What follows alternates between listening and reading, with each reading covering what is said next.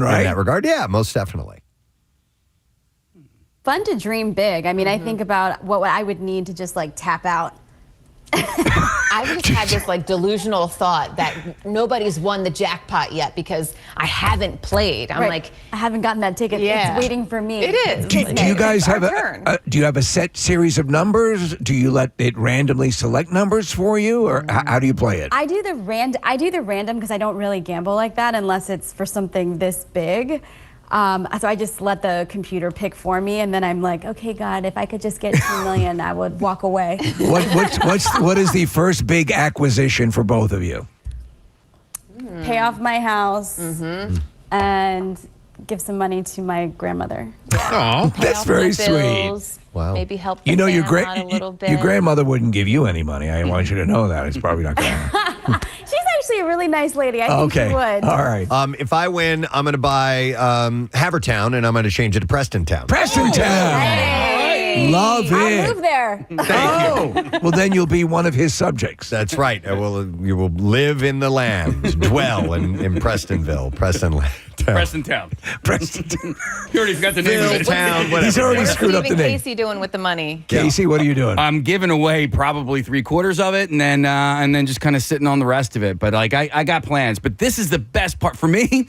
Whenever I buy the ticket, and I have my ticket that I already bought yesterday, that's the best part is like the fantasy of like what you would do with it. But like I honestly like I don't. If you're walking away with $700 million. Who needs that much money? Yeah. So I would probably keep like 100 and then gift the other 6 away. Wow. And then for me, I guess Nice. hair extensions. Oh, definitely. Yeah. I got this bald spot back here. Maybe a Hair trip plugs. to Turkey. Yeah. Something, yeah. Hey, that sounds like a good way to spend the money. Sure does. You got to find the right financial advisor, too, to get it going. All right, guys. Hey, good luck to you. Hopefully luck you to win you. big and still show up to work. Yes. We'll see you guys. Likewise. Thank you Yeah. very much. Yeah, so I got to get my ticket for tomorrow's drawing, but all set to go. Yeah. After that, and ready to spend it all. All right, so here we go with a stupid question. We're going to give away our last pair of tickets to see Adam Sandler September 19th. At the Xfinity Mobile Arena, formerly Wells Fargo Center. Here's your question. What was Mickey Mouse originally called? His name was not originally Mickey Mouse. What was it? 610-660-9333. Let's see if you know the answer to that. Call now. We'll go through some birthdays, and I have a number of them to mention. It's Michael Keaton's birthday today. Michael Keaton turns 75. Yeah, he was great as Vulture in which movie? Spider-Man Homecoming. Homecoming. Yeah, I liked his version of Very that. menacing. Yeah. I loved him getting to breathe in that Batman costume one more time in The Flash. He actually plays Batman in that Batgirl movie that was never released. Oh, no kidding. Yeah. Wow. But yes, in the Flash, which was not great. It had its great moments. Agreed. Like that. That was great. He was the star. Him and Supergirl. Yes. I thought were the stars of that movie. I think you're right. So Michael Keaton, great actor, 74 years old today. Carol Lawrence is a Broadway performer. In fact, she was the original Maria from the original production of West Side Story. It's pretty wild. Pretty awesome. So Rita Moreno was part of that original troupe, was she not? On Broadway? Yeah. Maybe. Yeah. She was definitely in the movie. Yeah. Right. But Carol Lawrence is 93 years old, Jeez. by the way. Steve, it's George Lazenby's birthday. George today. Lazenby, the James Bond from On Her Majesty's Secret Service. And by the way, that is a great James Bond movie. That was the movie right after Sean Connery left the series. He turns 86. He just did one movie, and that was it, right? There's a whole documentary about the bad advice he got. I mean, he had this manager who was terrible. Yeah. I mean, in fact, one of the things that appears in the documentary, which he talks about, is he's going out to do press for the movie. You're dealing with this juggernaut franchise. And the Broccolis and everybody says, we want you to look the way you look in the movie to go out and to promote it. He grows this big lumberjack beard and long hair, and they're furious with him. Yeah. He's 86 days. Rose McGowan's birthday today as well. She turns 52 years old. She had a turn in Charmed for a while there. So my buddy Matt was in an episode of Charmed.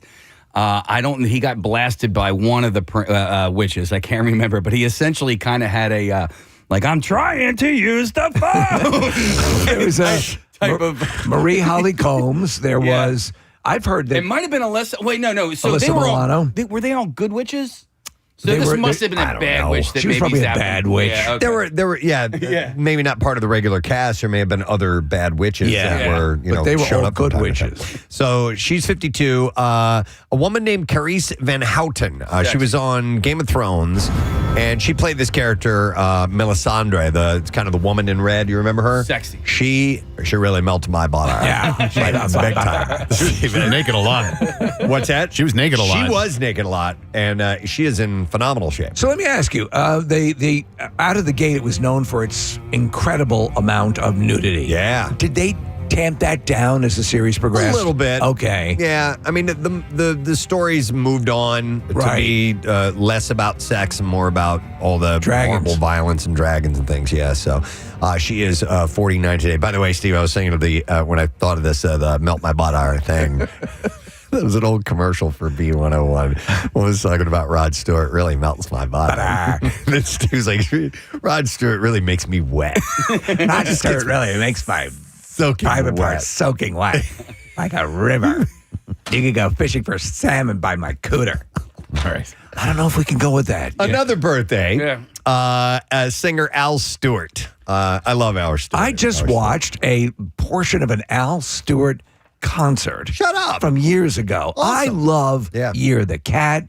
Time Passages. Time Another great Passages. How song. did these songs go? I don't know. Time Passages. Buy me a ticket on the last train home tonight. Dun, dun. And you know, Year of the Cat? Year of the Cat. She comes out of the sun in a silk dress, running like a watercolor in the rain. For explanation, she'll just tell you that she came in the year of the cat. You'd have to hear it. You don't know this? No. And he's got, Oh, my and God. Steve, I love his S's are very sharp. Very sharp, yes. Time passages. I'll have some sarsaparilla. Were they hits? Yeah, they were. Yeah. We'll play them for you right. off air, something like that. All right, and then we have Rage Against the Machine drummer Brad Wilk. He turns 57 years old today. Their first hit was a cover of Year of the Cat. Yeah. Dude, how great would that be? Year of the Cat! So happy birthday, Brad Wilk, 57. It's Dweezil Zappa's birthday today. The Dweezer. Here's the thing I never knew about Dweezil. His birth name is not Dweezil. And I thought it was because, he's got Moon Unit is his sister. And who's the Amit Zappa. Yeah. So his actual name is Ian Donald Calvin Euclid Zappa. Wow. That's So his where does birthday. Dweezil come from? Just a Don't nickname know. from his dad? Maybe so. And then last birthday is Kathy Geiswhite. She is the cartoonist who created the strip Kathy. Kathy, yeah. I used to read that. She is 75 years Were you old. a comic strip reader? Very much so. I loved them. I really dug the Sunday comics. Yeah. They were the expanded, and there were a number of comic strips that I really, really liked a lot. All right, let's see if somebody knows the answer to the question. What was Mickey Mouse originally called? 610-660-9333 is the number, and we are going to go to Josh. Hey, Josh, good morning. Oh, hold on, Josh. I can't hear you. Now I can hear you. Go ahead. Am I on the air? Yeah. Oh, sweet. All right, Josh. Let's see if you know the answer. What are we looking for here? Steamboat Willie. That is not the answer we're looking for. Oh, my God. No. There was upon his creation, there was another name, and it is not. Steamboat Willie was a character that it's not what I'm looking for. Okay. We'll just go with that But because thank you you. don't want to give away the answer. So- that would have been my answer. Yeah, this is a different one. So let's see. Is it this one? Yeah, it is that one. Yeah. Yes, a few people who were texting in got the answer right, Preston. Okay. It's so- not Julie Jerkoff. It's not? It may have been. Well, no, that was Minnie's. Oh, that was Yeah, Minnie's yeah, name. yeah, too. yeah. Minnie Jerkoff. Julie Jerkoff.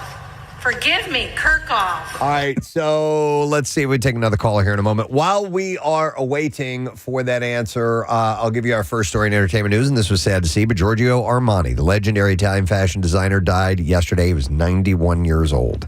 The Armani Group announced his passing with infinite sorrow, saying that he passed away peacefully, surrounded by his loved ones at his home. Known as Re Giorgio, or King Giorgio Armani, He had been working until his final days, despite health struggles that forced him to miss Milan's Men's Fashion Week in June for the first time in his career. I found it fascinating that he was responsible for the wardrobe on the Dukes of Hazzard TV series. No, he was not. Born July 11th, 1934, Armani founded his fashion house in 1975 with partner Sergio Gagliotti. And it was after they sold their Volkswagen for $10,000. And that's what they used that seed money to start Armani. Do you know what I found interesting, Preston? And I did not know this, that he's kind of credited with creating the power suit. Yeah. The concept of the power suit. I think I was with you when they were talking. Where was I? I don't. But they had said that his big break was being sold in Barney's, right. And at that time they were selling those. I'll handle your wife. Not that Barney. It's not a zoot suit. What are the big old suits that are like?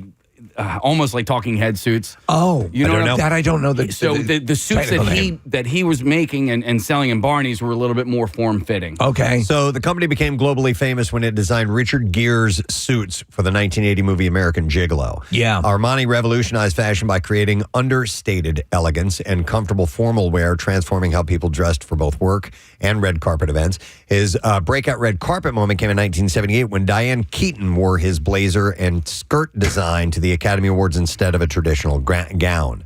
Unlike many fashion houses owned by large groups, Armani remained the sole owner of his business empire. That's saying something. And it was valued between $8 to $10 billion. Do you have those moments like you remember Richard Gere in American Gigolo, he's laying out his stuff for the next day, and Preston, I lay out my pressed shorts and my comic book T-shirt. While Call Me is playing in the background. I do pull my outfit out. I do. The night before. Yeah. Just because we get up so early, and it's just one less thing I have to worry about. And it's great because in the summer I can put it all in a cup. The company expanded beyond clothing to include luxury hotels, eyeglasses, shoes, fragrances, and homeware. He was known for overseeing every detail of his business, from advertising campaigns to styling individual models. The designer also made important social contributions, becoming UN Goodwill Ambassador for refugees in 2002 and being one of the first major fashion houses to ban fur. The fashion world mourned deeply with tributes from celebrities, politicians, and fellow designers. Julia Roberts called him a true friend and legend. Anne Hathaway praised him as one of the emperors of Italian fashion. Italian Prime Minister Giorgia Meloni said that he inspired the whole world and was a symbol of Italy at its best. And Anna Wintour credited him with understanding power and attitude and elegance better than anyone in fashion history. It's a lot. Wow. Yeah. His death comes just weeks before planned celebrations for his company's 50th anniversary during Milan Fashion Week. A public viewing is going to be held this week at the Armani Teatro in Milan, while a private funeral is planned. And the question of succession remains unclear, though longtime collaborators Leo Del Orco and his niece, Silvana Armani, have been mentioned as potential leaders. His employees and family promised to protect what he built and carry his company forward with his memory. My wife has become very interested in fashion and has learned a lot about it, and she got very into Armani and Gucci and Prada, and I appreciate her knowledge of it, and I like when she teaches me these types of things. I am so blind to all of it. It's just a world that I don't understand very well at all, and there's so much work that goes into it. There's obviously rich histories and all of it. It's just something that I think I just have a blind spot to. So what's she into? Because dude, she wears jeans and t-shirts, and sweats and stuff. You're looking at it from the same perspective as me. It's not just jeans and t-shirts and sweatshirts. She's really into vintage stuff. She has a keen fashion eye. It just is. It doesn't look like haute couture. It doesn't look like high end Armani stuff or high end Gucci stuff or whatever. But the things that my wife wears, there's a lot of thought that's put into it. I mean, when she's pugging at the ceramic studio, it's a smock. But like when she's doing Sorry. She's into it. Okay. I briefly dated someone who was from that world years ago, Perry Ellis and all of that stuff, and I got turned on. That's why the Prada, the Devil Wears Prada, all that sample stores and stuff like that, and there's a whole environment, a world, like a bubble that they live in, but it's a high-powered, lucrative industry. All right, I need to see if we can get an answer to the question. What was the original name of Mickey Mouse? We're going to go to Mike, see if he knows the answer. Hey, Mike, good morning, bud. Hey, sorry to bother you guys at work. It's all good, especially if you answer that question. Mickey Mouse was originally called what? His name was Mortimer Mouse. Mortimer. You got it, bud. And we're going to give you those tickets to see Adam Sandler, You're My Best Friend, Friday, September 19th, Xfinity Mobile Arena. And the show is recommended for ages 16 and older. Tickets are on sale now via Ticketmaster. All right, I have a bunch of stuff to get to and not a whole lot of time because we had an 8-minute long song we played and then we did a 6 ABC check-in. So I want to dive right into these other ones. King Charles gave a rare health update during a hospital visit, saying he's not doing too bad amid his cancer battle. And he joked to a patient that, quote, the bits don't work so well when you get past 70. I have too much to do in my underwear. And he admitted he is discovering already how tiring illness can be. Yeah. He noted that half the problem, he said, is detecting it in time, but praised advances in treatment, adding that there's always hope down the road. This was his first comment since July when he told the Survivor that he was doing a lot better now. Yeah. He looks, I mean, when you see him and you see him out in public, he looks pretty good. Yeah. All right, so we told you that we've been saying Denzel Washington's name wrong. This was yesterday. It's Denzel Washington is initially how he had pronounced it, but changed it to Denzel. And apparently we haven't been saying Steve Buscemi's name correct either. He was on The Tonight Show with Jimmy Fallon, and they talked about Buscemi's cameo in the studio where they pronounced his name Buscemi, like bruschetta, Buscemi. And he admitted that he didn't like that pronunciation, but he does like Buscemi, which he says is the Italian way to say. So here's a clip of him talking about that. Buscemi, that's like I like that. But well, that is the Italian way to say it. But but I just didn't grow up that way. Growing up, we said Buscemi, which is like I can't even do that anymore. So now I say Buscemi. I sort of take a little bit from each pronunciation. I never would have gotten Buscemi. Buscemi. Well, I have a fraternity brother of mine. His last name is since 1993 till about 7 years ago, I pronounced his last name Bill Zugowitz. Everybody called him Bill Zugowitz. Had to pick him up for an Eagles game one time, so I call him. I get his voicemail. It's Bill Deshevitz. I was like... And everybody said Bill Zugowitz. And he never corrected. That's his full name, his full last name. What's his first name? Nick. And then Bill Zukowitz, but Bill Zukowitz. But when I called his voicemail, he's like, "This is Dr. Nick Bill Deshevitz," and I was like, "Bill Deshevitz." Yeah, wow. So Polish, I might even be pronouncing that wrong. Polish or Russian, I believe. Okay, because some of the Polish spellings just tap out. I'm lost on it. So, but some people just they're like, it's not even worth correcting people anymore. After a while, you just go, let it go. That'll work. So is Rainn Wilson done acting? He was on Late Night with Seth Meyers, and he revealed that he is considering becoming a death doula. What? Wilson, who does wild, often have conversations about spirituality on his podcast, explained that the role helps celebrate what can be a scary time. He said to be there to usher someone with beauty and respect and dignity from this life to the next, to help the family transition, to understand what kind of legacy you want to have, how you want to celebrate what is kind of a painful transition that is often ignored in Western society. That is never would have pegged that. Have you ever seen any of his episodes of his show? They go really in deep. He's a very thoughtful guy. He went through a couple of personal issues, and he had a crisis that he went through, and came out the other side better. He felt for it, but yeah. You got to be made of strong stuff to be able to do that for someone. But talking about a completely different direction to go in, but it's what he wants to do. So, wow. John Travolta. Of course, he has a mansion on a private runway. He uses for his private jets. But now it's the end of an era as John prepares to part ways with his beloved home that he built alongside his wife, Kelly Preston. She, of course, passed away in 2020. The 5-bed, 5-bath property was built on the exclusive Jumbo Lair Aviation Estates in the 90s on a 550-acre plot. And now it's been listed on the market for $10 million. $10 million? Yeah, $10 million. $10 million. $10 million. Yep. $10 million.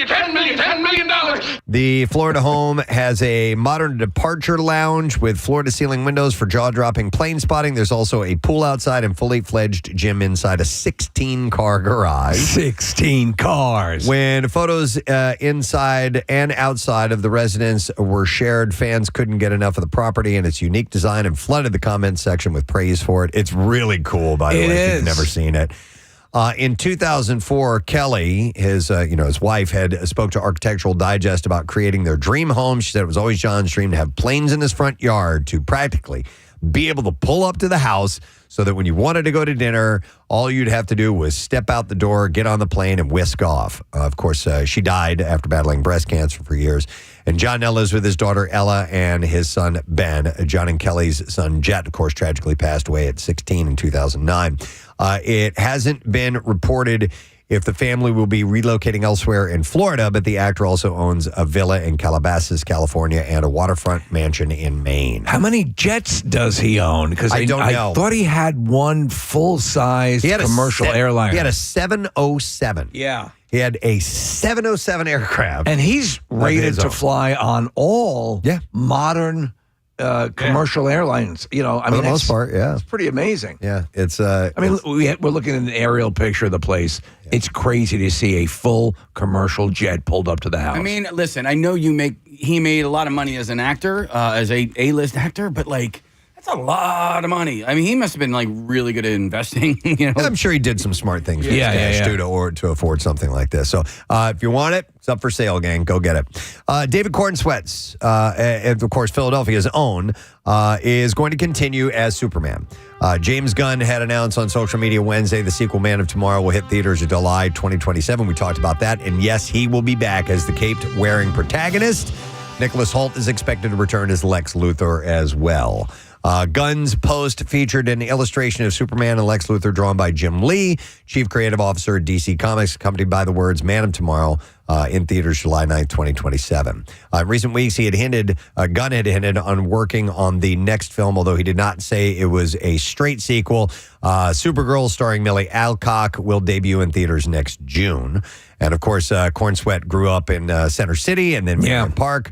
And he was Gunn's favorite pick when he arrived at his audition in 2023. In fact, he had told CNN when he found him, he said he had found the biggest movie star in the world and people don't know it yet. He said there are very, very few people that have the acting chops, the comedy chops, and happen to be extraordinarily handsome at the same time. I wouldn't contest that. I mean, he's got star power. Yeah, I have another. We have another connection to him that we're going to try and work. Good. Yeah. So I know somebody who is friends with him and kind of like grew up with him in the acting world, like Summer Stage and all that stuff. Very cool. Yeah. You know a guy. I know a guy. You know a girl. I do. Yeah. All right, so I want to get three more stories here real quick because these are good ones.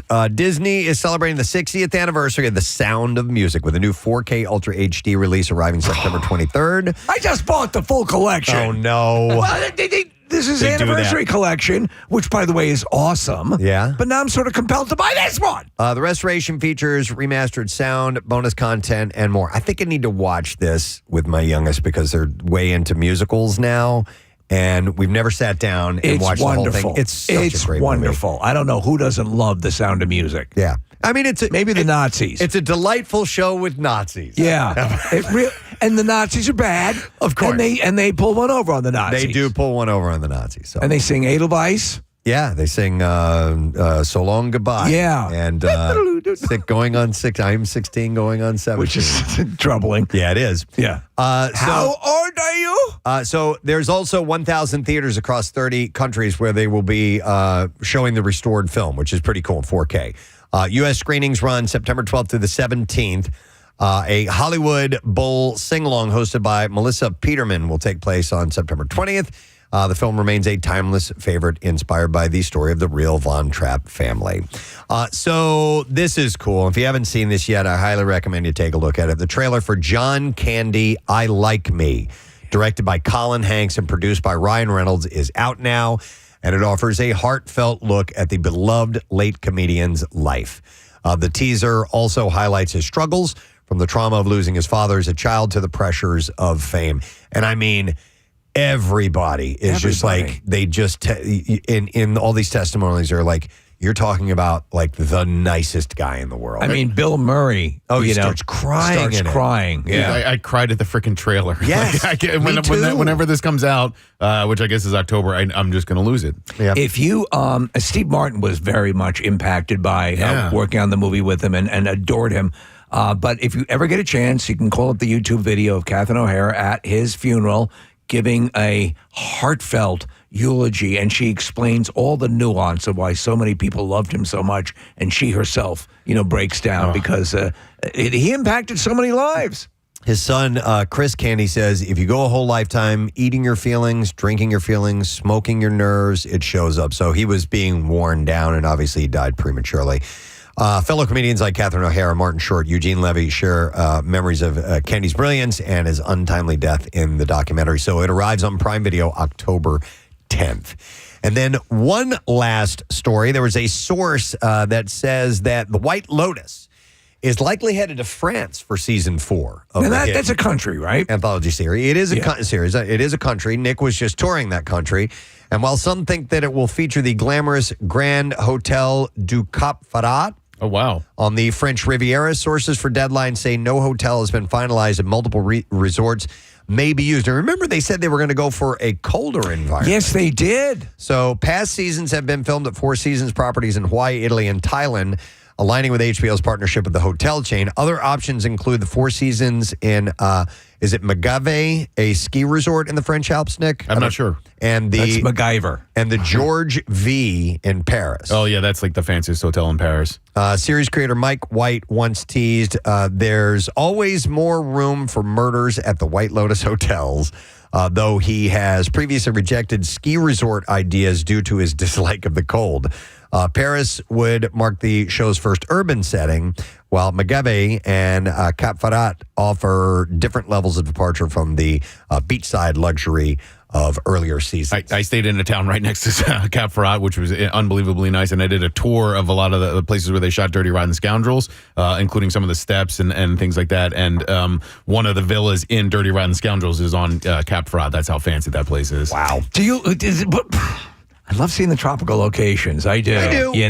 Let's see what they do. Different. Yeah. Yep. All right, so we got movies opening this weekend. Yeah.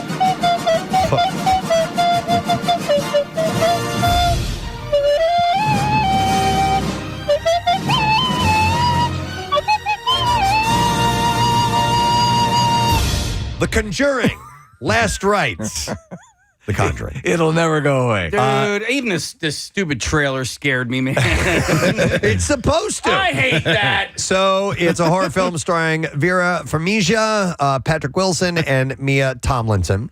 Famed ghost hunters Lorraine and Ed Warren must face their most powerful paranormal nemesis until the next movie. It is 2 hours and 15 minutes, rated R, wide theater release, Rotten Tomatoes score at 58%. Also opening this weekend is Hamilton, musical biography, starring Lin-Manuel Miranda, Philip Sue, Leslie Odom Jr., and others. Look around at how beautifully Hamilton shines beyond Broadway and how marvelously Thomas Kail captures the stage show's infectious energy. It's 2 hours and 40 minutes long, rated PG-13, a wide theater release, and at Rotten Tomatoes, it has a 100% score. Yeah. So definitely would like to check that out. All right, let's play clips. The new series Linley is not the first adaptation of the classic mystery novels. Here, star Sophia Barclay talks about avoiding the 2002 version of this series. Here we go. I was aware of the show and of the books kind of growing up. And then once I got the role, I watched the first episode of Great Deliverance, and I just fell in love with Sharon's performance. I saw why everyone fell in love with Nat Parker. And I thought, God, they're so brilliant. Okay, I can't watch any more of this because then I'm just going to try and imitate them and that won't work. So I revered them, but I made sure to step and do our own thing with it. I don't give a new episode of Linley streams today on BritBox. Have you guys seen the little teasers for BritBox? Yeah. I love that. So do you have BritBox? No, but I just love the little teaser. They're wonderful. It's like 10 seconds long at most. Yeah. But the music, the landscape, the transition of And the that's woman what it is. that's in it, and it's so cool. It's jam full of great. I love the British mysteries. I love the British, all of the classics, and then some of the new series that they do. And if you love mysteries and you love it done with that British flair, BritBox is for you. All right, next clip. The Paper focuses on a declining Midwestern newspaper trying to resurrect itself with volunteer reporters. And here, Jamal Gleason talks about starring in The Office spinoff. You can't convince people to take each project on its own merits. And so you just have to think about whether you're happy with the work itself. And when I look at the work itself, I think the show just gets better and better as it goes along. It's different, but I think it's really, really strong. I'm really proud of it. And so I hope people enjoy it, but I've no control over that. So I just have to ask myself if I'm happy with it, and I am. I don't think I want to see it. The Paper is streaming now on Peacock. I just saw that one of the stars of The Paper is the lady who was the hotel manager in White Lotus season 2, and they were in Italy. Okay. And I had never seen her before.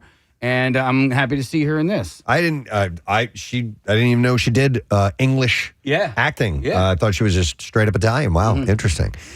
Heidi, that's your entertainment report. We got a lot in this morning. A tremendous amount. We have still a lot left to go this morning on the program. It is indeed No Sad Bro Friday. We will have Sting and Shaggy on the show today, live, joining us about 10 o'clock. So make sure that you are here for that. And amongst all of that, besides the Connoisseur and other things we're going to get to, the Back to School A to Z rolls on. We're in the K's. I don't even know what we have coming up next. So let's take a break and find out in a moment. We'll do it all with you on this Friday morning. Stay there. Preston and Steve on 93.3 WMMR. Without even indicating what you wanted, he plays along. That's pretty cool. I thought so, too.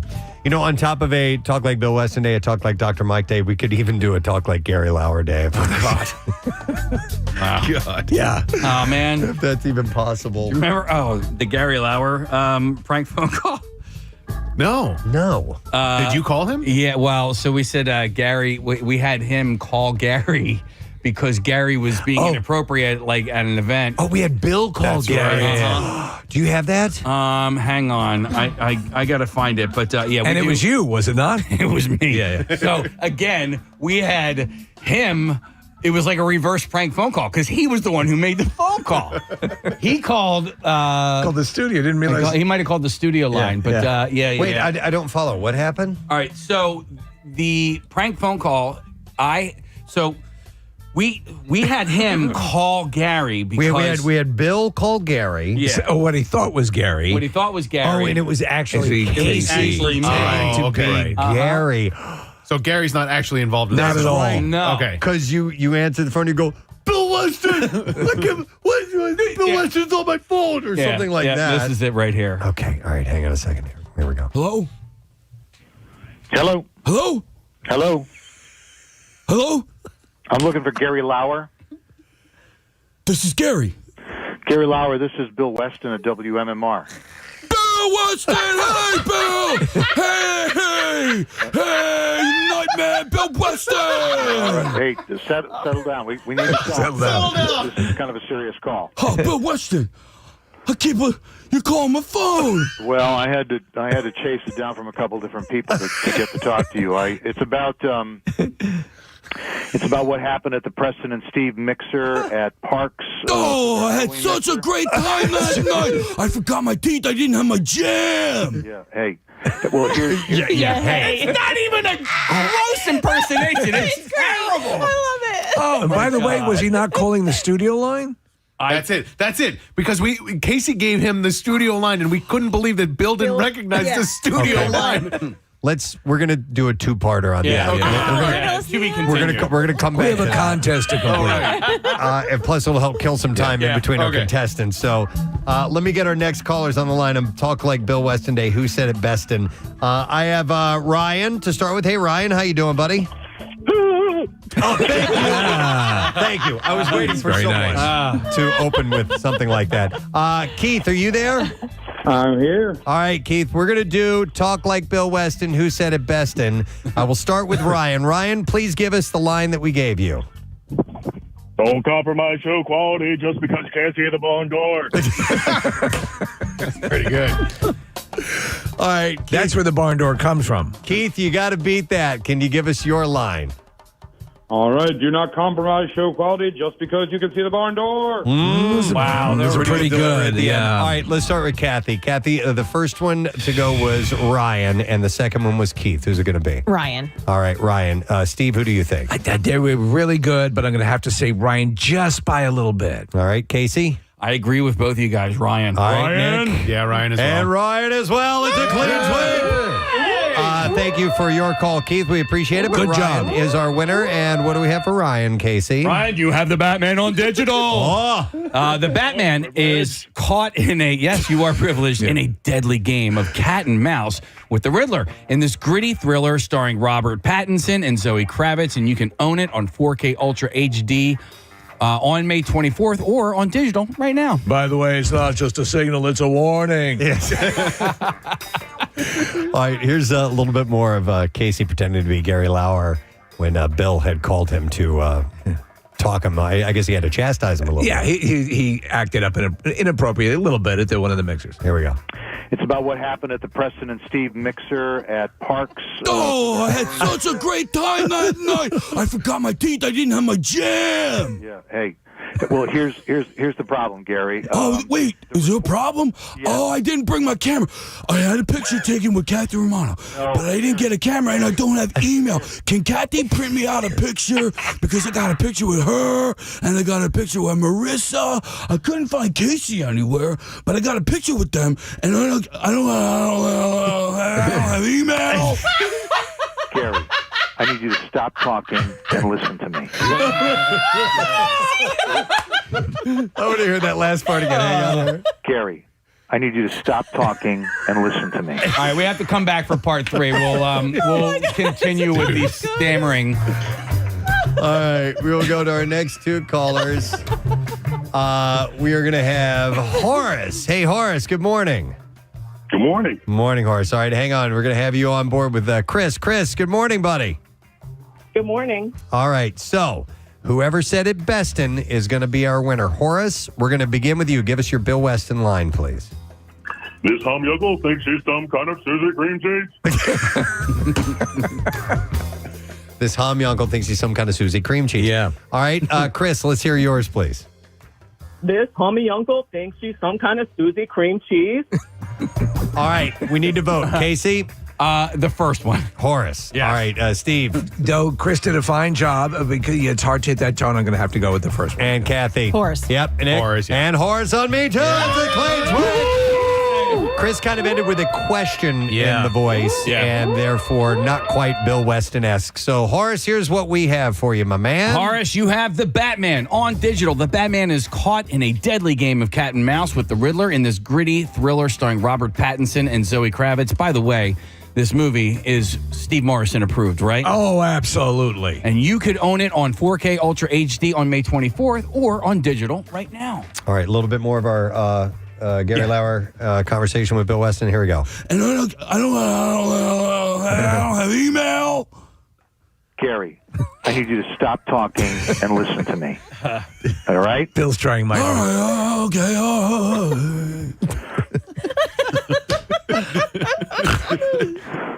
How you behaved at the mixer is causing problems.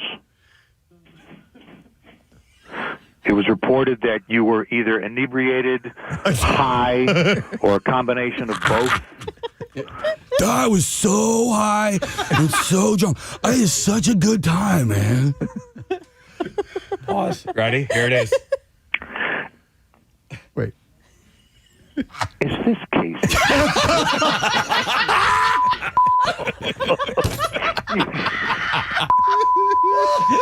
You just called the hotline.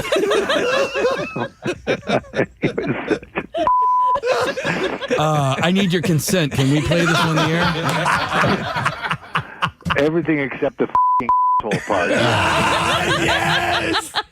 Oh, that I want to hear that pause again because that God. is That's great. priceless. Hang on, here we go. I was so high and so drunk. I had such a good time, man.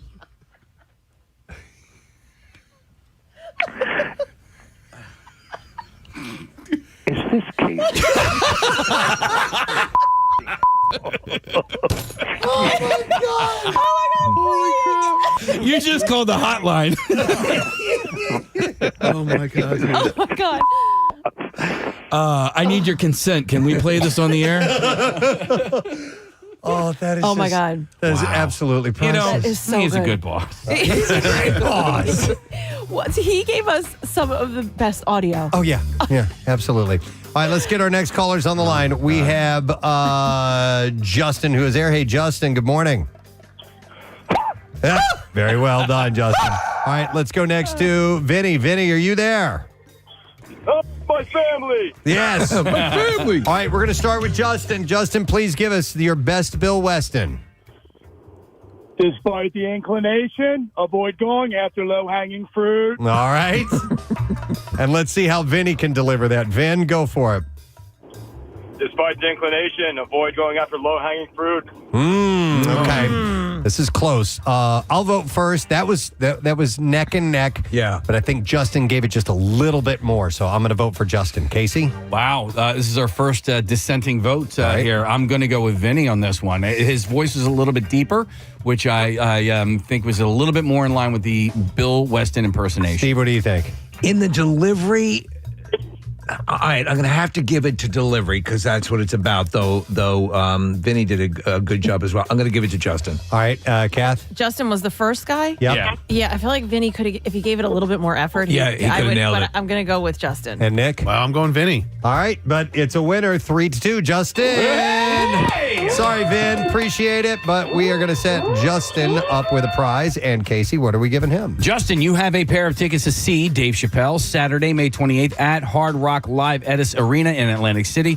Now, tickets for the both Chappelle shows, actually May 28th and 29th, go on sale tomorrow. And all the details you can be found at hardrockhotelatlanticcity.com. You should see the number of texts of people that are just dying of laughter right now, and they're loving the audio of Bill and Casey, and just absolutely eating it up. All right, let's get some more callers on the line. Who said it best? And I've got Chris. Hey, Chris, are you there? Is it? Well done. All right, Chris, hang on. We've got. I'm going to put him on hold because you can hear me Talking. on a walkie-talkie. Yes. Let's go to Rich. Hey, Rich, are you there? Yeah, good morning. Good morning, Rich. All right, we're going to start with you, Rich. Give us your bestin', Bill Weston. All right. Of all the foods invented by mankind, none is more inappropriate than soup. Ooh. Well done. All right, let's try Chris now. All right, Chris, let's... Okay, stop. All right, Chris, go for it. Okay. Of all the foods invented by mankind, none is more inappropriate than soup. Gotta be me. All right. That was pretty close. That was pretty close. Dude. Did Rich say it's got to be Yeah, me? Rich just goes, it's got to be me. I'm going to vote for Rich. Casey? I actually, you talk about delivery, I thought Chris gave a great delivery. I'm going to go with Chris. All right, Steve? Chris did give a good delivery. I'm going to have to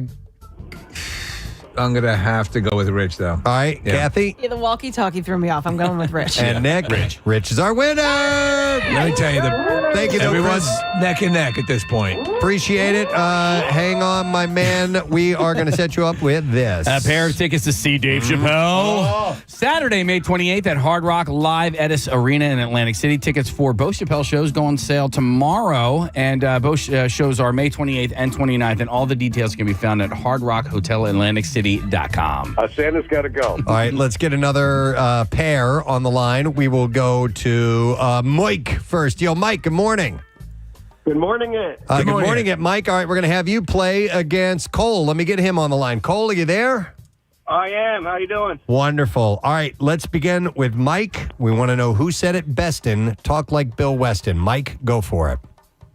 Excellent guess. Riveting banter. I give today's show a D. All right, Cole, let's see if you can deliver that line as good or better than Mike. Go for it. Oh, excellent guess. Riveting banter today. I give today's show a D. Okay. So we have Cole and Mike. Mike went first. Kathy, who you want to vote for? Ooh, this is a tough one. I think I'm going to go with Mike. All right, Nick, how about you? Yeah, they were both really good. I think Cole's just kind of petered out at the end a little bit, so I'm going to go with Mike. And Steve, you? For that same reason, I'm going with Mike. And then Casey? For both of those reasons, I'm going to go with Mike. And I go with Mike as well. Thank you, though, Cole. We appreciate it. But Mike gets the prize. What do we have for him? A case of Loverboy. You might recall Loverboy from Bravo's hit reality series, Summer House. Loverboy is a high-quality, low-calorie, zero-sugar sparkling hard tea. And you can enjoy Loverboy at Kellyanne's Bar and Grill, located at 1549 Spring Garden Street in Philly. I hear they make a great patty melt. All right, I think we have 3 more of these that we can get away with. So let's do that right now. We're going to get listener Bill on. Morning, Bill. Good morning, Preston. Oh, nice delivery. And his name is Bill, so we got to keep that in mind. Hang on, Bill. We're going to have you go up against Alex. Good morning, Alex. Good morning. Good morning, Ed. All right, you both have a line in front of you. Let's see who delivers it better on Talk Like Bill Weston Day. Alex, don't know if you guys heard, but the Eagles beat the Cowboys. I just don't know if you're privy to that information. I just wanted to break that. Listen, you have to break the news now and then. You can't just sit on a story like that as a journalist. But it's in your blood. But obviously the game started off, there was, the banner and then the trophy and Rob McElhenney was there and all the stars and everything. It was huge. But the game started off a little bumpy, as you know. It was very weird, yeah. A little spittle. Yeah. From Jalen Carter. Dude, I know. A guy hurt his Brett Van Sumeren. He might be out for the season with a busted knee. That happened, and then the spit happened. I was like, this is categorically the worst first 5 seconds of an NFL's season in the history of the NFL. I saw your text. You were going. I could tell you were going out of your mind. And I was also thinking, man, I don't know if I like watching Eagles Cowboys games. It gives me so much anxiety. And then that thing happened, Press. Oh my God. But they won. So it's all good. So we were talking off air about the act of spitting on someone. And there's many aspects to it. Yeah. And we wanted to take some calls to see if either you have spat on someone or someone has spat on you. Or do you say spit on you? Yeah. So if you have ever spit or spat on someone or had someone spit or spat on you. Been spit or spat. Spit or spat. Right, these are delicious. What are these? These are spit or spats. These are spitters. They're like fiddle faddles. 610-660-9333. Now, I have, I think I have an interesting perspective on this because I have spit on several people. Wow. Yes. And it's the intent. Okay. If it is, and you can usually tell if it is meant as disrespect. Okay. When is it ever a compliment? Okay. It's not a compliment, but sometimes, all right. So, and I'm saying we were kids, right? We were 13, 14 years old. We were at the swim club, and it's not we would just do it to each other. The funniest thing was when you would come up from the pool and you would come up for air. We would try and spit in your mouth. Oh my God! Wait a second. So you were in the pool as well, and you're with my friends. Water in. Yeah. So in a joking manner, I have taken water in my mouth. Okay. And done the like that. Yeah. That's different than straight up saliva. The I stuff. that was joking. No, I agree 100%. And there's different ways. The spitting in the face seems to be the biggest affront to people. It can also involve the coolest villain move where you just simply wipe it off and continue unfazed. We were talking about the Green Mile yesterday. The Green Mile. He did. Tom Hanks gets spit on and he very calmly wipes it off and goes, "You get that one for free." Yeah. But there's also, and this is different. This is not this. I don't think this counts. But the kind of a Italian curse, which is you spit in their direction on the ground. That is an important delineation. Yes, that's an insult. Down to the ground, I'm insulting you. That's an insult, but that's not an assault of sort. You know what I mean? And I believe they do consider, and maybe somebody of a legal mind can illuminate us on this, spitting on someone is considered assault. Yeah. Somebody, by the way, texted in and says, just as we were starting to get away from the tired story of snowballs at Santa and batteries. Hey, that's not the fans. Now we got the spit. That's not the fans. That's James. No, I know, but still, it's Philadelphia. It gets attached. It gets attached. Yeah. But that is. I mean, is there a bigger nonviolent insult? I wonder because I don't recall ever being spat upon that way. Right. I don't think I would be, not that I would invite it, but I don't think it would have. I guess peeing on someone. Oh. Yeah. Could, if you more can't do that as expensive. quick. It's hard to make that happen quickly. Although we did know it happened to John Blaris one time where he was somewhere at the shore or standing at a bar and somebody goes, "Hey, John, it looks like rain." He looked down, they were peeing on his leg. And we hate to laugh, but I'm not it was laughing. fun. I love laughing at that. I hate that. Oh, my God. So anyhow, yeah, we want to see if there are people listening who have actually spit on someone or had someone spit on you. We are going to go to Matt, our first caller in, and get his story. Hi, Matt. You're on the air. Good morning, bud. Matt, are you there? Hello? Yeah, you're on the air, buddy. Hey, how you doing? Sorry to bother you guys at work. It's all good, my man. Tell us about it. So I worked bar security for several years, and you have your drunks, you have your fights, you have your people acting a fool. Yep. I've been spit on 1 or 2 occasions, and let me tell you, that's considered assault, right? Yeah. So I've had you throw somebody out of the bar because they're too intoxicated and they're causing a disruption. They're picking fights with other people that are there to have a good time, and I've dealt with a lot of stuff, and having drinks thrown at me or cussed at and this, that, and the third. I could take it with a grain of salt.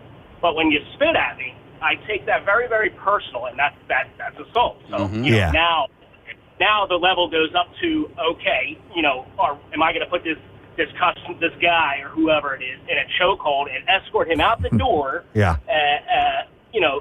Nicely, or not really calling the police. You're in a bar situation. It's not, I don't think of it as that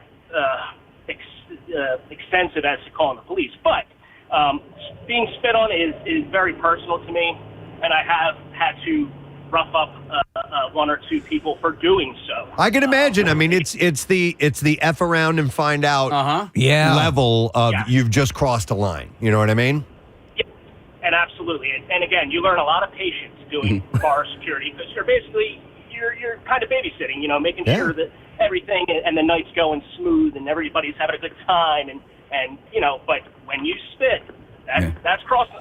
You call me. I mean, I've been called every name in the book. I've had drinks thrown at me. And, Okay, I was going to ask about drinks thrown at you. So that, I mean, do you have a similar reaction if somebody throws a drink in your face?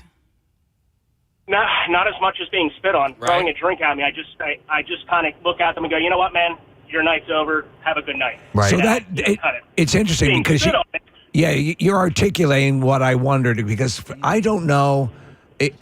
Having not really ever had it happen, I don't know what my reaction would be. I don't think it would be that much. I might do the cool movie villain thing. Yeah. But you treat it personally, and again, we're trying to find out. We believe that it does constitute battery. Have you ever had? And both times have you been were you spat upon your face, or as we try to figure out how to say it? Yeah. Was it in the face or just on your body?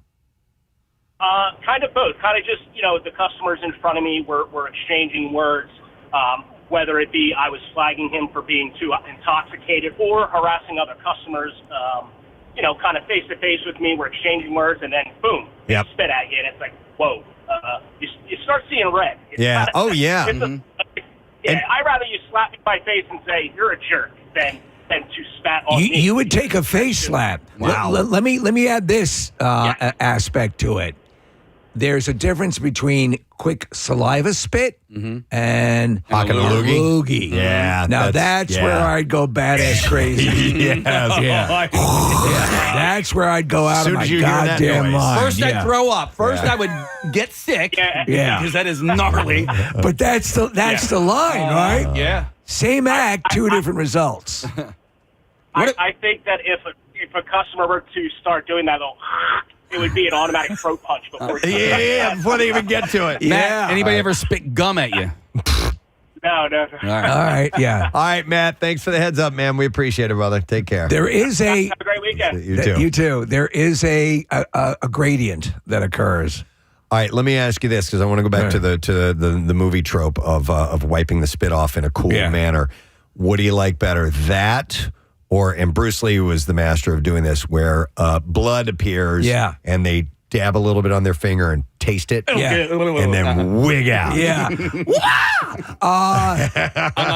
Bruce Lee's going to win in anything like that. I'll tell you who gets a good spit revenge in is Rose in Titanic, Kate Winslet, when she spits in Cal's face. Mm-hmm. That's a full-blown... I don't even remember that. Yeah. Okay. And that is a... Okay. To me, that is a degrading spit in the face. If we were going to talk about great spitting moments in movies, because this could be a side topic, Steve, in Night Shift. Oh. Henry Winkler.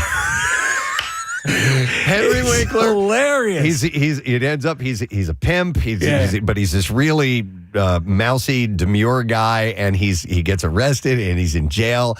And they bring his fiance to come pick him up, and he sees her, and he's on the other side of the bars, and he's like, "Oh my God, you came for me! Thank you so much. This is what's real. It's always this is been love. you. It's always been you there for me." And she just hauls up and spits in his face. It is, and then just walks away. It's hilarious. I love that scene. And it's not spitting in face, but when Seabass spits in Harry's food. Right. Uh-huh. So gnarly. Yeah, that is gnarly. But I mean, again, if it's just regular, the available saliva you have, or you're generating pulpy matter, no. In the color purple, Celie spits into the lemonade. That's right. And she does a big old yeah. All right, which line case? Line 2. All right, we're going to go to Melissa. Hi there, Melissa. Good morning. Hi, good morning. Good morning to see you. What's up, Melissa? So back in the pandemic, all my family came home, which, everybody came home. I went out. I couldn't handle everybody being home. So I was like, you know what? I'm going to go find a job outside the house. So I started doing gig work. Instacart was my big thing.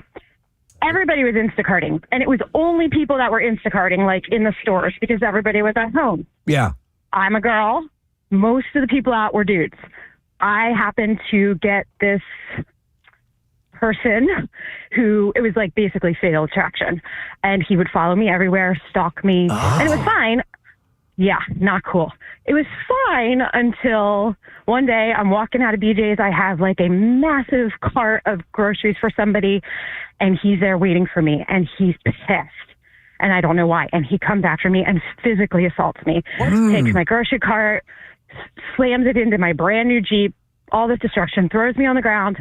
The guy next to me, he did the same thing to him. But the worst thing out of that was at the very end, he just came up to me and he hocked a big one right in my face. What? And man! Yes. I will never forget that for the rest of my life. Well, It sounds completely traumatic. So did the cops come? How did you get this guy off you? I'm laying, and he was like, I'm a tiny girl. He is massive. He was on steroids. I swear it was roid rage. I don't know what was going on, but he literally went ballistic. And there's people in the parking lot just kind of like watching. I'm like, help! Like, what am I supposed to do? He took the other guy's phone, smashed it, and I'm laying there in shock. So somebody did call the police, and he took off. On the way out, he tried to run me over with his car. Oh my God! And then he took off. Melissa, was this guy ever caught? Was he ever brought in for Okay, so he was on the run for like I think 24 hours. Okay.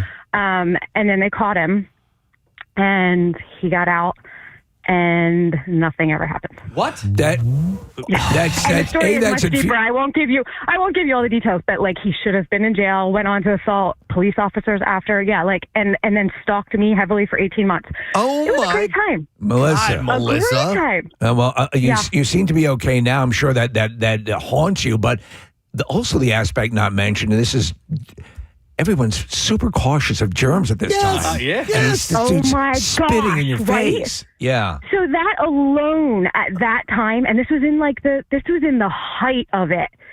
It should have been alone taken care of. And no. Apparently he was friends with the judge, and these things happen. But Melissa, it was traumatic for a long time. Yeah, so out of all this, out of the stalking, out of the assault, the worst part of it, you said, is this him I'm telling spitting you, in your face. that stuck with me. That is just like the guy said before. That's really personal. Like, okay, he shoved me down. Okay, that's fine. But like I saw him do it, and I just watched his face with the anger, and then he like hawked it up, and I'm like, no, and like had it been on my arm, okay, still gross, but like directly on my face, and then I had to have that on my face for like half the day until I could get somewhere to clean it off. I just don't understand how there is no action that can be taken against this person. Casey, you and my husband and I have been saying that. We have been saying that for now. It's been like 5 years. Like, how could this have never been taken care of? And then for the stalking for 18 months, nothing. The sad truth is, a lot of times you think, well, certainly someone will be held accountable. And a lot of times it doesn't happen. So sorry you're the recipient of this injustice, but it sounds like you're okay right now. At least, are you okay? I am now. All right. It took a while, and I just came through breast cancer, and I listen to you guys every morning, and you make me so happy. You seriously have helped me so much. So thank you. Oh, well, thank you, Melissa. Please tell me that this didn't happen in Delco. No, it did not. It happened in Montgomeryville. There, you made Casey's day now. All right, thank you, Melissa. Appreciate that. You're That's welcome. messed up. That's totally. But did you see how she was describing, and you laid it out. Look at all the things that she endured. Yeah. The beating, the being thrown to the ground. Yeah. But the being spat upon. That's what did it. Yeah. Oh, my God. Man. All right, I'm going to go next to line 4, and that is Timmy. Hi, Timmy. You're on the air. Good morning, bud. No sad bro, guys. Yeah, no sad bro. Welcome to it. What's up, Tim?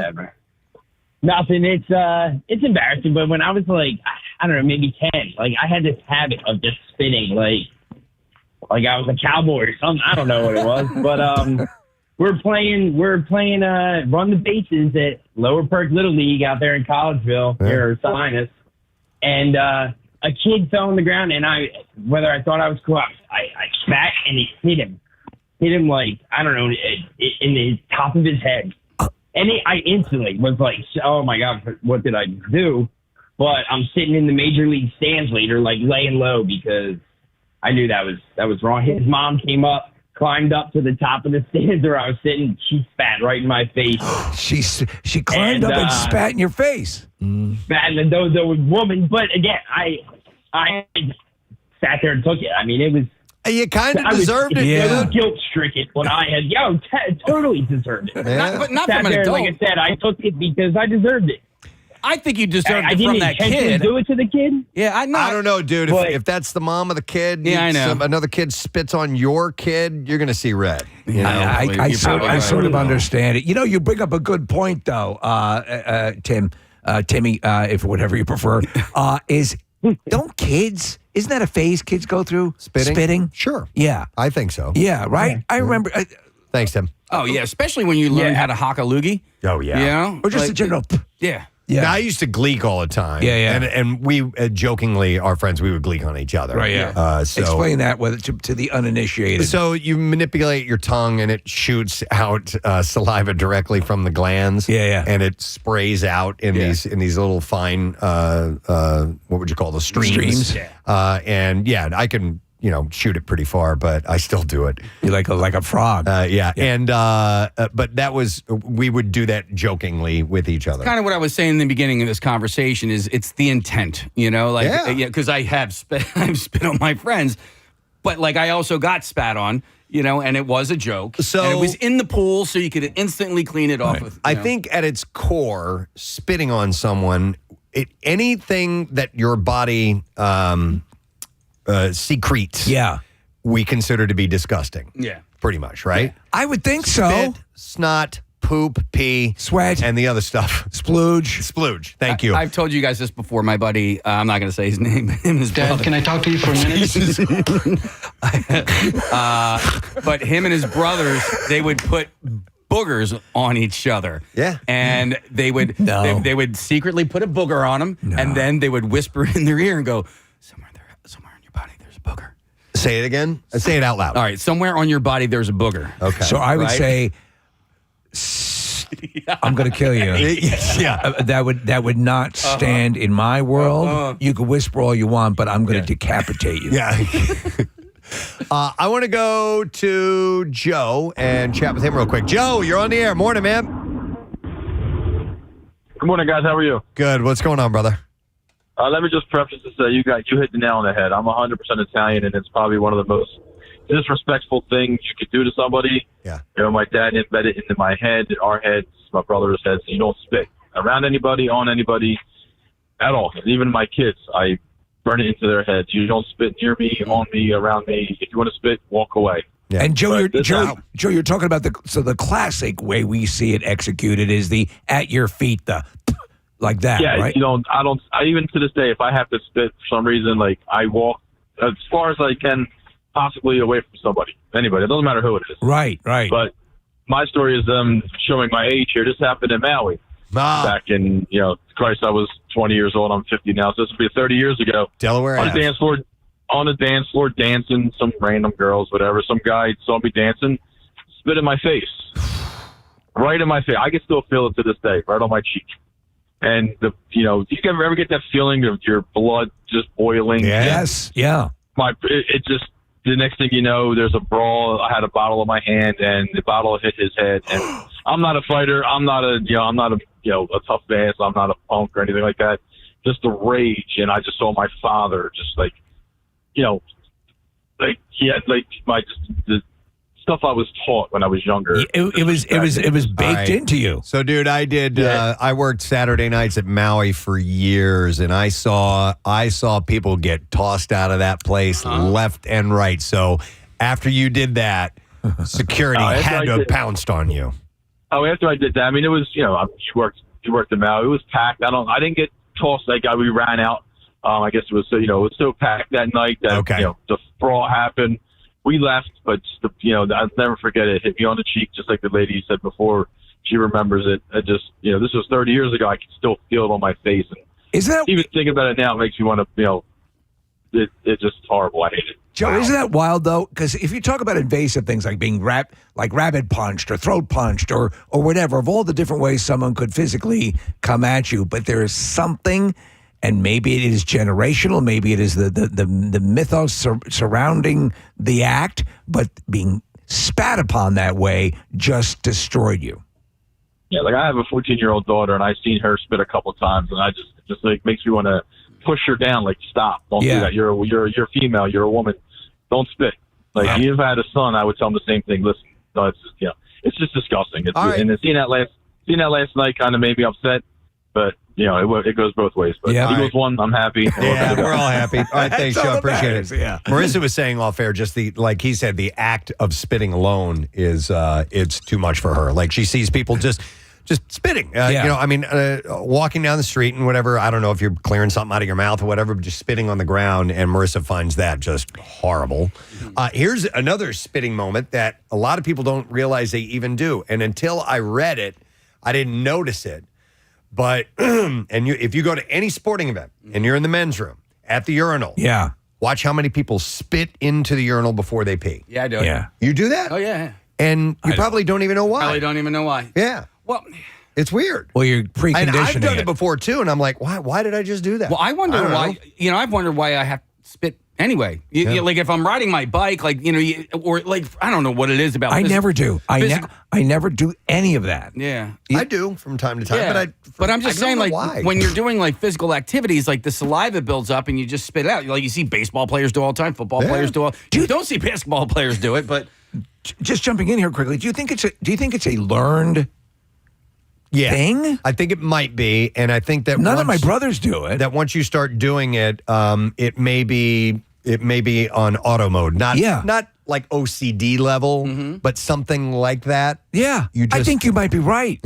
Yeah, for me, Preston, it's you remember how pissed off you were the other day when you saw that guy throw the cigarette butt on the ground? Yes. It's the same thing. Look, if you're riding your bike or you're out hiking and you're kind of in nature, you're snowboarding, you can't whatever, it happens. Can you tell I'm just describing all the things that my husband does? But when you're walking down the street, you're spitting and somebody is walking in that same place. So you're literally just like spitting in a place where somebody is walking. Then they're going to walk through it.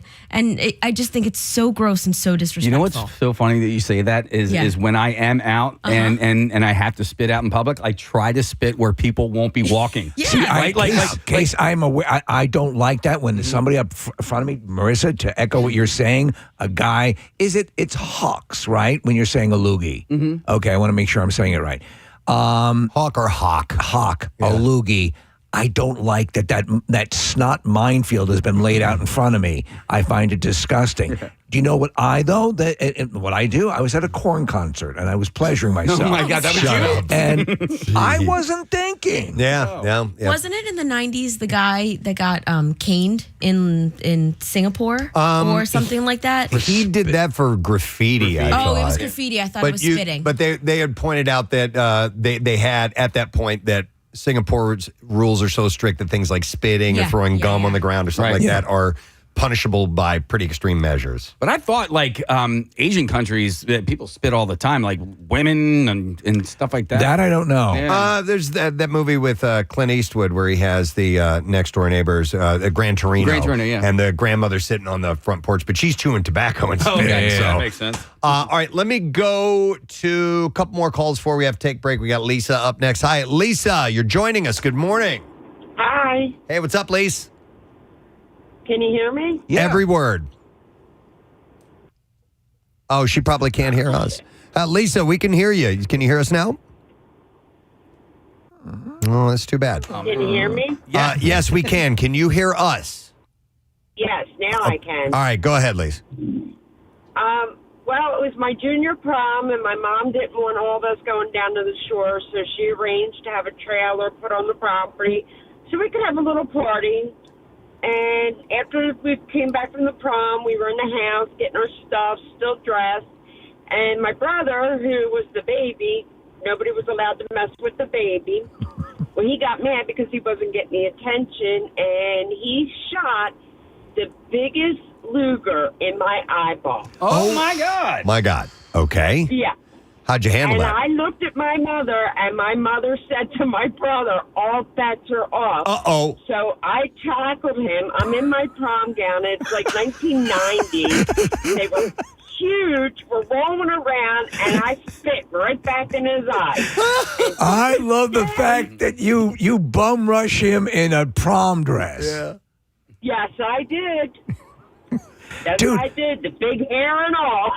Let me tell you something. You get spit a loogie in your eye and forget it. Yeah. Forget it. That's disgusting. How cool of your mom to go, all bets are off. Yeah. Yeah. Mom knew. Mom looked at me because I looked right at her and she said, "John, sorry, all bets are off on that one." It's go time. Yeah, totally, man. I mean, like, how do you not let there be payback for that? All right, thank you, Lisa. Appreciate it. I wonder if like dentists and oral surgeons and hygienists have an aversion because they have to see people spit all the time. Not on them. But I got a feeling they're probably used to it and wouldn't get into that field if they had a real aversion to it. I wish I was a proctologist.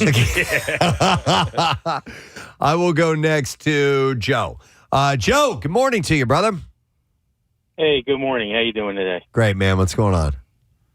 Well, me and a few friends went to East Rutherford, New Jersey, for an Eagles game, and the Jersey Jets were playing, and we're we're in halftime, and we're in the hall or whatever it was behind. We're at the concession stands, right?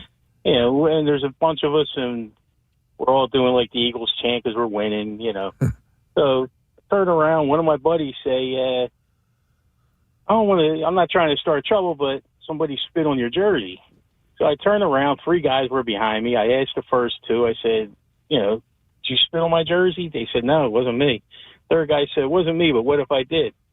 Oh. So my friend could actually tell the story better because I did one of them, like, trying to hook up a nice loogie, and it turned out to be like a raspberry.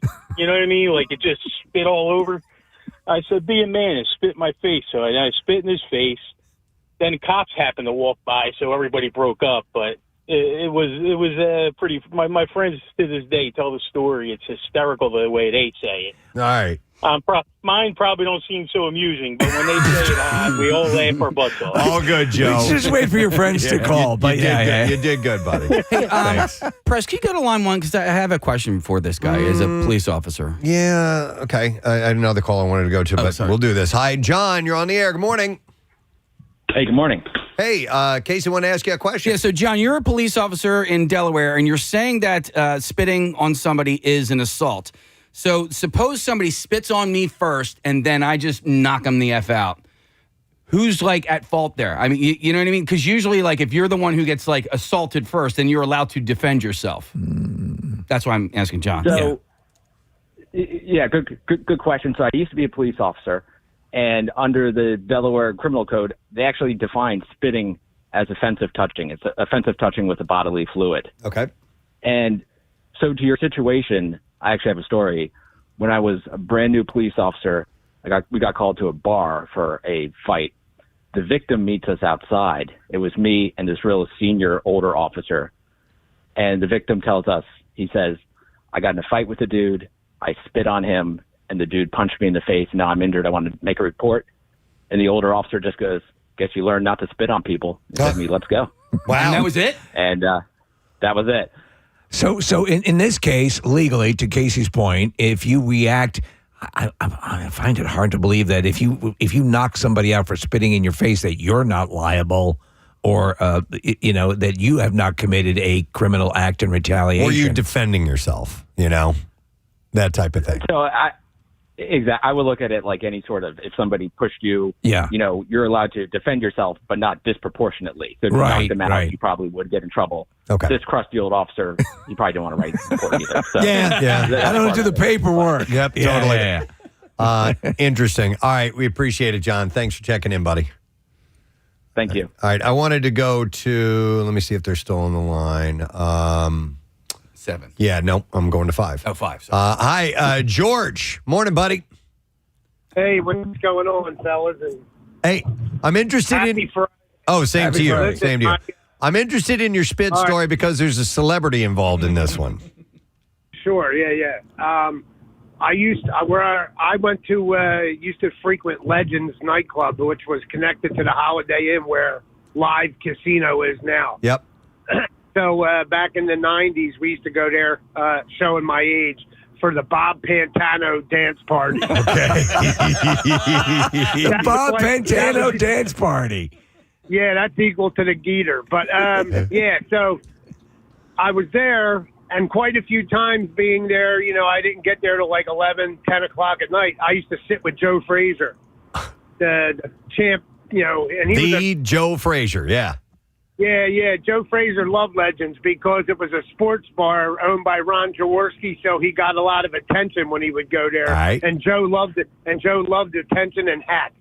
So Joe took off his hat. We was talking. I was there for about an hour. It was about 1 o'clock in the morning, and I was pretty lit. And I was sitting at the bar, and this guy walked up and said something, but he was really drunk. And he was spitting while he was talking, and I just can't stand that. But I was already buzzed, and Joe's looking at this guy. We're sitting at the bar, and he says, yeah, you got to move. And that's all he said. And, when he talked, it was real grumbly. Yeah. Because it was listen, the guy turned around and said, I wasn't talking to you, to him. And then spit on, as this dude's with my woman or something, and spit on me. Bro, the champ looked and says, yo, he's got to get knocked out. He turned his head, so I just knocked him out. I just got a separate thing. I just got done doing 3 years for aggravated assault in Jersey, upstate. So I was out about 3 hours when that happened. I frequented there and went back, and it was just a good night until then. It was still a good night for me. I just knocked his teeth out. You know what I mean? Straight out. So you knocked the guy's teeth out for spitting on you? Missed. So we missed a high five slap, but it happened. Oh, we're losing chunks of the story. Were you on parole at the time, George? Listen, I was a little drunk. No, I was asking if you were on parole. Yes. Oh, yeah, no, I don't. That doesn't. What are you going to do? We knew what are you going to do? I'm sure the judge would say, what are you going to do? My parole agent wasn't there, so I didn't give a shit. So I didn't give a crap. It all worked out for the best, and dudes had... All right, we lost the signal, George. Thank you for your call. What you learn from that is, unless your parole agent's there, it's okay. No, what you learn from that is don't spit on somebody unless you're, prepared to. Unless you're ready. Catch some fists. You know what I mean? By the way, speaking of, he talked about people spitting while they're talking. Yeah. You familiar with the actor Jonathan Groff? I know who you're talking about. Okay, so he plays the king in Hamilton, and in the movie that they made of that, the performance, he spits while he's singing. Not just in that role. Like, he is regularly known. Oh, really? When he is performing. And there are videos, if you go and see him, like a peripheral shot of him, they call the front rows the splash zone when he's working. Yeah. And I mean, you will see just all this spit coming out of his mouth. And when we had Shapiro in here recently. Shappy, Shappy. And his wife said they were good friends with Jonathan. I go, what's the story with the spitting With the thing? spitting, yeah. And she goes, you know what? She's like, I think he did it a little bit, but once he found out it was a thing, he kind of amps it up now. Oh, okay. I was at a production at my son's high school just in the spring, and I watched one of the actors. They were doing Young Frankenstein, and he was just, doing his performance, and I just watched this loogie go out of his mouth and go, oh, my God. It was like slow motion into the third row, right where my daughter was sitting with her friend. That would just kill me. All right, we have time for one more call. We don't even have time for that, but I'm going to do it anyway. We've got Rich for a final story about spitting. Hi, Rich. You're on the air. Good morning. Hey, good morning, fellas. Gadzooks. Gadzooks, bud. All right, lay this story on us. I had an ex-girlfriend. Was late 2000s anyway. We're living in the Northeast and, arguing back and forth. She used to say, I spit when I talk. Yep. So apparently we're in the heat of an argument. She had called the cops already because, whatever the argument was, she had already called the cops. So in the argument of back and forth, oh, you spit me? You spit me in the face? She spat me like, she took a good, I saw her lips pucker together and she just launched one right at my face. And in the blink of an eye of the moment in that, it was like natural reaction. I hawked one right at her and it landed right in her mouth. Oh my God. Dude, oh God. And how did you gagged her? Yo, it gagged her to the point that she threw up, and she threw up on me. Oh! Okay? So she spits on you, you spit on her, and she pukes on you. You don't bring a knife to a gunfight. It was an instant reaction. It was like, pow, pow, pow. Like instant vomit just came out of her mouth. How did you guys not get married? Yeah, I would have proposed on the spot. You're my woman. Dude, we were engaged. We were engaged at this point in time, okay? So then the cops show up, and we're back and forth. I got my neighbors there. Everybody's there. And she's telling the cops that, oh, he did this. He tried to do this. He spat in my face. And I'm like, dude, she threw up on me. Like, why did she throw up on you? I said, I don't know. She's probably drunk or something, or probably high. I don't know what it was. But the cop just looked at my shirt. Dude, it went down my shirt. It literally, she almost threw up in my mouth. Dude, what you're describing is the episode of the most recent Downton Abbey. Oh, dude. All right, did either one of you get arrested? And actually, no. The cops actually told her, look, domestic issues. You know what I'm saying? Did you put your hands on her? No. Back and forth. He was like, look. He's like, I don't know what to tell you, bro. Just get it cleaned up and keep it moving on. But she was like, you nasty MFer. Oh my God! It was the quickest reaction. Memories, right?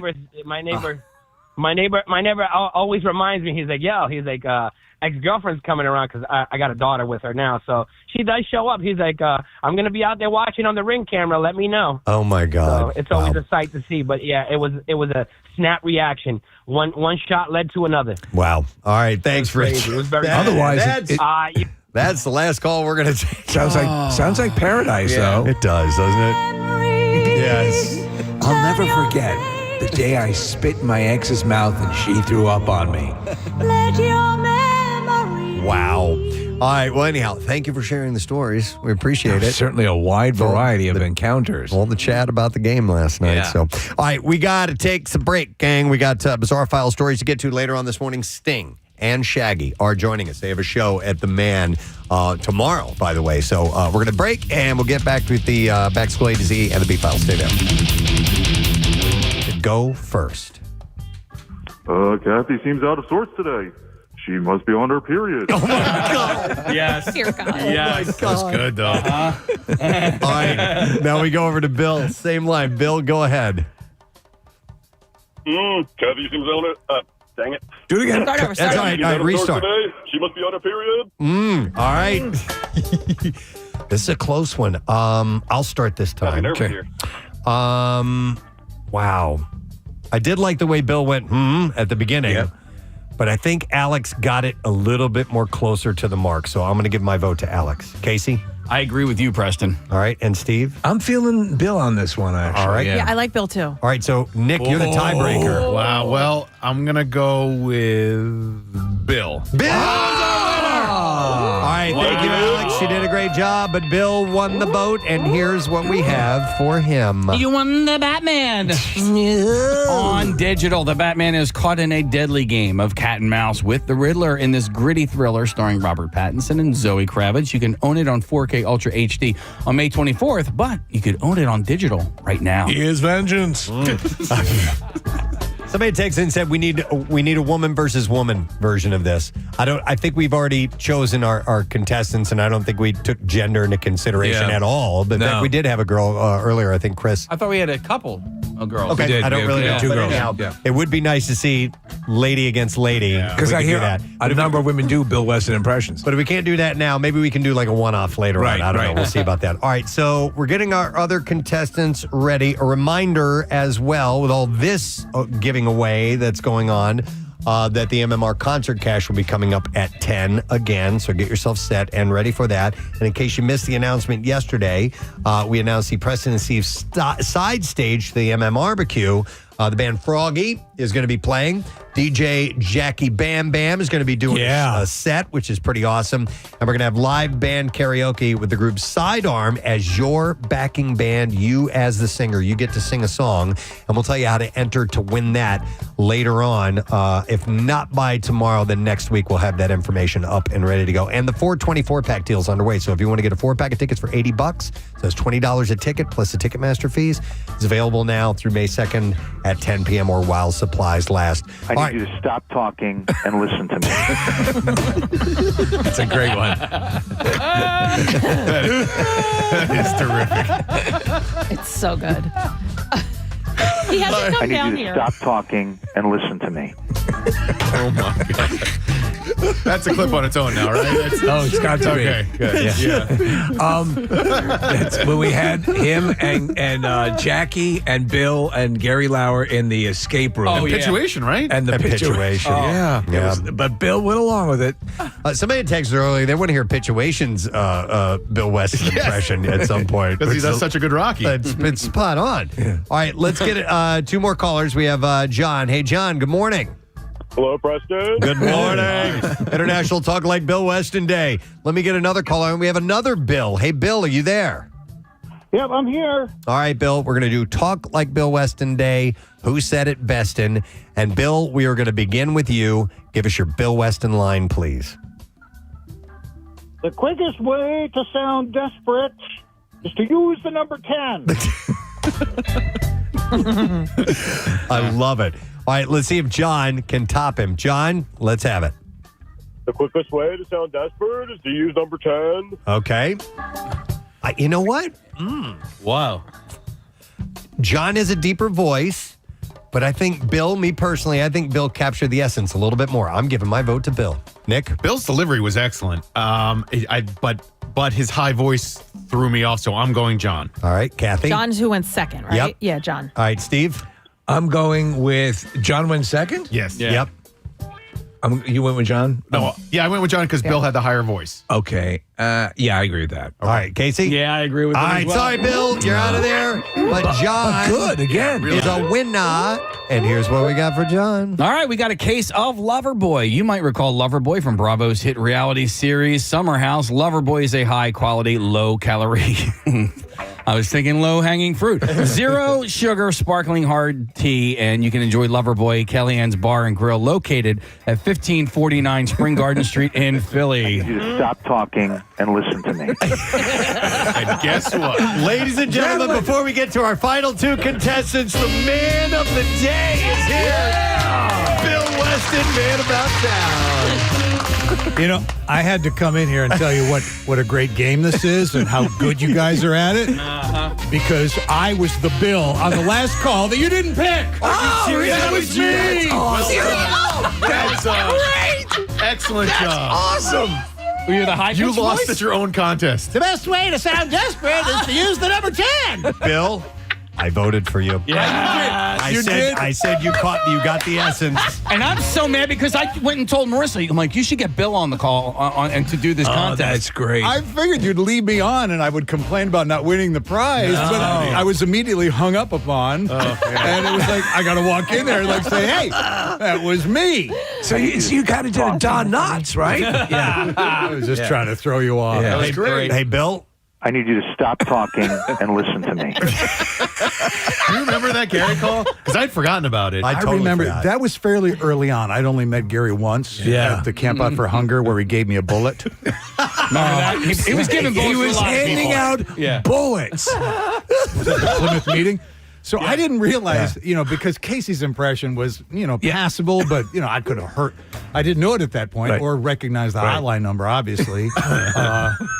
Boy, was that. Because somebody said he was acting like an idiot, and I had to get in and, oh, my God. Well, that's a good drop. I'm sure you're going to use that We'll use that a lot, Oh, yeah. It's good. Oh, yeah. And in fact, Casey, I know you're renaming that, but I want to hear that pause, Okay. the lip smack, and then the realization. Okay, you got to give me. Before we go to our, you know what? Let's do our do it last after. contest. Okay, yeah. And we'll do it on the way out. Just one more line. We have one more. I'm going to go to Mike. Good morning, Mike. Hey, how you doing? Wonderful. All right, Mike, you're going to be going up against another Bill. All right. Hey, Bill, are you there? Yeah, I'm here. All right, Bill. We had this last matchup. It's between you and Mike. We're going to start with Mike. Mike, it's Talk Like Bill Weston Day. Give us your best and go for it. Something's wrong here. Santa's got to go. Okay. We'll go next to Bill and see how he does. Bill, you give us the line.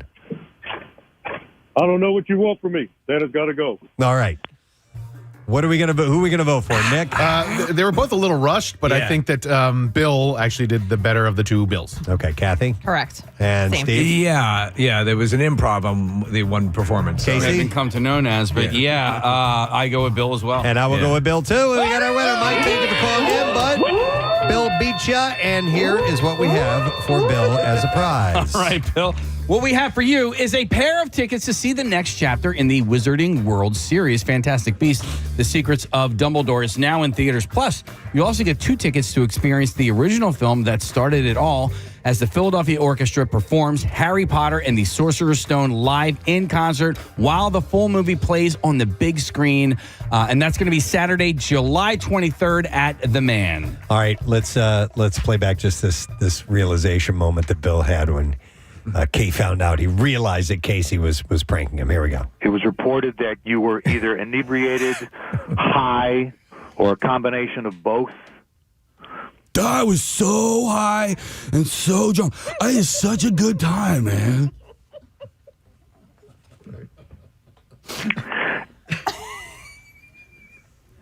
Is this Casey?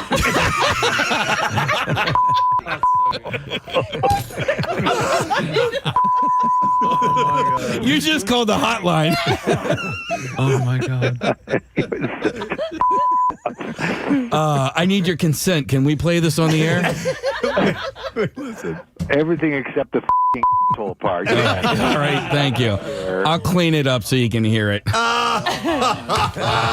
You're such a good sport, Bill. God, you are. I need you to stop talking and listen to me. Wait, Casey, you told him that Gary had done something in the mixer? I don't remember. Gary was just being Gary, and he's you have to border collie him a little bit. I think we whether he's inflated handing it. out bullets or whatever, but and so that was the issue. Yep. All right, it's all for the show. All right, I'm with you guys. Santa's got to go, right? Good show. All right. Wait, what grade does this segment get? Oh, I'll give it an A minus. There's always room for improvement. Wow. Bill Weston, ladies and gentlemen. Santa's got to go. All right, we got to take a break. Stop talking. And feel free to talk like Bill Weston today, because that's what it's all about, folks.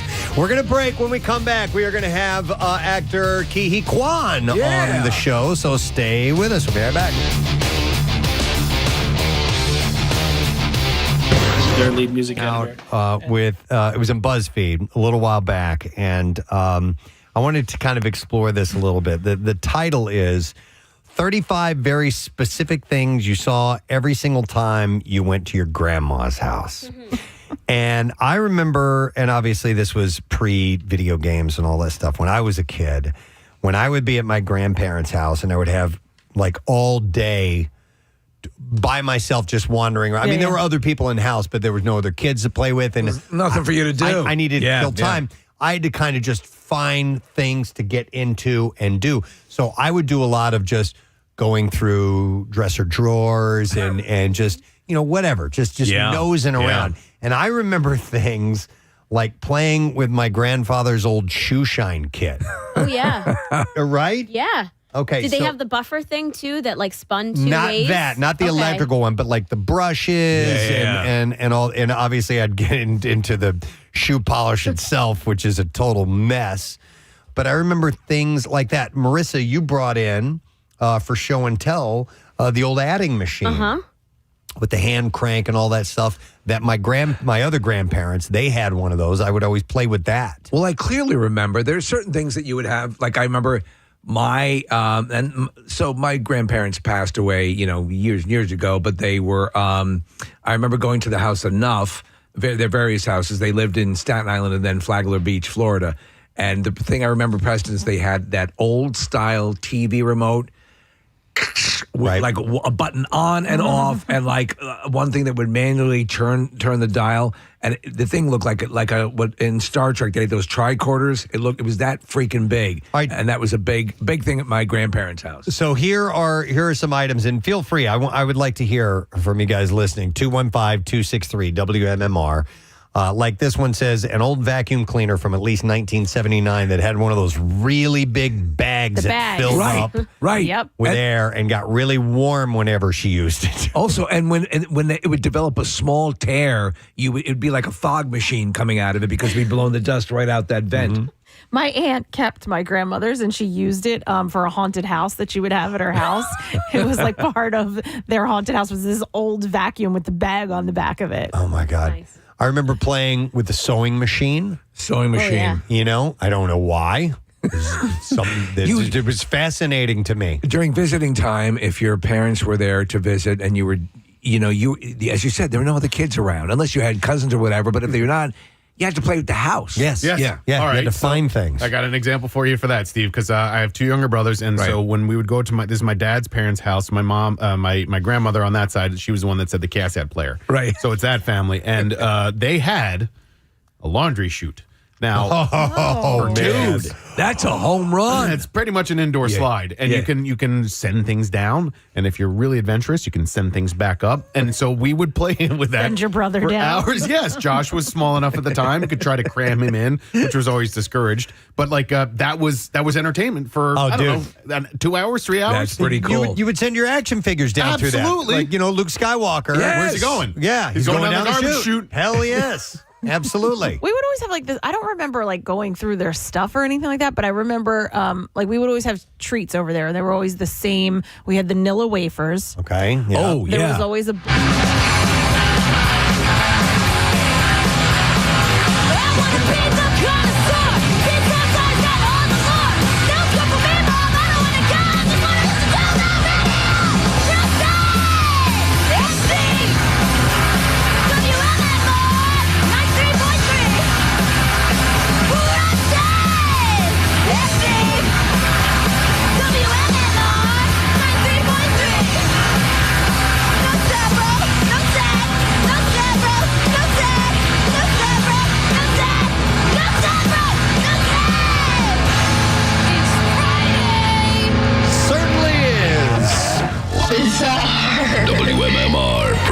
presents Preston and Steve's Bizarre File. Brought to you this morning by Neumann University, and the YouTube live stream is powered by Neumann University.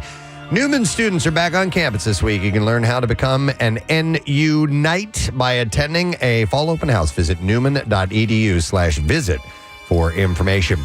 So we'll start with a story out of Pennsylvania. A Schuylkill County man is accused of smearing dog feces in a woman's face because she apparently didn't move out of his residence fast enough. Well, that sends a message. According to court records, police in Frackville were called to a home on August 24th for the report of a domestic altercation.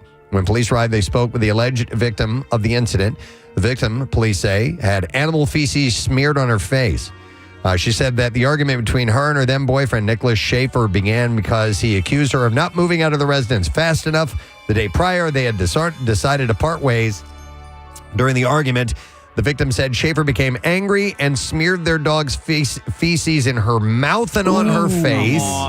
This is worse than the spitting conversation. That is absolutely worse than the spitting. The victim said she quickly packed some of her belongings and stayed with family for the night. The next day, police say they received more information in their investigation of the incident and indicated the victim had suffered physical injuries that allegedly occurred during the altercation the previous day. The victim reportedly told police the injuries were the result of her falling into a heater in the bathroom as she attempted to keep Schaefer out of it during their argument. Don't you always keep a bag of dog feces at the ready in your coat? Just in case. Actually, I did. I was at Steven Singer Jewelers one time and I had a bag of dog crap in my pocket.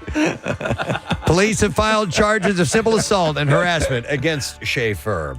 So a man has died. This is a terrible story. Another one out of Pennsylvania. A man has died after officials say he was trapped underground by a large rock that fell onto his legs while working inside a mine shaft in Derry Township.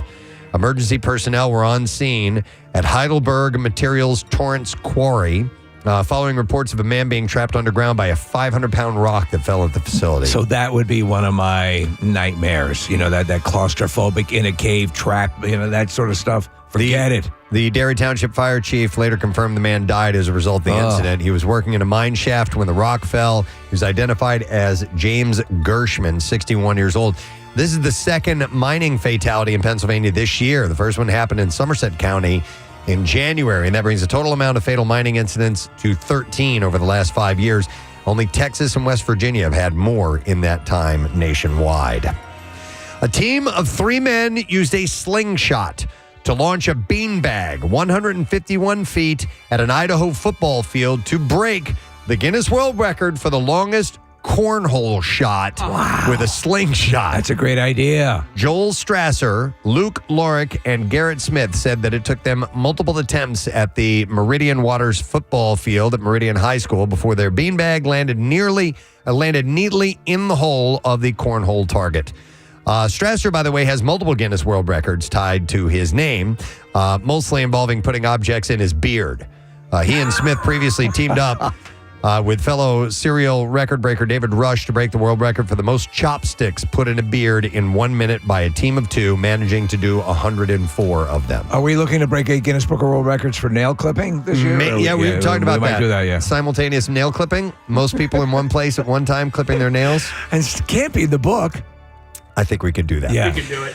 All right. And then I'm sorry I'm keeping this short, but we are way over on time. So let's end with, I can't end with that one. How about, this one. Several investigations have been launched after a Spanish man in Kenya posted videos of himself pouring beer down an elephant's trunk, sparking anger on social media. He was filmed in a wildlife reservation drinking from a can of Tusker beer, a popular local beer, before giving the rest to the elephant. Well, that would be the beer of elephants. On Instagram, they later deleted his account after a backlash from Kenyans in the comments. The BBC analyzed footage and was able to authenticate that it is genuine. The landscape and well-known bull elephant pointed to be being filmed at the Old Jogi Conservancy. Yeah, that's him. Old Jogi has since been in touch to confirm the incident at the privately owned wildlife sanctuary, saying that it was unacceptable, dangerous, and completely against our values. Go for Old Jogi. The Kenya Wildlife Service was also investigating the matter. The man involved does not use his name on social media accounts, which all have a variation of the phrase Skydive Kenya. And another clip shared on Instagram, he's feeding 2 elephants with carrots and then saying, "We're on beer time." The Instagram video has attracted hundreds of critical comments, with some calling for the man's deportation before the posts were pulled down. So he was letting the elephant have a beer, and you can't do that. All right, and there you go. That's what I have in the bizarre file for you this morning. All right, we will break. We'll come back in a second. We'll get another song. We're in the K's of the Back to School A to Z. What do we have coming up next? I think we're going to get into a little Floyd. A little Pink Floyd. Is it a long one? It is just about 6 minutes long. All right, So it's got some meat to it. All right. And after that, speaking of meat, we'll get into the Connoisseur segment, your chance to win some goodies. We'll be back in a sec. Stay with us. Scotch candies.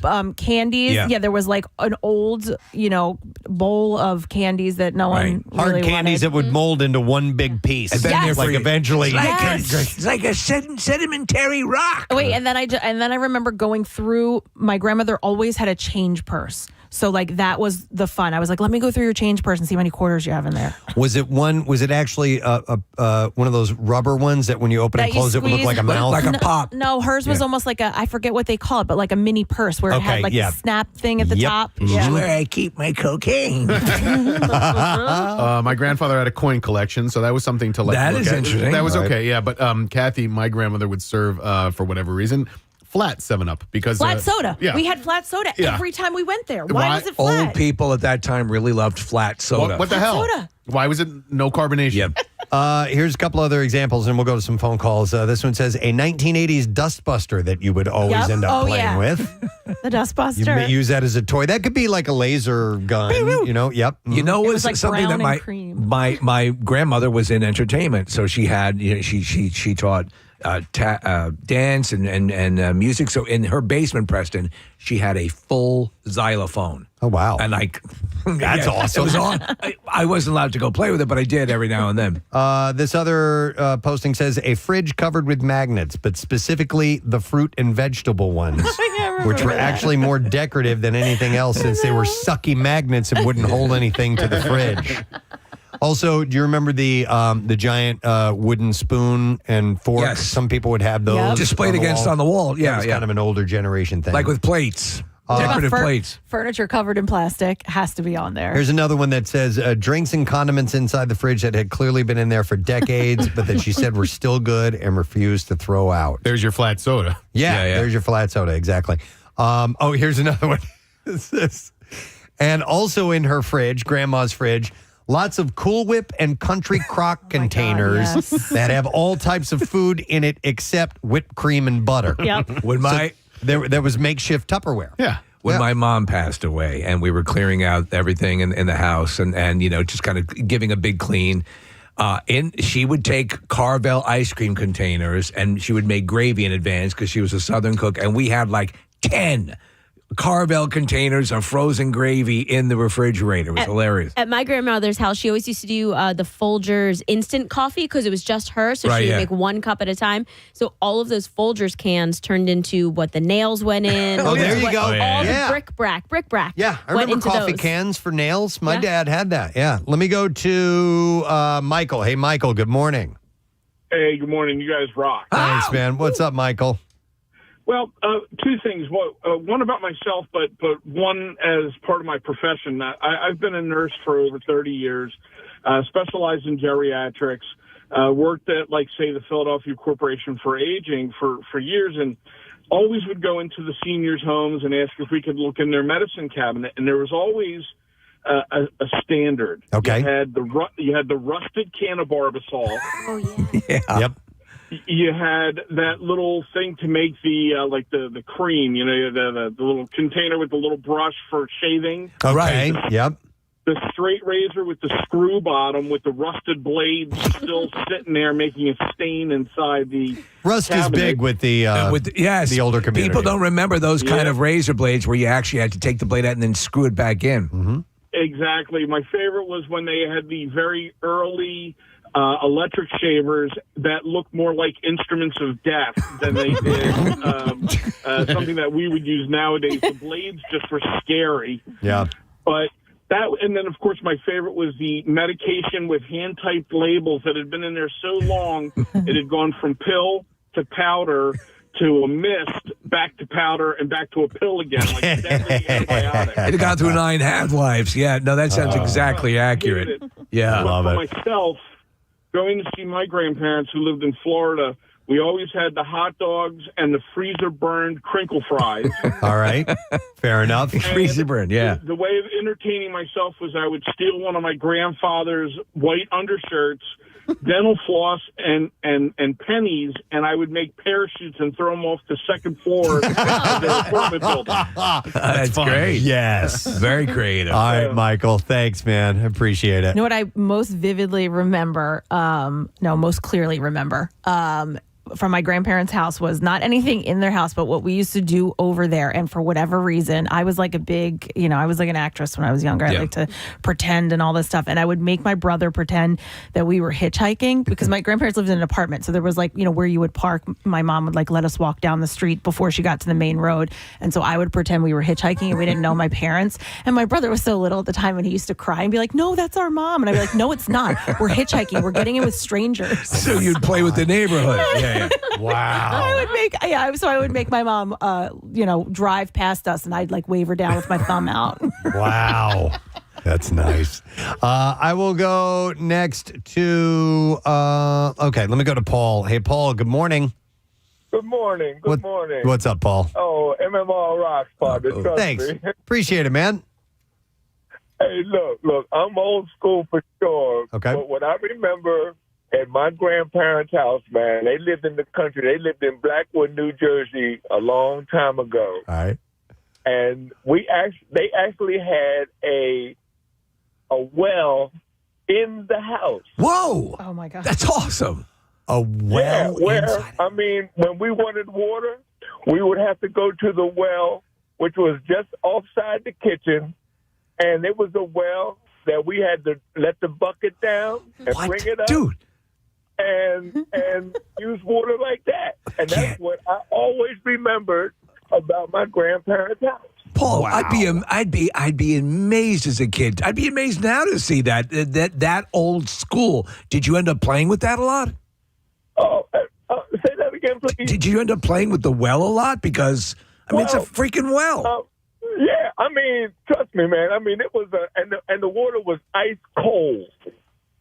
Yeah. The water was ice cold. Probably from a cold spring. Every time we needed water, we would go down and go right outside the kitchen, let the bucket down, bring it back up, and use the water as we needed it. That's amazing. There was no plumbing in the house then, right? Or was that just an ancillary? Was that? Was actual? I'm telling you, I'm 70 years of age. Yeah. So when we went down to our grandparents' house, we had to go to an outhouse, which was off the house a ways, and the whole setup. Oh, that's wild, man. Yeah. But the one thing I truly remember was that there was a well that in the house. Well, that's a great story. That might have been the height of Appreciate it. Their well is in the house. Yeah. Yeah. My grandparents didn't have a well in their house, but they had a sump pump that I was terrified of. It was in a corner of this dingy, musty, dark basement. They've got a robot down there. It would make noises, and it just looked imposing to me, and I seriously thought that it went to hell or something like that. That there were demons in there or something like that. Like Amityville 3D has near the sump pump, there was a hole that went to hell. You know what else my grandparents had? Down by the sump pump, they had a small set of shelves that they would keep emergency food there for whatever reason. It was all canned stuff that had been there. This is pre-prepper. It was already ancient when I was a little kid, and it looked disgusting. Yeah, of course. And I wouldn't venture to that part of the basement too often. Wow, that sounds like It scared me. Did they have the piece of furniture that terrified you, or was it your parents? No, that was my parents. Okay, yeah, we had a chair that I was scared of. It looked like the evil queens. It had a high back. It was black with gold trim on it. And really high. It was a decorative chair. And I used to think that, like Maleficent sat in that thing or something like what that. if you came home one day and the sump pump was sitting in the chair? I would have left my family. Kathy, on this list, it says the fancy for guests living room that was filled with plastic-covered furniture and you weren't allowed to play in. Yeah, never got that. And, there's a lot of pictures on this list, which I wish you guys could see, because there's one, it says these exact wooden and cork coasters in their dining or living room. And I'm going to show you a picture of these. And yes. Yep. Where you pulled them out of the little container that they lived in. Yeah, it was like a little holder. Yeah. I think it was like stacked poker chips. Yeah. On that furniture thing, with the covering in plastic, I never got a definitive answer. The Kostanowiczes, and I was friends with Randy up the block, his entire living room everything was sealed, hermetically sealed in plastic. But I never asked the question, is the end result just to preserve the looks of the furniture? I think it is. But I mean, was there ever a hybrid where you could take them off if you wanted to sit on them? It seemed like going against purposes to sit on cold plastic. Yeah, I don't know. But it was maybe for a formal event. Like they would unzip the plastic and let if they were going to have several people in the parlor or whatever it is. Kathy, I remember, because you were the one that brought it up, I remember some friends who not only had the plastic on their furniture, but they had a runner. The runner. Oh, yes. Plastic covers. Yes. I've never seen anything like that. Oh my God. So that wasn't my grandparents' house. My grandparents didn't have the plastic covered furniture. It was my piano teacher. And everything in the room where I guess she would have her clients come and she would teach piano, everything was covered in plastic. And the runner went from the front door and you had to walk on it into the kitchen? Into the living room. And then you had to walk through the living room to the piano. There was another runner. Like, she basically didn't want anyone's dirt anywhere in her house. And the runner was plastic covered. Plastic. Yep. Wow. So we actually did not have any of our furniture covered in the plastic, but we did have a runner that came from the front door to the kitchen, to the tiled kitchen floor, and that was, you had to stay on that. That was the thing. So was it plastic? It was plastic. Oh, okay. Yeah. All right, we're going to things you find at your grandmother's house, or maybe stuff that you played with at your grandparents' house as well. I'm going to go to Joe. Hey, Joe, good morning. Okay. Joe, you're on the air, buddy. What's up? Hey, how you doing? Good. What's going on, my man? Hey, thank you for having me on. It's the first time I ever called you. Listen, I'll try to preface this really quick. All right. My mom was 36 when she had me. Okay. And we ended up living with my grandparents, so they were much older. Okay. And they were from Italy. And so they made and did everything. They even dug out their own basement. It's really wild. Wow. But what I remember most from my grandfather is he had an old-time cigarette rolling machine, which looked like two little horses, like a construction horse, with a piece of cloth that looped between, and you would put the paper in there, and he would put his tobacco in there, and you would spin the paper inside the cloth, and that would roll the cigarettes up. That sounds pretty cool. Say that again. I'm sorry. That sounds pretty cool. I mean, it seems like a very old world way of rolling a cigarette. Yes, it was really neat. I mean, the whole entire house, everything, you could eat off the whole entire yard. I'm serious. When they went to the store, the only thing they would buy is milk and meat, and that was it. Milk and meat. Yeah, they made, canned, pickled, did everything. Wow. So it was just a Joe, just a fan. Did your grandfather teach you how to roll cigarettes? Well, yes, he did. And as a cause of that, I ended up doing that an awful lot when I was in high school. I bet. But he ended up, do you remember the old credit card machines where they used to slide? Yeah. They had a cigarette rolling machine that was like that. It was like the new one. Like one motion across and it would roll it? Yes, and would roll it out perfect. I remember that unit. I remember they used to sell those in magazines. You'd see it in Preston. They'd be like in the back of like a National Lampoon. So it wasn't necessarily for tobacco, but it was a popular item. Yeah, that's wild. Yeah, isn't it? It's really the things you remember, from when you're young. Oh, yeah. And what you had to do to entertain yourself. By the way, thank you, Joe. I appreciate the call. I had at my parents' house, my grandfather had a substantial. He was a carpenter. Yeah. So it was what he did on the side. So he had all kinds of tools and very much, Marissa. Well, it's a Friday morning, and one of the things that we do on Friday is talk food. Yeah, with the Connoisseur. It's time for the Connoisseur. Yes, it is, and it's brought to you by our good friends at Acme, the official supermarket of the Preston and Steve Show. So when we play the clips, we're going to give away a $50 Acme Markets gift card. So make sure that you are ready to hear the food-related clips that Marissa puts a lot of work and time and effort into gathering for us. She does a great job. Yep. All right, so let's get to our first order. We're going to start with booze. We're going to kick it out. It's a Friday. Feel like having a cocktail. Figured I'd dive into that subject first and foremost.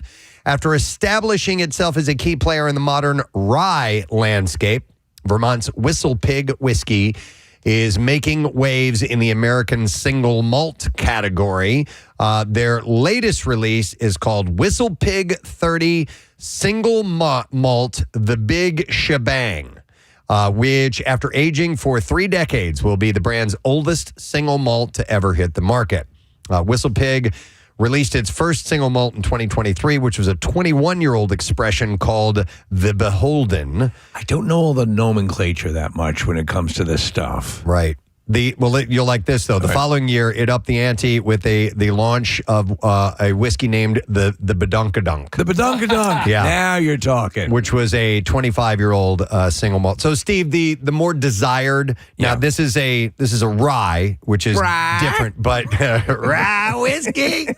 But in the world of Scotch, single malt is what you want to look for. So they use one type of malt in the distilling of that, and so gives it a distinct flavor instead of blending ones. It's pure. Yeah. Okay. So the latest expression was aged in new American oak barrels for 30 years. Jeez. And finished in Vinsanto barrels before being bottled at 90.4 proof. I get impatient when it takes 30 seconds to reheat French fries. The Italian dessert wine's influence, which is Vinsanto, is said to impart notes of toasted cedar, clove, and honeyed bread. Bread? Could you imagine, though? Think of the process. And obviously, things are constantly aging and things are maturing. But, you set something in a barrel. 30 years. 30 years later. Set it aside. I went to the Maker's Mark Distillery several years ago. My dad, it was actually the time when I wasn't drinking. Oh, boy. Good for you. Yeah. I quit drinking for almost 2 years because of my migraine headaches. I thought it was a trigger. Turned out it wasn't. It was a wasted 2 years. But I went with my dad anyway because I was in Kentucky visiting him. And Steve, they have these warehouses that are just barrels that are up on racks, and they just sit there for decades, for however long they're aging them for. As the people who are involved with these spirits, and they're, I wonder how they view it, because it's like, well, I'll see you in 30 years, maybe. Right. They do. I think they have ways of sampling them from time to time to check their integrity as they're aging. So, how does when you get to the percentage of alcohol / proof? Yes. How that's like an 80 proof, right? It's 90.4 proof. And how long does it take to get to 90 proof? I mean, is that what takes long? I don't know. Okay. As far as the maturation process? The fermenting. I think it has to do with the evaporation. Like if more of the original, what is it called? The wort evaporates away. That's in beer. Yeah, and I think it's also in whiskey, because I actually got a tour just a few days ago at the Jameson Distillery in Dublin, and it was an amazing process. By the way, I didn't know this. The beer brewing process and the whiskey brewing / distilling process, they're identical to start. Okay. And then whiskey obviously changes. They barrel it differently. They let it ferment differently. But the beginning processes of it are the same. Yeah. Huh. And anyway, so to answer your question about the alcohol, Casey, they change. You can change the different type of percentage in the final whiskey by letting it ferment for longer. Or letting more evaporate during the distilling process. Interesting. All right. So founded in 2008. It's interesting because they were founded in 2008, yet they have a 30-year single malt. So I didn't. That blows my mind. So this is how that works out. I assume they hired Terminators to go back in time. That's what they did. Yes. No. So it's a relatively young company. So the brand actually sourced the whiskey used to craft the Big Shebang from a distillery in Canada. The single malt was produced at Nova Scotia's Glenora Distillery and then shipped to the Whistle Pig Distillery in 2024 to finish its aging. With fewer than 4 barrels of this available. Wow. The Big Shebang is anticipated to be a highly limited, exclusive release and will be available this fall at the Whistle Pig Vault in Louisville and select accounts nationwide for a suggested retail price. Anybody want to guess? Take a wild guess. Retail price? $500. Retail price. Yeah, $350. Okay, Case? $200. $4,999 a bottle. Steve wins. He was closest. So without he was going over. closest without going So over. you could have a hell of an expensive drink off that, Preston. $4,999. That's $80 cocktail. That's obscene. Yeah. There was a 1989 bottle of Middleton Irish whiskey at Jameson that was for sale for €13,200, which is about $15,000. Wow. And I appreciate the work and effort and artistry that goes into making such a fine whiskey. But that's insane to me. You would never know the difference Never. between No. that and another top shelf whiskey. Yeah. You just wouldn't. Your palate is not even cultivated enough. I'll say this again. As a non-drinker, I am fascinated with this stuff. Yeah. With breweries, with these like the distilleries, and the process. There's such a science behind it. Such a meticulous craftsmanship that goes into it. Yeah, and there's something cool about, even if you go, and Nick, you would know, I mean, the way these places smell. Yes, breweries in particular. The old apparatus that are there that have been around forever. It's pretty damn cool. Yeah, so the stuff that gets evaporated, a texture named Gino just reminded me of it. The stuff that gets evaporated away is called the Angel's share. And so it's the Angels get a little bit of the liquor, a little bit of whiskey. wasted. And I think that there is a whiskey called Angel's Share in honor of I think you're right. that term, yeah. Yeah, okay. Let's play our first movie clip that has to do with food or drink. And this is it. If you know what movie this is from, you got to give us a call. Here we go. Tyler was now involved in a class action lawsuit with the Pressman Hotel over the urine content of their soup. 610-660-9333. Let's see if you know. Order up.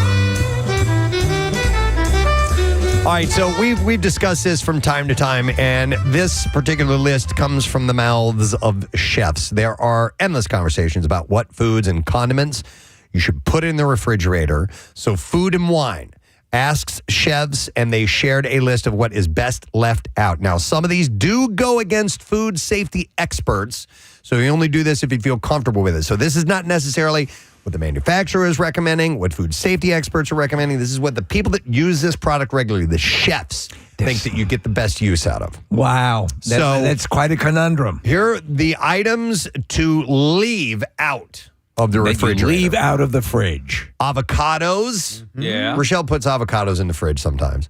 Bananas. I never put bananas in the fridge. Yeah, in fact, doesn't it like brown them? I think it accelerates the browning process.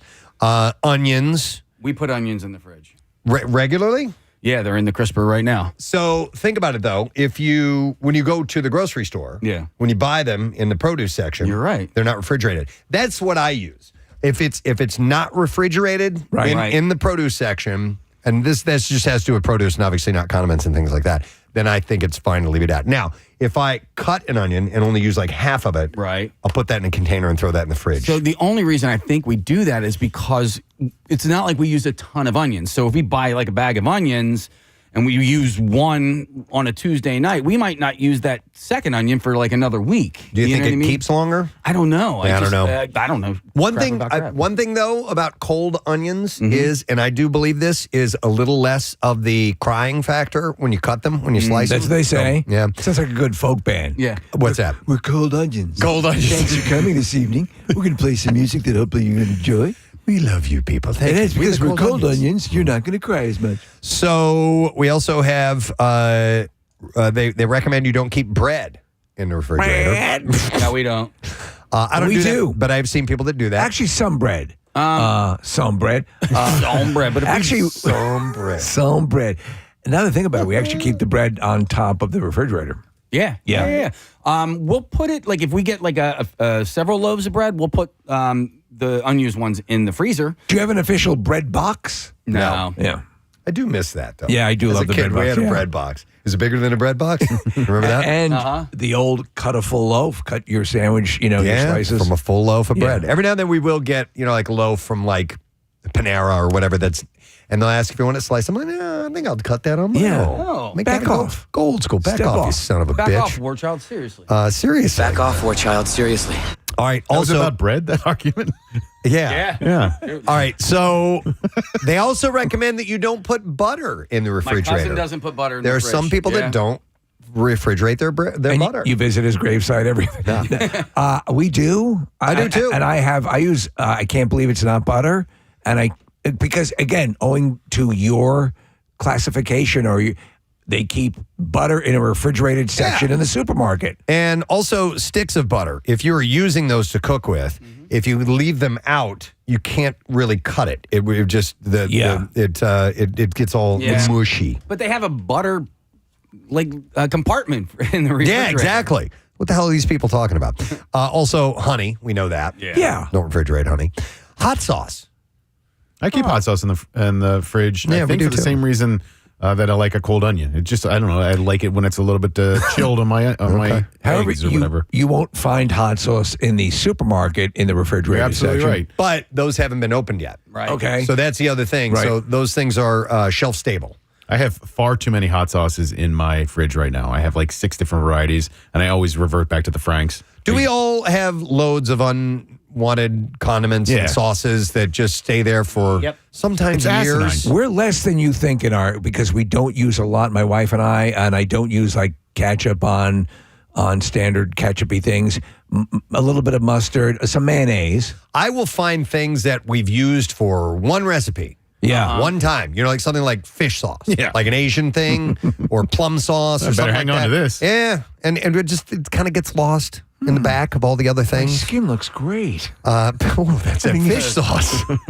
I just decided to try fish sauce on my face. I did. I cleaned out our fridge before vacation, and it was very, very satisfying. I threw so many things away and washed everything that was in there. And to come home to a clean and mostly empty fridge, and then go to the grocery store, it's a good feeling. Nick, we're going through the ultimate catharsis because we're actually swapping out. We're getting a new fridge from Ray's Appliances in Conshohocken, thank you. And the process of whittling down what's in the refrigerator, knowing you're going to have all that, because it's an old fridge. It's like, it's just really not a lot of anything cold in it. So also they recommend you keep ketchup out. Yeah. Which, of course, they do in restaurants. Yes, they do. Regularly. Yeah. But, of course, they're going through a lot more ketchup than you probably are, depending on how into ketchup you are. Yeah, but when we were done, I just remember when I was a waiter, the side work at the end of the day, you put the ketchup in the fridge. Okay.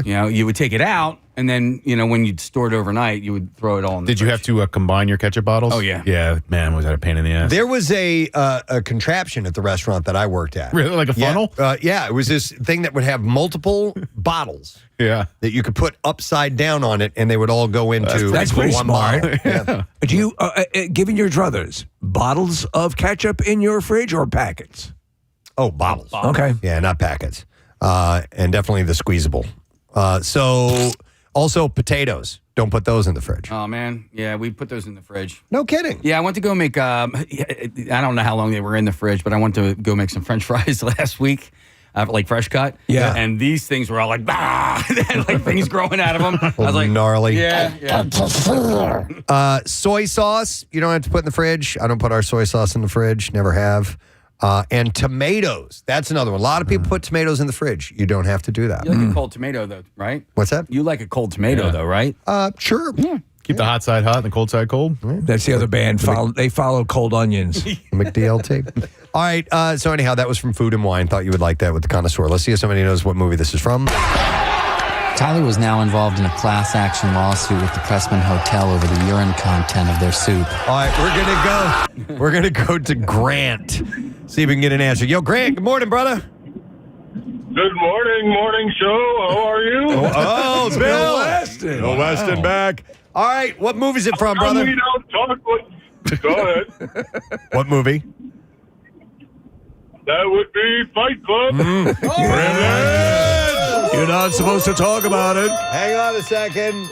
Set you up with a $50 Acme Markets gift card. Hungry in a hurry? Acme's flash grocery delivery or pickup gets you fresh groceries in 30 minutes or less. Fast, fresh, and right to your door. Acme Fresh Foods, local flavors. Let's play another clip. Here we go. What now? All you need is a watermelon and 2 jelly donuts. Forget it. I'm not taking a shower with him. All right, let's see if you know. This is a tough one. Yeah. This is a tough one. I'm gonna let's play that again. All right, one more time. Listen. What now? All you need is a watermelon and 2 jelly donuts. Forget it. I'm not taking a shower with him. All right, I will be surprised if we get a winner on that one. 610-660-9333 is the number. Call if you happen to know. It's time for the fast food roundup. We're going to start with this. This sounds really good. Arby's is bringing back a fan favorite item that's been missing on menus for a while. It's the loaded Italian sandwich. Oh, I don't know that one. And it's available for a limited time. It was discontinued in 2021, and fans have been asking for its return ever since, with a comment that said, this sandwich was my bread and butter, my heaven on earth. I am salivating as we speak. It was my favorite sandwich, and nothing has been the same ever since. So the Arby's I'll kill you. loaded Italian sandwich features ham, salami, pepperoni, Swiss cheese, banana peppers, red onions, lettuce, and tomatoes, and is topped with an all-new savory garlic aioli. I don't like Italian hoagies. I don't like Italian. I don't like those meats. I don't. That's not my thing. I know people love them, and I'm happy to hear that this is coming back for them. Question. Yeah. So is it because it's a combination of meats? Yes. Do you like any combination meat sandwiches? No. You're more just, it's either going to be ham or turkey The one thing that I would chicken. eat that might constitute what you're talking about is cordon bleu. Okay, so you Chicken get and ham. chicken and ham, yeah. And cheese. Or is there cheese? Yeah. Yeah. Okay. Preston, I don't know what's in an old world Italian hoagie, but all I know is that they are delicious. I don't know either. Okay. I think some of them, I think, have pepper shooters in them. Okay. I've had that before. That's pretty damn good. Yeah. And the pepper shooters have meat inside the pepper. Yeah. So the downside of this is it's only a limited time, but you can order now at participating Arby's locations nationwide. So if that's Where are the Arby's around here? Go get one today. I haven't been to one in a while. There's one on Baltimore Pike in Clifton Heights, technically. There's one in the Bluebell, like right between Bluebell and Norristown on DeKalb Pike. There's one right by Jack Frost. Yeah, we do know that one, but I'm not sure where all the locations are around Do you here. know But I miss having one nearby, man. The one what's killing is the Roy Rogers in Cherry Hill. Yep. Yeah, man. They're going. I mean, there are lines to get into. Yeah, I'm not sure if that's still happening, but yeah, it was definitely when it opened up. They were doing lines down the street. All right, McDonald's has confirmed the return date for extra value meals in a press release, and they'll be rolling out starting on Monday. 8 discounted meal options for breakfast, lunch, and dinner that will save customers 15% compared to purchasing the entree, fries, and drink individually. So the meals include sausage McMuffin and eggs, sausage, egg, and cheese McGriddles, egg McMuffin, bacon, egg, and cheese biscuit, Big Mac, 10-piece chicken McNuggets, and a variety of quarter-pounder burgers and McCrispy sandwiches. And they will also have other discounts on 2 of their popular extra value meals for a limited time. The special deals include a $5 sausage McMuffin with egg meal, which comes with hash browns and a small coffee, and an $8 Big Mac meal that includes medium fries and a medium soft drink. I haven't had a Big Mac in forever. Yeah. I love Big Macs. The other day, Rochelle and I were going somewhere, and I think we were coming back from the shore or headed there, and I was driving. A lot of times she'll drive. And we were going through McDonald's. She's like, I'm not driving. I can get a Big Mac. I can get a Big Mac.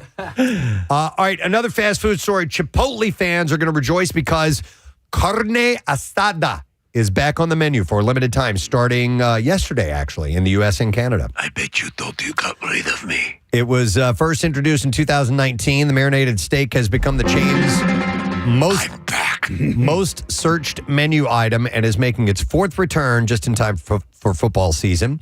They're offering free delivery on carne asada orders through the app and website from now to the 30th, plus a BOGO deal on September 15th for anyone who shows up in a college football jersey. They've even teamed up with EA Sports College Football 26 to feature carne asada in the game, giving players in-game rewards for promoting it. So All right, that's it for the fast food roundup. Let's see if somebody knows what movie this is from. What now? All you need is a watermelon and 2 jelly donuts. Forget it. I'm not taking a shower with him. All right, we're going to go to Andy to see if we can get the answer. Good morning, Andy. Good morning. All right, Andy, do you know what movie that's from? Is that Porky's? It is. Well done. Wow. Andy! Hang on a second, man. Talk about a movie you never hear anything about anymore. We're going to set you up with a $50 Acme Markets gift card. So congratulations, Acme, fresh foods, local flavors. I don't even remember what the plot of Porky's is. These guys wanted to get laid, and they wanted to go to Is it a one-night movie? There was a no. Okay, but there was a bar where they had prostitutes. They were high school students. Their goal was to get into Porky's and get laid. Gotcha. Okay. And then everything goes haywire. Yes. All right. Next movie clip. Here we go. But now I don't know how to act around him. I mean, ordinarily I'd strut around him in my cutest little outfits and send myself flowers and candy, but I couldn't do that stuff with Josh. All right, 610-660-9333 is the number. Let's see if you know what movie that's from. Order up. All right, we'll get some of the details from Marissa on this one because the Delicious City Philly podcast is hosting the Hoagie Throwdown, which is an Iron Chef-style celebrity hoagie making competition, and that's this weekend, right, Marissa? Yes, it is this Sunday at Other Half Brewing, which is right in front of the Fillmore, right there in Fishtown. Oh, yeah. That's a great right location. next to Punchline, that big grassy area. We are literally setting up a huge wrestling ring, and we have like 20 hoagie people, purveyors that are coming out and setting up and handing out hoagies. All right, what are the details on how you can get in? And I know we're giving away for the Word of the Week prize, giving away a VIP package, but what does it cost and stuff like that? So I think tickets are $55, and that gets you in at 12:30. If you want to splurge for the VIP tickets, those are $85, and those get you in early. And I think we have a couple of special ones. Maybe Liberty Kitchen is one of the special ones, and then Angelo's is giving out tickets. Farina DeVita, hoagies, a ton of the best, and a bunch of restaurants that actually don't normally make hoagies are making hoagies just for this event. So these are like signature high-end hoagies. Yeah. So, question, it says here in the press release that it is the Iron Chef style making competition. So is it like timed and people have to put this together and all that? So there's multiple events that are going on. First on, everybody who comes in, you get unlimited hoagie samples. You get to walk around. There's 20 different hoagie shops that are handing out tickets. Then we're going to have a wrestling ring, and there are going to be wrestling matches that are happening mid-event that are going on. Actual wrestlers wrestling? Actual wrestlers wrestling. There's this guy named Luigi, and his whole thing is he brings like pizza dough, and he smacks people with the pizza dough. It's really funny. Mario. And then there's a hoagie making competition going on top of that. And we have some local people that are coming out to judge that competition. Nice. Sounds pretty cool. Whose idea to do wrestling with hoagie? When I tell you, my podcast co-host Eli Culp has a mind that goes into spaces like this. He created the Tasties. He created this. We did our tailgate before. He just puts all of these pieces together, and this is what is born. Awesome. All right. Yeah. Excellent. And I have to thank our friends at Giordano Meats. They are like this meat provider that provide meat to like Jimmy John's and Wawa and Acme and all of these places, and they're sponsoring the whole thing. That's excellent. Nice. All right. So you want to get tickets by going to deliciouscitypodcast.com. Can people buy tickets at the event if they want to? You can absolutely buy tickets at the door. You also get a first beer free from Other Half Brewing. But if you can buy them ahead of time, that would make our lives a little bit easier and get you in quicker. And there's no Eagles game on Sunday, guys. Yeah, so that's what right. a perfect time. And the weather's supposed to be gorgeous on Sunday. Excellent. All right. So there you go, friends. You got it right there. Deliciouscitypodcast.com. And that is on Sunday. All right, we'll see if somebody knows what movie this is from. But now I don't know how to act around him. I mean, ordinarily I'd strut around him in my cutest little outfits and send myself flowers and candy, but I couldn't do that stuff with Josh. All right, we will go to Tom. Try to get a winner. Hey, Tom, you're on the air. Morning, buddy. Morning. How you guys doing? Awesome. Do you know what movie that's from? Clueless. Yeah. Yep. Absolutely. A perfect movie. Second, and we're going to give you a $50 Acme Markets gift card. Hungry and in a hurry. Acme's flash grocery delivery or pickup is going to get you fresh groceries in 30 minutes or less. Fast, fresh, and right to your door. Acme Fresh Foods, local flavors. Casey, I only have one more story. I don't know where I lost one of my no. connoisseur stories along the line. So I think we only have time for one more. It's after 9 anyway. Yeah, that's fine. Do you put Apple AirTags on your stories? I don't, but I should probably start doing that. You know what? So that means we'll have an extra Acme gift card? Uh-huh. Okay. Well, we can just kind of give that away. Or we can do 2 clips. I can do another clip at the end and we can wrap the segment up. Smart. All right, here is our next movie clip. Let's see if you know what this is from. Have we not met before, monsieur?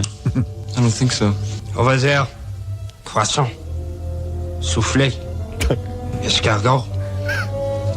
Chocolate mousse. 610-660-9333 is a number. Order up. So it's pumpkin spice season. Since Labor Day has come and gone, and Pillsbury is bringing back their fan favorite Grand's pumpkin spice rolls to shelves for the fall season. You like them, Case? I love the Grands, yes. So it will start on September 22nd. The company has used social media recently to tease the release, and it is now official. Sounds good. Add a little bit of a cinnamon swirl. I forgot about that. The Pillsbury Grand's pumpkin spice rolls are made with Cinnabon brand cinnamon, along with a pumpkin spice flavored icing, and you bake them in your oven straight from the can.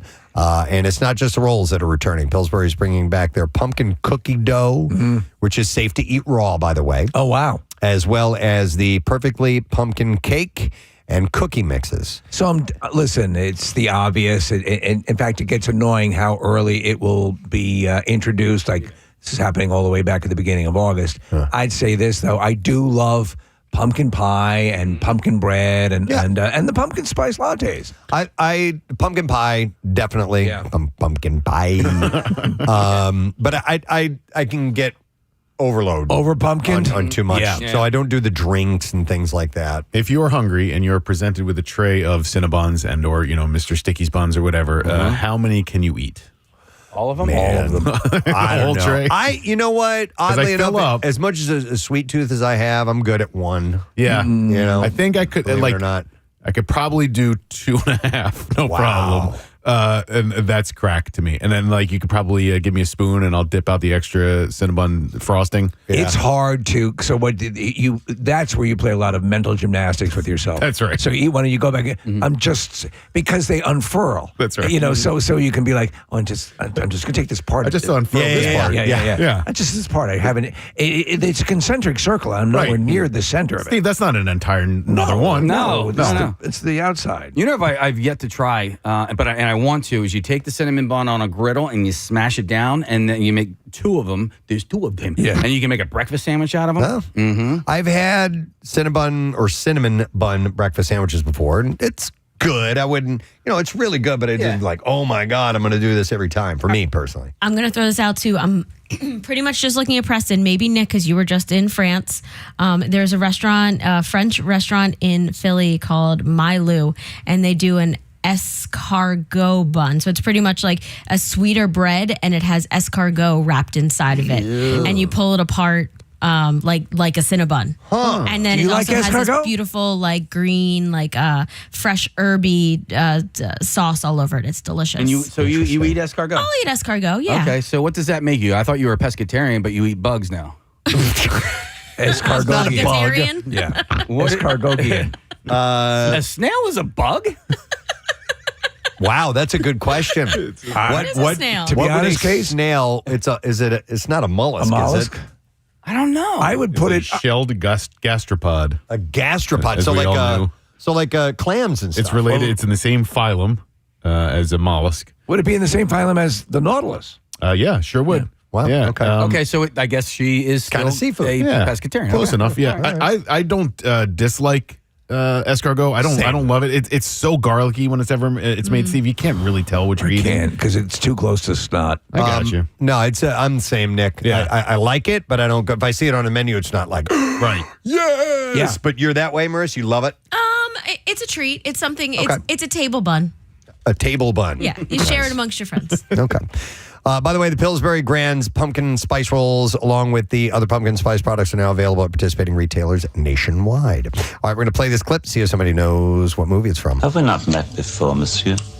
I don't think so. Au revoir. Poisson. Soufflé. Escargot. And chocolate mousse. Chocolate mousse. We're going to go to Julia, I believe. Hi, Julia. Good morning. Hello, good morning. Good morning to see you, Julia. All right. You know that movie? Could it be Top Secret? It is, yes. Great movie. Hang on a second, and Julia will take care of you with a $50 Acme Markets gift card. Hungry in a hurry, you got to try their flash grocery delivery pickup. Get your fresh groceries in 30 minutes or less. All right, we'll do one more clip, and then we will wrap it up after that. So what movie is this from? 9751. 9751? What? Is that pesos? This is for a dog. This is dog food. 9751? I'm not going to eat this stuff. Did I buy smoked salmon? 97.50. What? I'd like to talk to Kevin. Can you call him, please? Kevin! All right. 610-660-9333. What? I need that Kevin. Kevin? Yeah, you're right. Yeah. I mean, I already have a Kevin. Do we? Do I need more than one You Kevin? have Home Alone Kevin. I have this one. Kevin! Yeah, I like the Tom Hanks's. Oops. I said who that was. We all know it who doesn't was. matter. It doesn't matter. So I don't have any more connoisseur stories. So what are you guys having for lunch? I don't. So I have a doctor's appointment today and a blood test. So and you're fasting, and I'm fasting right now. So I will eat my own thumbs when I'm done. I don't care, but I am thinking. I'm like, okay, I know exactly where Mike's office is.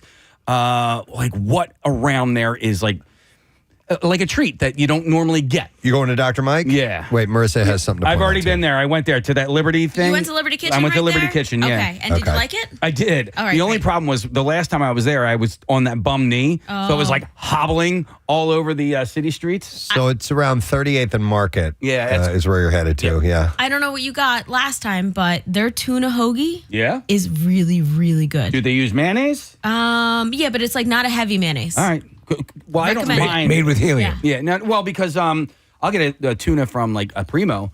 And Yes. if I get like at the tuna Diablo, there's no mayonnaise. There's on no that. mayonnaise. I love my tuna Diablo. There's from Primo. a Han Dynasty right around the corner, Casey. There's a Dunkin'. You could go get a Dunkin'. Grab a Dunkin'. I already had my Dunkin' coffee this morning. You're allowed to drink black coffee. Okay, I was about to ask. Usually when fasting, it's water only. Yeah, no, as long as you don't put any like sugars or milk or anything like that. Didn't you go to a colonoscopy one time and you had just... No, it wasn't that. It was something. It was a procedure, and I read the directions all wrong. He ate a box of Cinnabons. Yeah. I thought that was part of the fast. Yeah. No. All I right, told you well- I'm not good at reading. We're gonna see if somebody knows what movie this is from. 9751. 9751? What? Is that pesos? This is for a dog. This is dog food. 9751? I'm not going to eat this stuff. Did I buy smoked salmon? 97.50. What? I'd like to talk to Kevin. Can you call him, please? Kevin! All right, we're gonna go to Adrian. Is it Adrian or Adrienne? Adrian. All right, yo, Adrian. Tell us what movie that's from.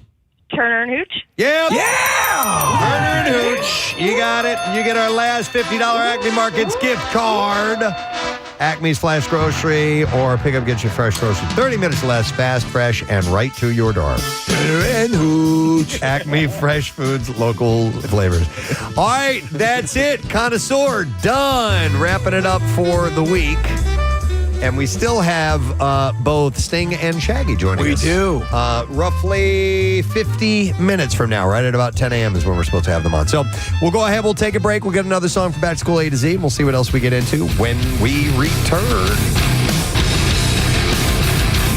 I remember for a while, and I might have been like 10 years old, I started playing with this jigsaw.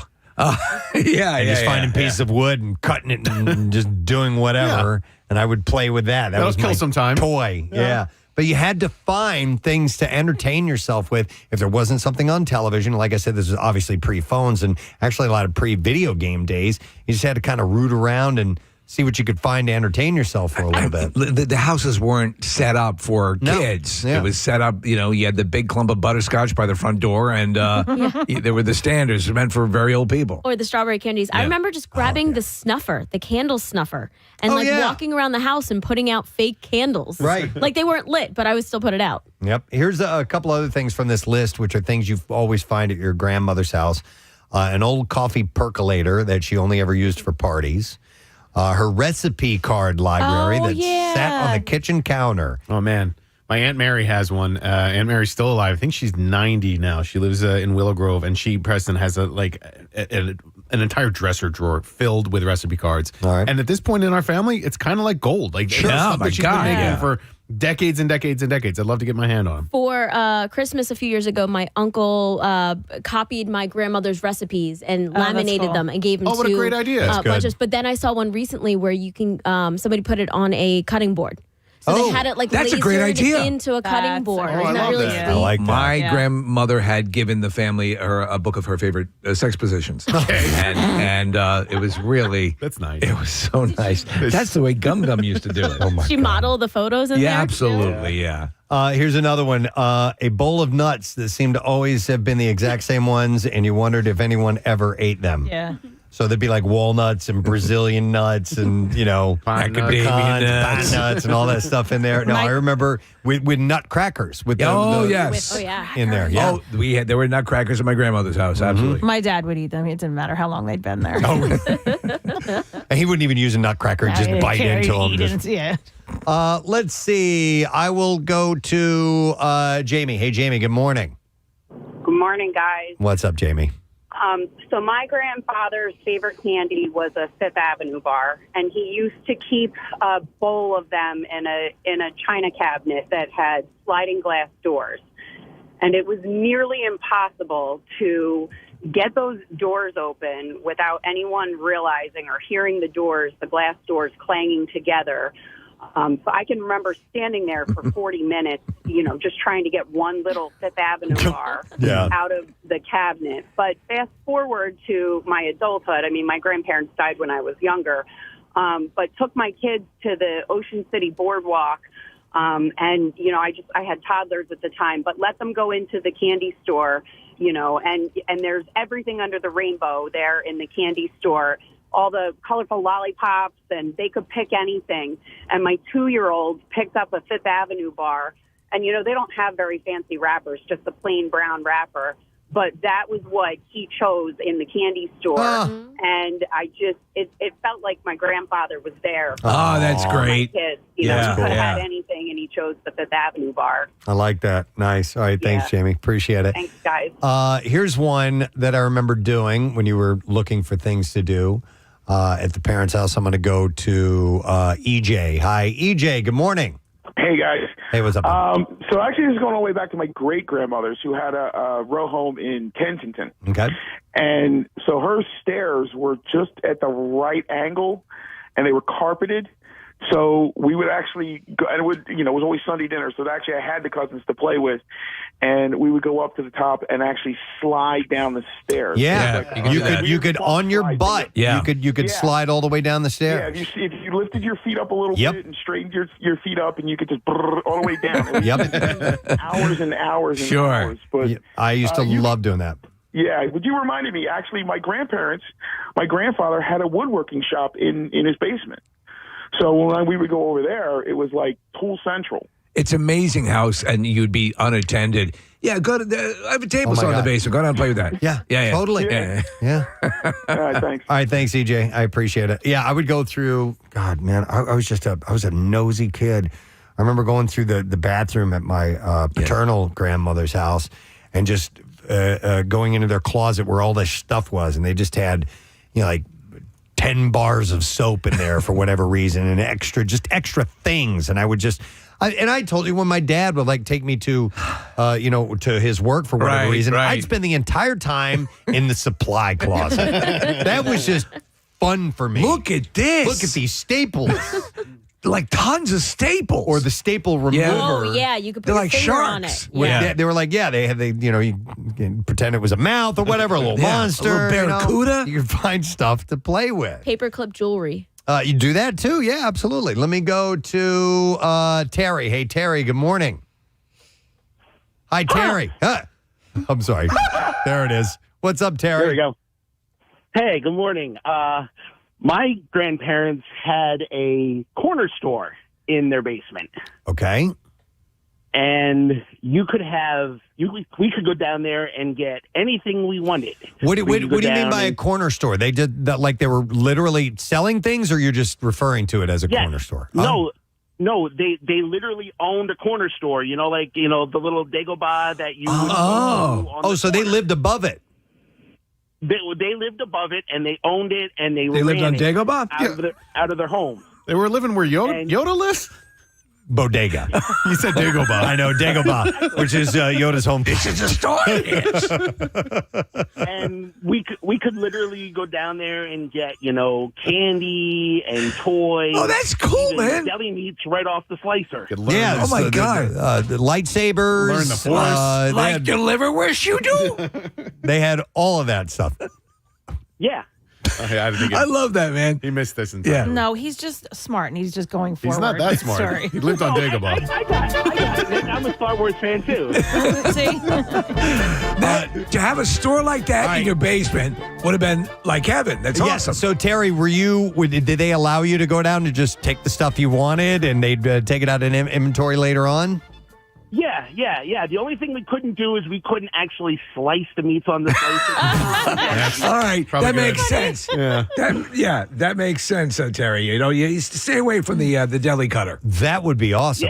Yeah. But everything else would be great. All right, thanks. But everything else, I mean, they even let us ring up people on the register. I was wondering if they would let you guys do that. Ring up customers, you will. Oh my God. All right, thanks, Love man. it, man. Appreciate it. Hang on. All right, sometimes you find something you don't want to find. I'm going to go to Gary. Hey, Gary, good morning. Well, I had a feeling you guys would save me for one of the last ones. All right. Yeah, do tell, Gary.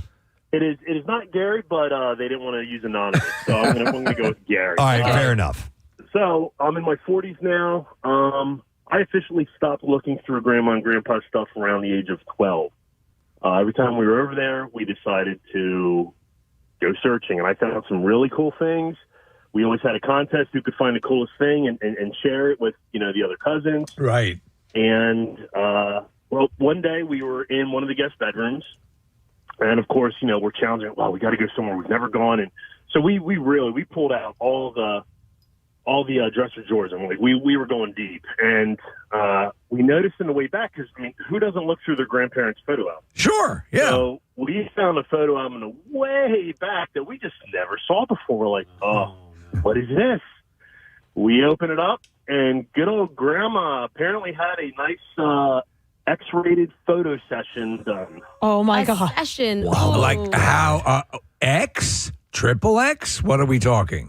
Not triple X, but I got to see where my daddy came from. Oh my God! Oh my God! All right, and was it in her younger years, Gary, or was it more grandma age? Was it like the deli meat at the bodega? I would like to say that I was probably born at this point. Okay. Grandma wow. wasn't. So she was no grandma. matter what, even if Grandma was 20, I don't think I'd look at it the same. But yeah, and it was like, I mean, if you guys remember in the 80s, it was that blue, cloudy, black backdrop. Yes. Yeah. I mean, and they were so I don't know. I can only presume they were professionally done. But wow. Of course, put that back, and I lost that day, and I didn't find anything exciting. So, all right. At what point did you say anything to anyone, or did you hold on to this forever, or did I you? held on to this for many years, and finally, when I was basically an adult, and we were moving my grandparents from their home to a retirement community, my aunt's like, oh, we need help. I'm like, I got stuff to do. I'm good. And they're like, why are you not helping? I'm like, look. And finally I told them. And basically they all said I was off my rocker. They're like, my mom would never do this. Oh, I beg to differ. So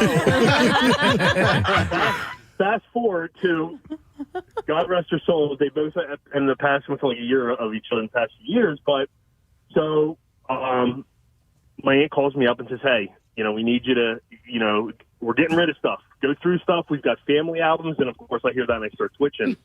So I said, look, I am not going through any photo albums until you go through them first. So she said, all right, fine. You're still being crazy. I can't believe you're not letting us go. Maybe a week goes by after they're cleaning stuff out. And all of a sudden I get the call. And she calls me up and says, I want to apologize. And I said, what happened? She's like, I found the photo album. There you go. Oh my God. There you go. So I had to ask, I'm like, what did you do with it? And I'm like, did you look through it? She's like, I had to. It was like a train wreck. and she said it went into our backyard, fire pit. She's like, no one will ever find them. They are gone with her dog. Hey, let me ask you, Gary, do you guys get a group rate on therapy or? I don't know, but I'll tell you one thing, Steve. Talking about this is literally like I'm cringing right now. Oh, dude, I told you. I saw my grandmother topless, Flagler Beach, Florida. It lives with you. Yeah, it's nothing you can ever forget. So my heart goes out to you. Wow. I appreciate it, guys. Thank you. All right. Good luck with that, Gary. Wow. Imagine that. No. Grandma, shoot. And I guess they had to destroy it. I mean, she was gone, Yeah. I don't know. Yeah. Would you save it, Kathy? She'd save one picture. No, I mean, well, like for the photo album, the family photo I album. guess what the hell do you want naked pictures of grandma for? I don't know. What if you find We out have that no- your relative, if you're going to things, is actually that large African American gentleman sitting on the edge of the bed? Seriously, seriously. Yeah. See, we don't have very many pictures. Like, my mom was never good at taking pictures, saving pictures. Likewise. I told the story before, but she destroyed all my dad's pictures of with other girlfriends that he had. He was engaged before, and I always wanted to see what they look like. And he's like, "Oh, your mom made me get rid of them." So I keep picture. I keep so many pictures. Yeah, we've got loads of family photos from back in the day, and I love going back and looking at them. That's why you are more inclined to do photo albums and Yeah, I do presentations it. and wall. It's in your blood. Yeah, because I always enjoyed it. Right. It was one of the things. My mom had this big canister of just a hodgepodge of photos. Yeah. Right. And every now and then, every once in a great while, we'd take them out and we'd throw them out on the floor and we'd start going through. They weren't arranged in any particular Right. way. And have a blast going through those. So yeah, my sister always kept photo albums. So I did that. Yeah, I mean, I don't really do it anymore. You can easily create them. Sure. Through Now- laptops and programs. Where it's easier than ever to do it, you do it less. Yeah. Because it's just always sitting there. Yeah, but I think I should do some physical books, and you just Right. kind of set them out and have them there, and they're kind of fun to go through from time to time. We still got time for a couple of more. Let me go. Yeah, let me go with these are things you found at your grandparents' house or would play with at your grandparents' house. I'm going to go to Sean. Hey, Sean, good morning. Hey, Gadzooks, guys. Gadzooks, dude. What's up?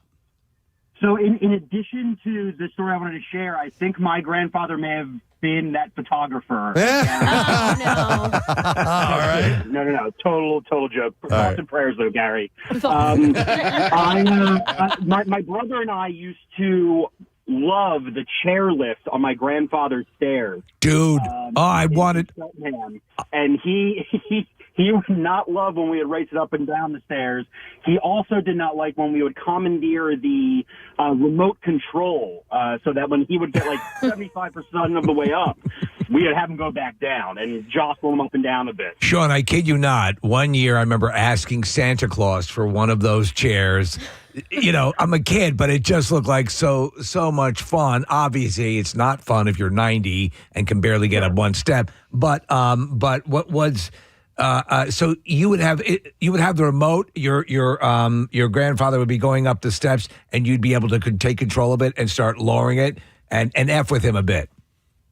Correct. Yeah. Because the remote would I guess supersede the little lever on the chair in case something went wrong.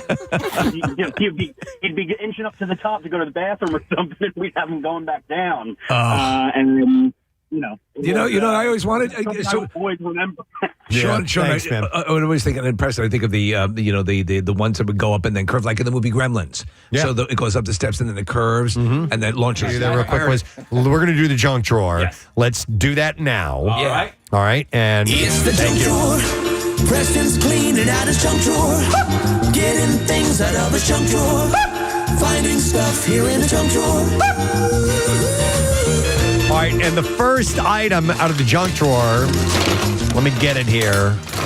Yeah, there we go. Okay, it's something that Casey wanted to share with us. Yeah, so listen, we're loving the A to Z, and I'm hearing songs that I've never heard before, and then I'm hearing a ton of familiar songs that I've heard a million times. And so yesterday I was in here just getting some work done, and In the Air Tonight came on. Yes, Phil Collins. Phil Collins. And we've heard that song a million times. One of my favorite clips I've ever seen on YouTube.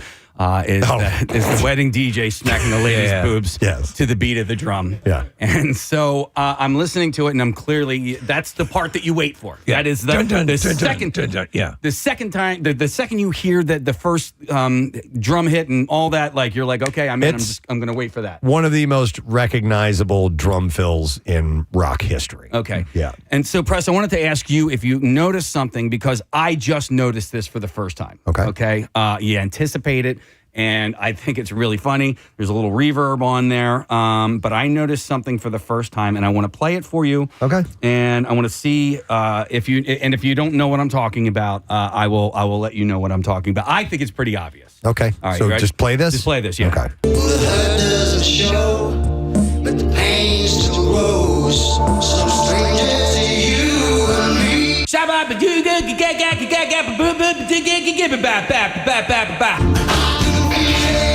Did you ever notice that before? No. No. It sounds a little different. Maybe it's a remix. Yeah, I'm not okay. really sure. Okay. I thought we were going to really... I very excited about was that. listening to that, and the second that part came up, that's the first thing that popped into my mind. I was like, I wonder if that would fit. It kind of fits. Kind of. The tempo is too quick on it. If you were to slow it down, shabba ba boo boo ba ba ba ba bibi guy, the giga guy. Hi, Grandma. Hi, Grandma. Giggy bop. Somebody could fix that up. Yeah, Marissa, you can fix that up. Slow it down. Grandma. You don't have to do it right now. have to. If you want to. Spend the remainder of the day doing that. Yeah, all right. All right. All right, so that was the first item in the junk drawer. All right, let's see. The top party colleges in the country have been announced. All right. This is Niche, and they have their list of the 2026 top party schools in America. There are always two that are on this list that I know of right off the bat. And they are? They are West Virginia and Arizona Delaware. State. Oh, okay. See? Yeah, Delaware, I always thought was a big party school. It is. Yeah. Okay. None of them are on this Get list. out. Yeah. Dethroned. Now, it might be a different source. Okay. Yeah. Because there's who's the one that usually puts out the Well, Playboy did forever. Playboy did, but there was another definitive, and it didn't just cover party schools. It covered like pretty much every aspect. Yes. I know what you're academic talking schools, everything. Is it Princeton? No, it's not Princeton Review. Is it Princeton Is it? Review? Okay. Princeton Review, yeah. Okay. So this is from Niche, whatever that is.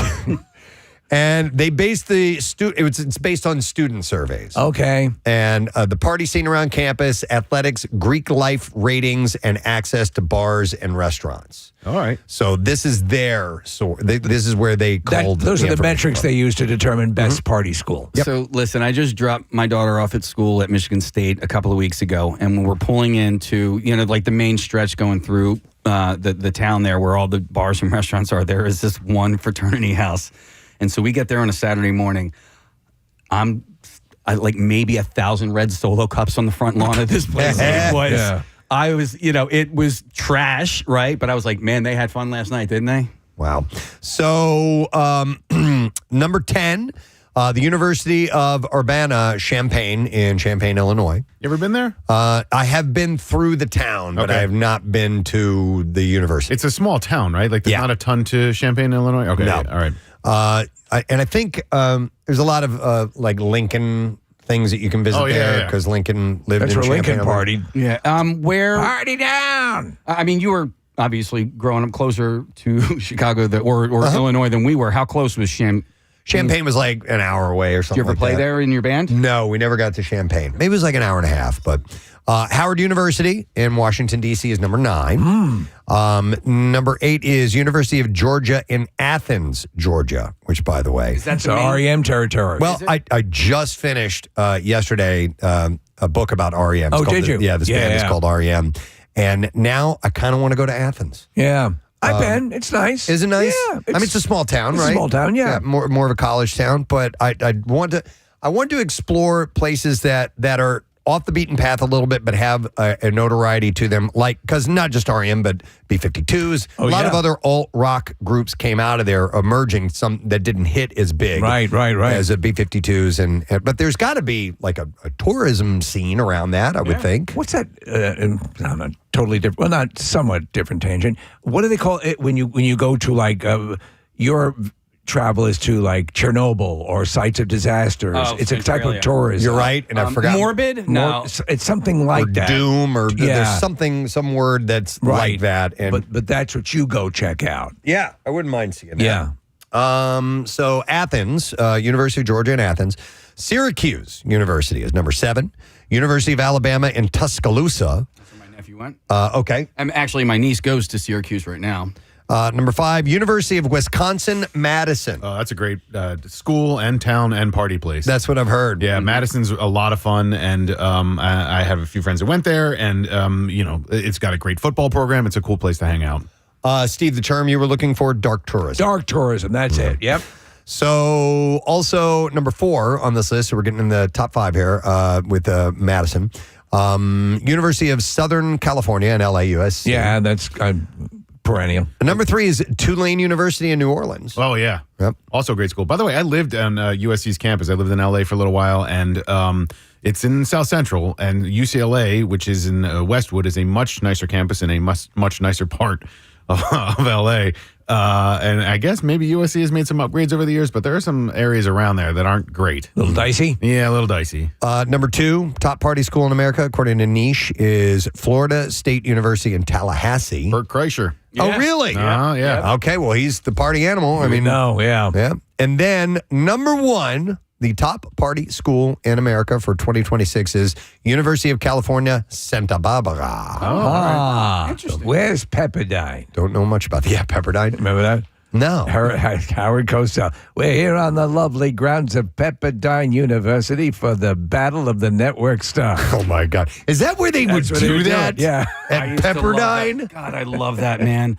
And then Circus of the Stars. God, I love those things. Do you remember Circus of the Stars? Absolutely. I really love the Battle of the Network Stars at Pepperdine University. I've seen Pepperdine when I've been to California. Yeah. It's up on this hill. It's It is. big, It's white, beautiful looking facility. Yeah. I don't know exactly where it is, though. It's in Malibu. It's right above Malibu. Yeah.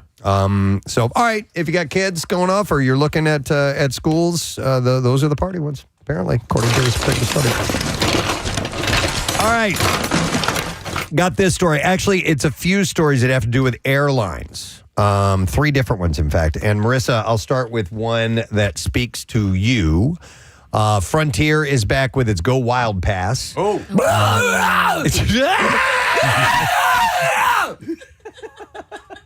I mean, when you fly Frontier, it's kind of what it feels like Right? sometimes. This is a bad promotion. So this time the deal is truly wild at just $299 for nearly 2 years of last-minute travel. So I have looked into this Go Wild Pass, and this one gets sent to me a lot. The only thing with the Go Wild Pass, it goes to all sorts of places. You guys were talking about flying to St. John or maybe St. Thomas, all over the country. You can't buy the ticket until 24 hours out. Right. Well, that's the whole catch. that's the whole catch. Yeah, so it's about Otherwise, filling it'd be filling counterproductive. the flight. Yeah. But this could speak to you because you are the kind of traveler who will occasionally do stuff like this. I don't want to brag. Yes, I totally would just plan a weekend trip because one was available. Guys, I don't want to brag. I just checked my Frontier status. I'm elite gold. Ooh. Elite gold. Extra bag of mixed nuts. Is there a platinum above that? Are you almost to the peak, or is that the top tier that they have? I just crossed into gold. Okay. Platinum, I have to get another 30,000 miles. Okay, 30,000 miles. Yeah. I love when they have those the clubs and the way it's like converting yen to American dollars. Oh, yeah. And for 58 million more miles. Yeah. Really? Yeah. But I mean, we've flown Frontier to Detroit to take my daughter to school and come home from there as well. And so this would be great for her, I think, especially and you're talking like last minute thing, right? Right. Because Super Bowl last year, it was expensive for her to come back, blah, blah, blah. And then day of, she was like, really feeling like she was missing out, and FOMO, because nobody really cared where she was, you know. And so we looked into this in the past, and I think we might have to look into this. So that one fee covers it all. You know what I love about these status that you can get in these clubs that is a good representation is the movie Up in the Air, with George Clooney. And he has, I love that. I love that he goes to the hotel, he gets preferred, boom. Preferred status, all the perks that come along with that. Same thing in the air. Obviously, he hits 10 million miles and they give him a dedicated phone line and all this stuff. That's over the top. But I like that. I like the status Well, thing. especially if you're a loyal customer and they make you feel like you're if you're important to them. I just wish Sam Elliott was my pilot if I was. I know. He came sat next to me. Sometimes I think we're gonna crash. you don't realize what you get. I was just, because when I was checking, it was like, oh, no charge or cancel fees. And I was like, oh, I didn't even realize I had that. I would just like call, and I was like ready to call customer service and like give them a sob story why I have to call or cancel. They're like, all right, no problem. So the pass will let you hop on any on domestic flights a day in advance or international flights up to 10 days out, paying just a penny for the seat plus tax and fees. While blackout dates cover most major holidays and peak times and stuff like that. The pass normally runs, though, here's the deal. Pass normally runs $599, so $600. So it's a big, big discount. So if you even use it a couple of times, it's paid for itself. Or maybe even one time it's paid for itself, you know? So, all right, I had another. No. These are different I have three different airplane stories. They pulled them out. Oh, they were all stuck together. Oh, you're the aviator. Yeah, I have. I thought I had three. So here's the other one. Southwest Airlines just became the first U.S. carrier to fly a plane with a new secondary cockpit barrier, adding extra layer of protection against intrusions. So the safety feature installed on a brand new Boeing 737 MAX 8 debuted on a Phoenix to Denver flight and is the start of a broader rollout across commercial fleets. While airlines technically have until July 2026 to make the update, Southwest is jumping ahead, planning to put barriers in all 25 new planes it expects this year. And the rule born from lessons after 9/11 only applies to new aircraft. So they're going to have a second one. Like a foyer. I guess. Like a Wawa. Yeah. A little vestibule, if you will. So you know what they do, and you've seen the move, when, like, for example, at the point in time where the pilot or co-pilot's going to come out and use the bathroom and or just stretch their legs, they will take the serving cart and block that bathroom and put it laterally across. Just an added barrier. Yeah. Now they'll have something permanent. Yeah, and at some point, and I think it may have happened almost where, like, both were locked out by accident. Right. Oops. And if that happens, they have to have some kind of override, availability, I would think. I think they go outside. Okay. And, they go in the trunk right through there. Exactly right. With a coat hanger. Right. I'll be right back. All right, and also the final thing, Southwest Airlines making more changes as well, including, adding checked bag fees and assigned seating for the first time. Now they're making one that passengers will actually like. Starting on October 24th, they'll offer free Wi-Fi to Rapid Rewards members on all flights. Anytime I've ever bought Wi-Fi, I thought it sucked. Me too. I'm like, it is not worth it. I have had great experiences. Really? Most recently when I flew to California to San Diego. La Jolla. My Wi-Fi there and back on American Airlines, I took the upper tier, which wasn't that much more. And, I was streaming like nobody's business, checking email and all that stuff. And then I go through my VPN, and it's all good, all golden. Really? Cool. All right, so a couple of changes there, and those are all my airplane stories. All right, let's do... All right, here's another one. Should we wrap it up here shortly? Sting and Shaggy? Let's do another story, and then we'll see where we go from there. Okay, this one I don't understand. All right. And I need help with this. iPhone users are shocked to discover that the Alarm app's time picker, it says, isn't actually a spinning wheel that loops forever, but instead is just a very long list that eventually ends. So a viral social media post revealed that if you scroll fast enough through the time selector, it stops at exactly 4:39 p.m., breaking the illusion that the numbers go on infinitely. So I use this regularly. So it appears when you're setting up the time, like there's three rotating wheels for hours, minutes, and AM and PM. And it says it's actually a clever design trick. The interface uses only 7 cells that get recycled over and over, creating the appearance of endless scrolling, when in reality, it's a finite list of repeating numbers. Users have been testing the discovery and confirming that the hour picker stops at 4, while the minutes stop at 39. And one bonus tip that emerged from the discussion is that users can simply tap the numbers in the middle of the picker to get a keyboard input field instead of scrolling. All right, so think of this as like the Price is Right wheel, right? Yep. Where it is an infinite wheel. It goes around. It goes around. Yeah. This is not. Think of it more of like a ruler or a yardstick that you're going up, and so it goes 1 through 12, 1 through 12, 1 through 12, 1 through 12, and then stops at maybe the number 4, and then when you get to the, does that make sense? But I'm sitting like I'm scrolling on it right now. Yeah. It just keeps going. At what point does it stop at 4? Do I sit here for an hour and do this and eventually does that? That doesn't make any sense to me. Yeah, who's got the time? I don't get it. Marissa, do you get it? I just did it. What did you do? Come over here to the microphone. Do it. Yeah, grab that. Yeah. I just kept scrolling and scrolling and scrolling for like, I don't know, 8 seconds. And then I reached 4 and 39. Shut up. It just You happened. did it. Oh. Yeah. Mine just did it. Right? Mine too. Okay, so I have 4. I've got 4, and you just keep going and going, scroll, and it ended at 39. How about that crap? Is it AM or And there are no other numbers below it. So it's just creating the illusion that it's eternal, and because if you haven't hit the number you want by then, F you. Wow. That's really weird. Okay. Marissa? I'd return that phone. More interesting that you just said is if you tap the number, Yeah. it becomes like the calculator. What? Son of a bitch. So if you're going God to schedule damn. it, I've asked you God damn it. Preston, how many alarms do you have set? Oh, It's just man. never ending amounts, right? I can count mine.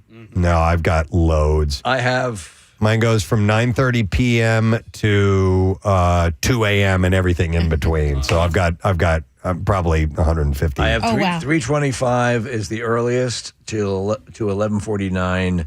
I don't know what the hell that one was for. 11:49 p.m. How many do you think you have? About 25. Okay. Yeah, I got loads. So Loads I and only loads. have 4, and I will just reset those every time. Because I don't use this to wake up in the morning, What do you use to wake up in the morning? like an actual alarm clock. Okay. Because I'll turn off my phone too easily. You turn it off? It's too easy to turn off your phone and sleep I see through what it. you mean. I use both. Yeah, I've got a backup. So I have. So the phone is my initial, and then 2 minutes later, in case that one doesn't go off, I have an actual plug in the wall phone, and that's my backup. I have the 3. I have Alexa, I have my phone, and then I also have an atomic clock, and I sleep in a radiation protected uniform. But the clock is actually, and then I'll just shut them off when I get up. But you guys will make a new alarm setting every time you use it instead of resetting No, one of the ones that I are use in the there? same one every day. Okay. Yeah. But I also have other alarms if I'm taking a nap or if I have an appointment or something like that. So I've got a bunch of different alarms on there. So that's a weird little Didn't trick. know that. Didn't know that Didn't either. know that. That's why we shared it in the junk drawer. Are we wrapping up junk drawer or do we do one more? Yeah, we got time for one more. All right, one more, and then we will. And this is a quickie. It is the fact that Cinderella's castle at Disney World is about to get a fresh new look. The Magic Kingdom icon will be repainted with a bold palette of blues, grays, cream, and gold designed to pop in Florida's bright sunlight, while also standing up to the state's unpredictable weather. So you can stay in that, can't you? You cannot. Now, here's the way they do that. There is a suite in the tower. Is it usually for like no one can purchase that? Right. No one can ever pay for that. They've been very clear about it. It doesn't matter if you're a mega billionaire and you want to. This is what they say. They'll award it. They will award it to certain people. Yes. So you can stay in that regard. Right. Now I don't know how you do that. Right. If for example, like a Make-A-Wish family might end up in there. Maybe. Yeah.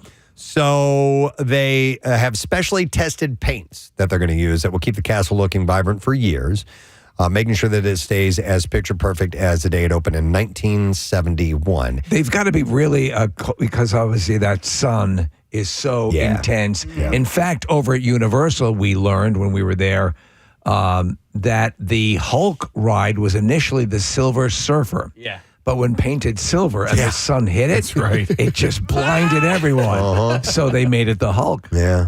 At 189 feet tall, it remains one of Disney's most impressive castles worldwide.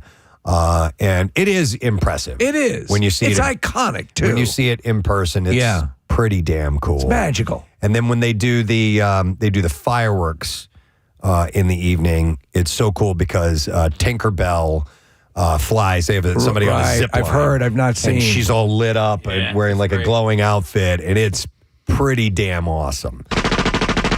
Somebody shot Tinkerbell.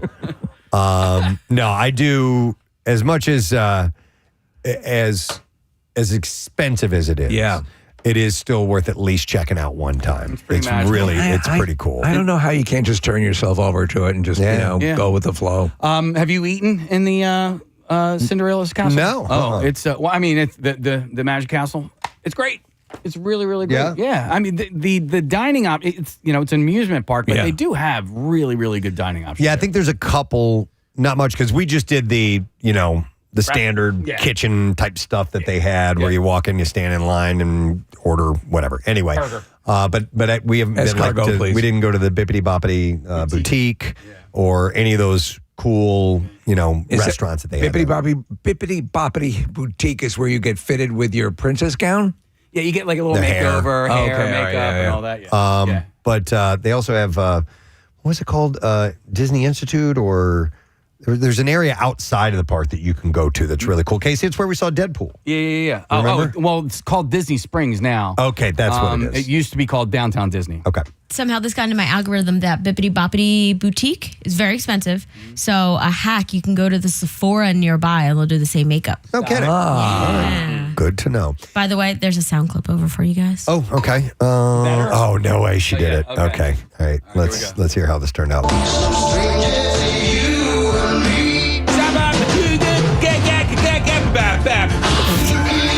Closer.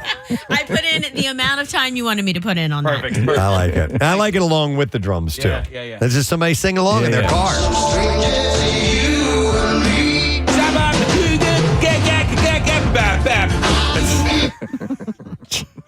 Right. I tried to do it blindly. Hi, Grandmom. I tried. Well, I'll check it out.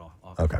All right. We got to close up the junk drawer. It's time to shut this bitch down. It's the junk drawer. Preston's cleaning up his junk drawer. Preston's closing up his junk drawer. There's nothing left here in the junk drawer. Give it quicker. Until next time, that was the junk drawer. Jingle by our good friend Kyle Mack. Got to give him some love as well. We are going to take a break. When we get back, we will have Sting and Shaggy on the show. They're playing The Man tomorrow, so stay with us. We'll be right back.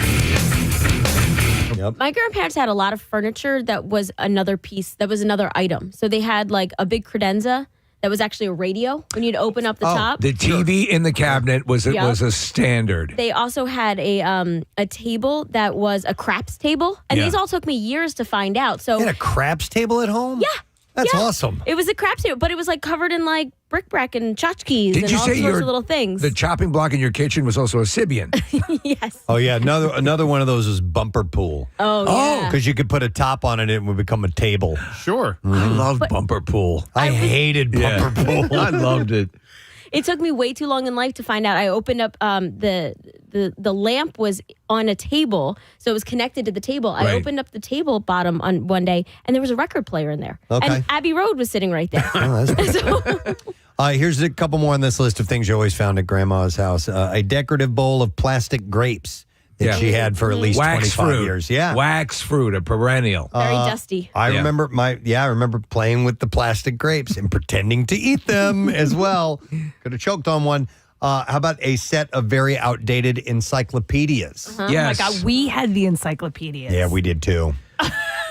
and I would go through them and find in the anatomy ones, they would have those the clear pages that you could fold like the muscle groups on top of the internal organs, on top of the acetate, bones. Yeah, the acetate. That's it. So my mother got us the full Funkin' Wagnall encyclopedia set through the supermarket that you'd go to. So you'd go and purchase, and they'd bring out a new letter every week. It was the worst. You'd lose letters. It was the most incomplete encyclopedia set ever. Also, this says in her old telephone list finder sitting next to the phone. And Steve, I remember those. What did they call those? Was it like a Filofax or? The Filofax is a similar. Yeah, in fact, that might be the name, Preston, but you'd have these little. Yes, that's I have a picture of it right here. Yeah, it was. You'd move an arrow down. It was flat, and you would move this arrow down to the letter you want, and you'd hit the button, and it would pop open. Yeah. Right to that part of where the phone numbers were kept. Yeah. And I used to play with that thing all the time. I loved it. Yeah. It's because it would spring open. Let's see here. And the last thing it says, the tin of Royal Dansk Danish butter cookies that never had cookies in it. It was filled with other stuff. Yeah, several people were texting in that the sewing supplies. And sewing. And that's what this photo is. There like we go. all the threads and needles and all By that the way, stuff. I love those Royal Dansk. They are good butter cookies. Too. They're so they're butter damn cookies. good. Yes. They're really good. Do they still exist? Yeah, they do. Let's Yeah, probably get some. they're excellent. Were they all the same flavor? No. They were different flavors, Yes. right? Now that I'm looking at them. I think they were all butter cookies, different shapes. Some of them had sugar on them. Some of them didn't. Some had chocolate swirled into them. Yes. Some of them had like little fruit inserts and things like that. But they were all super healthy. Yeah. All right. Oh, here's another one. A cozy Afghan blanket. Oh, yeah. That smelled just like her house. Yeah, and my one of my actually both of my grandmothers were quilters. So there were quilts all over the place as well. So yeah, these are it's interesting, and I'm wondering what it's like now if kids in our era, in this era, even need to root around through stuff and find things This to is play my with. grandmother's zip drive. Yeah, exactly, because you've got plenty of options of things to either watch or play with, handheld devices that you just give the kid the phone and they can play, with apps and phones like that. I wonder if they still go through drawers and go through closets and find things to entertain themselves with. They can find grandma's naked pictures online now. Yes, exactly. They're there. Just go to Pornhub. PrestonandSteve.com. Digital is forever. Yeah. Grandma's on OnlyFans. There was one time at Keenan's. Yeah. Philly's hottest, one or the other, something or the other. Why All did right. your hair never grow in right, Grandma? All right. Well, thank you for your calls. We do appreciate it. Speaking of Keenan's, it's back on, folks. We made the announcement last week. Scott came by, Scott Keenan, to reveal the information. So the date is Friday, May 27th. We will be broadcasting live at Keenan's North Wildwood. It is sponsored by Coors Light. It's our official opening of the Jersey Shore. It's Eggs with Peg. We'll have contests. We'll have stuff to give away. Essentially, we're just going to have a damn good time early in the morning, and we'll get the summer started off right. And by the way, if you are interested, we have what's called the Countdown to Keenan's. And it's your chance to win cut the line passes, a VIP table with a bucket of Coors Light, and a case of Coors Light as well. Excellent. After that. And all you have to do is go online. You go to the Keenan's event page, WMMR.com. Upload a photo of one of your favorite moments from one of our previous Keenan's events, if you've been before, and you hanging out with your friends, whatever it may be. And all photo entries will be displayed in the gallery on the page, and we'll pick a winner on May 20th.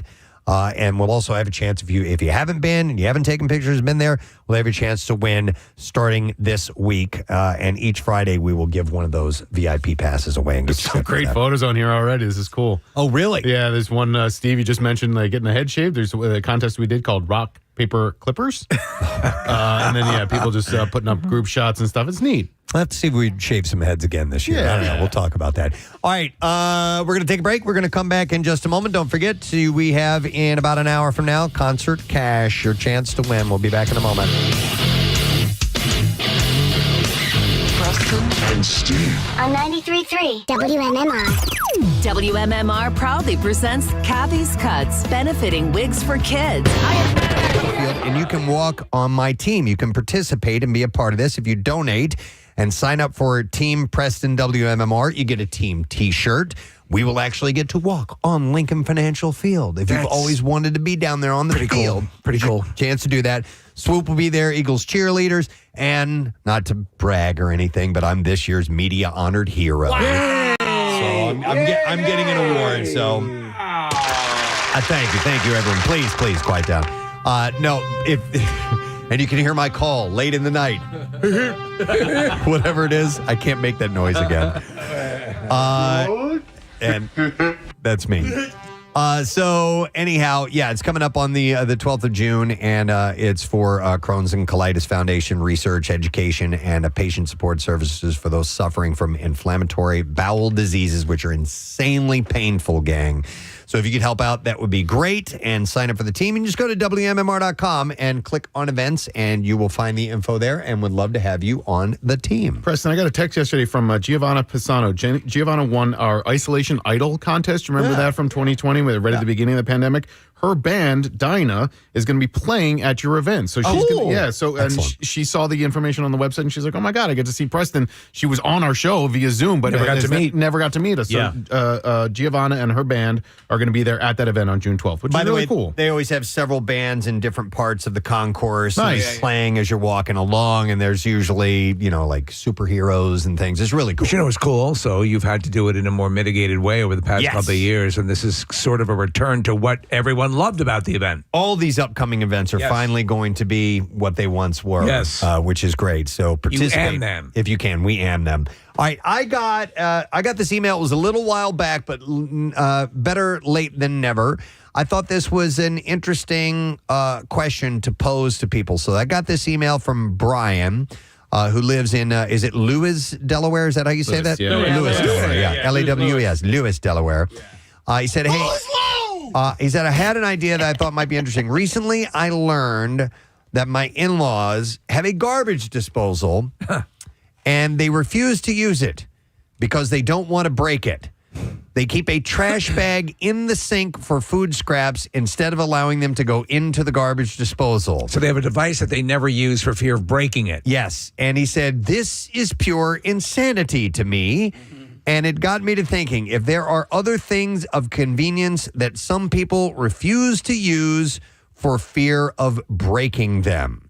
So, and he also said, additionally, it's become clear to me that people love to do greetings when they go live on the air. I thought maybe a segment maybe called the Salutation Station would be cool. And it would allow people to get in and get their greeting fix. Now, we'll worry about that another time.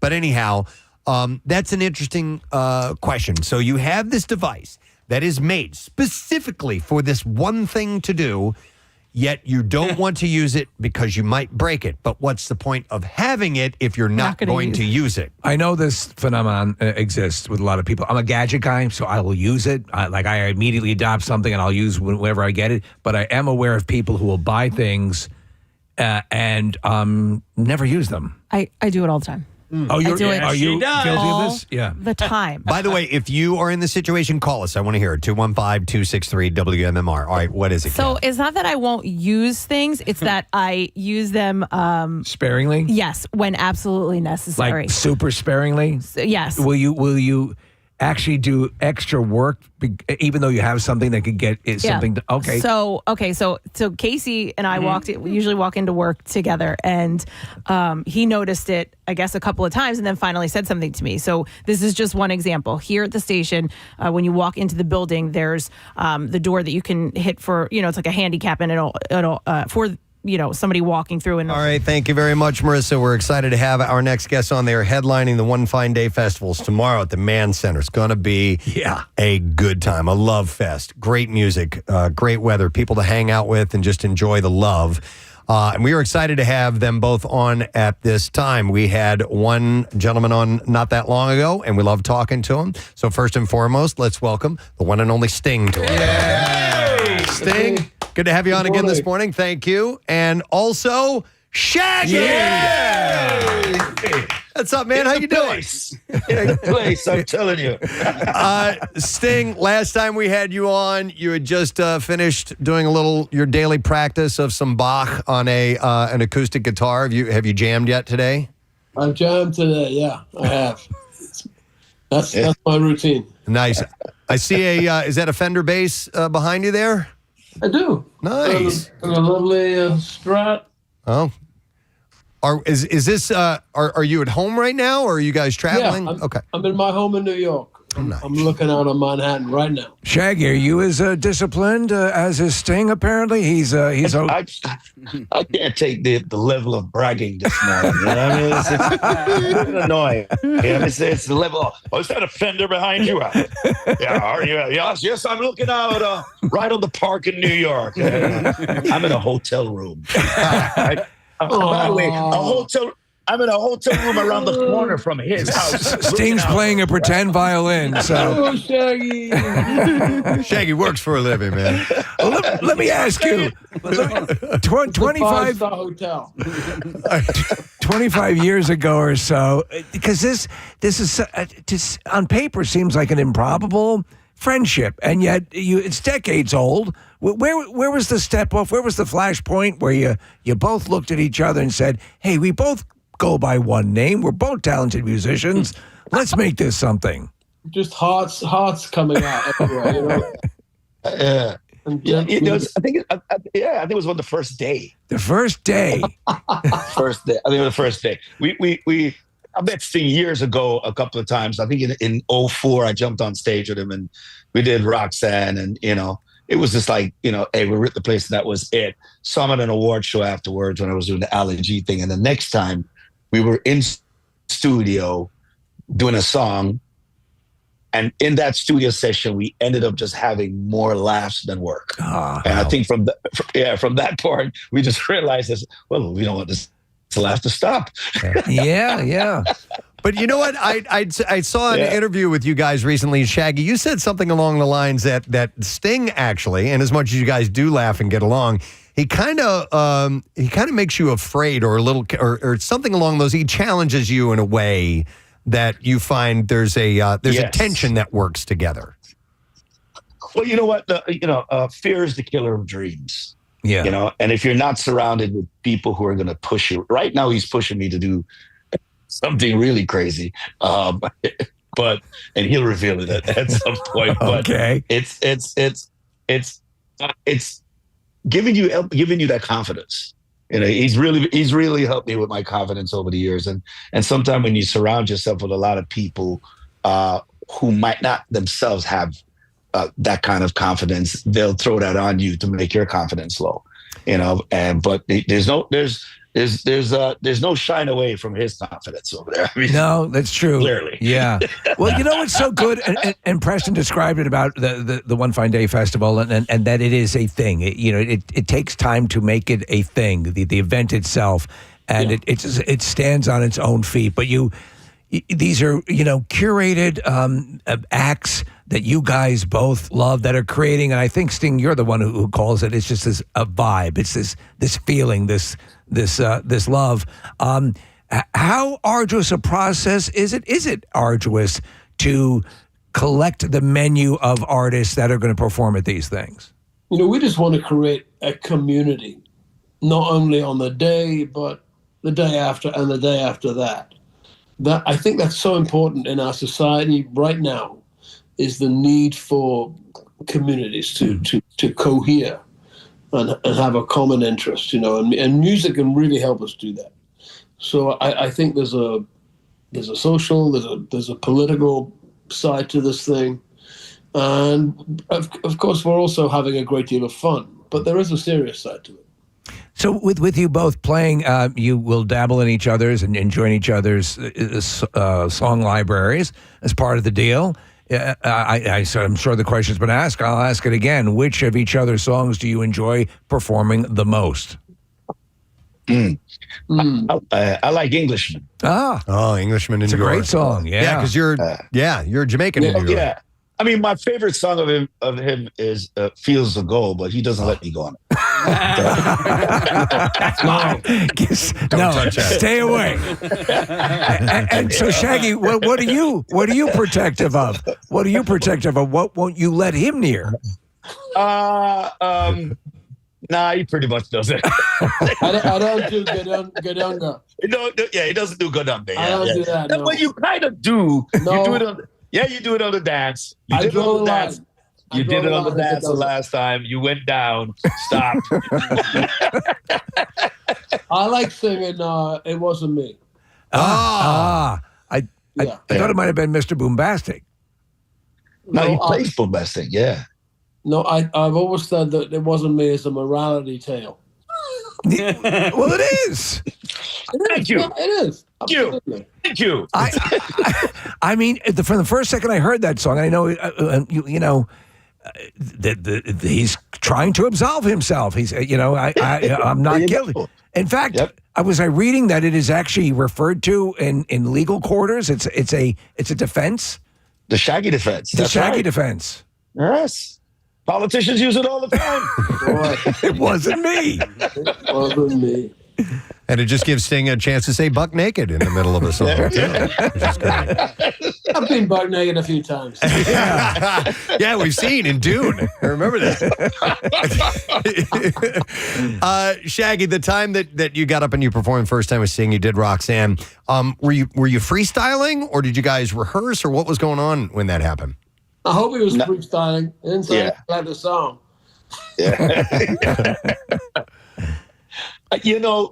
There's things that just happen on the fly a lot, which is really good. There will be some rehearsal, but Sting and I, when we get on stage together, it's magic at this point because we just kind of know where to fill in for each other, where it just kind of flows. That's what makes it exciting. Why we keep wanting to do it again, because there's only so much you can rehearse. The rest of it is going to happen because of our personalities and our synergy together. You know what I mean? And you are, as an audience, is just going to be, front seat for that. You know what I mean? Yeah. There's something about seeing this, and I'm not going to refine it down to just, a specific genre, but the artists that are associated with the One Fine Day Festival, they seem like the perfect artists to get that. Let's just all hop up on stage and do what we do. And when you see music like this performed live, there's just nothing like it. So you as the performers, do you feel that as well? Oh, yeah, we watch the whole show. I mean, we introduce everybody, and then we watch the acts for what we can steal. And then introduce the next act. So it's definitely one big family. Sting, you've collaborated with so many people over the years, and just to name a few, obviously, like Dire Straits, and I remember, at the Amnesty International when you sang, Invisible Sun, and Bono came out, and it goes on in years and years with Herbie Hancock and with the musicians that you play with on your solo record. That's got to be. Have you sometimes met somebody and forgotten the fact that you guys have collaborated together because you've worked with so many people? I have, and it's one of the wonderful privileges of my life to have this keep happening. So people say, well, who do you want to work with now? I say, well, everybody. Yeah. But tomorrow it's Shaggy. Yeah. Tomorrow it's Shaggy. You had mentioned that you guys are one big family, and the second you said that, I just immediately thought of, I watched you guys do the Tiny Desk concerts, and I got that vibe from you guys right away. That was a lot of fun to watch. I think, well, first of all, because it sounded great, but second of all, it looked like you guys were having a blast. The funny part about that is yes, we had fun, but imagine doing pretty much the same thing in a church with the priest there singing "Wasn't Me" in Germany. Yeah, I didn't think about that. That actually happened. Really? In Germany, right? In Germany. Okay, yeah. So here's a question with both of your lengthy careers. And this goes back to like the club days, even the early infantile days of you as musicians. Where was the oddest place that you ever performed that comes to mind? I mean, because a church in Germany, that's a little bit of an odd place, but what's that is an odd place. Strange joint to do a show? I used to work on ships as a musician, and sometimes as punishment, the ship's purser would send us down into the crew's mess below the engine room. And the entire crew were dressed as ladies. Entire crew. And I was 22 at the time, and I was not feeling very comfortable. It was a good experience. I mean, you're out at sea, you're in international waters, and anything is up for grabs. It can be a problem. Shaggy, did you ever have any odd locations for a show? I'm sure I've had some really odd ones. I'm trying to see what comes to mind right now.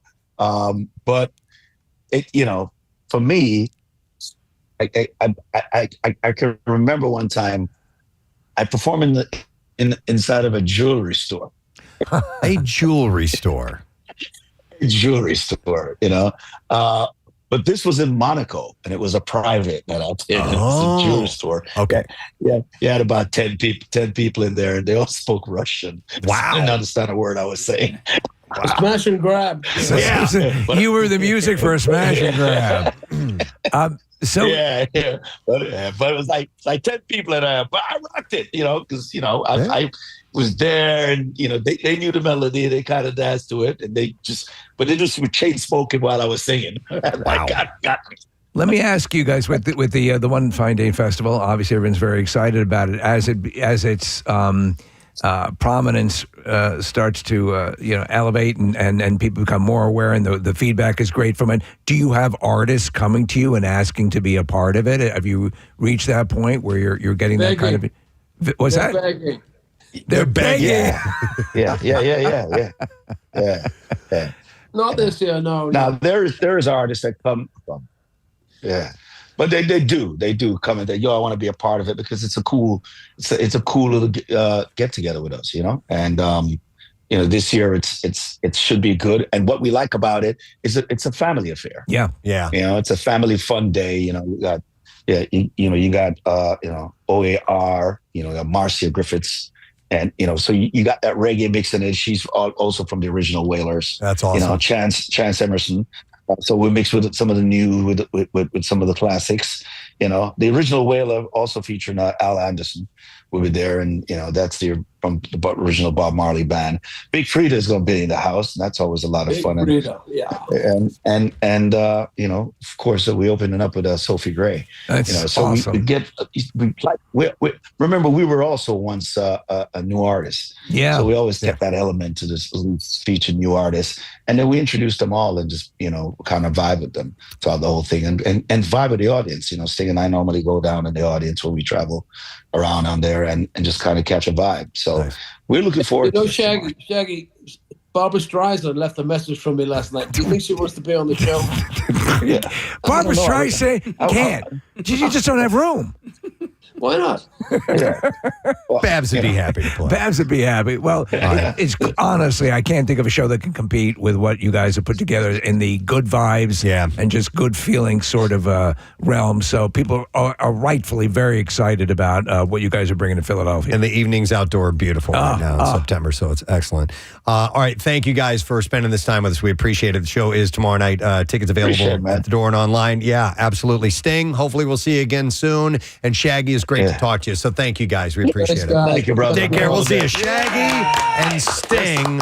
I can't believe we've talked to Sting a few times now. 3 times in like a year. Awesome, But, man. you think he remembers us? I don't know.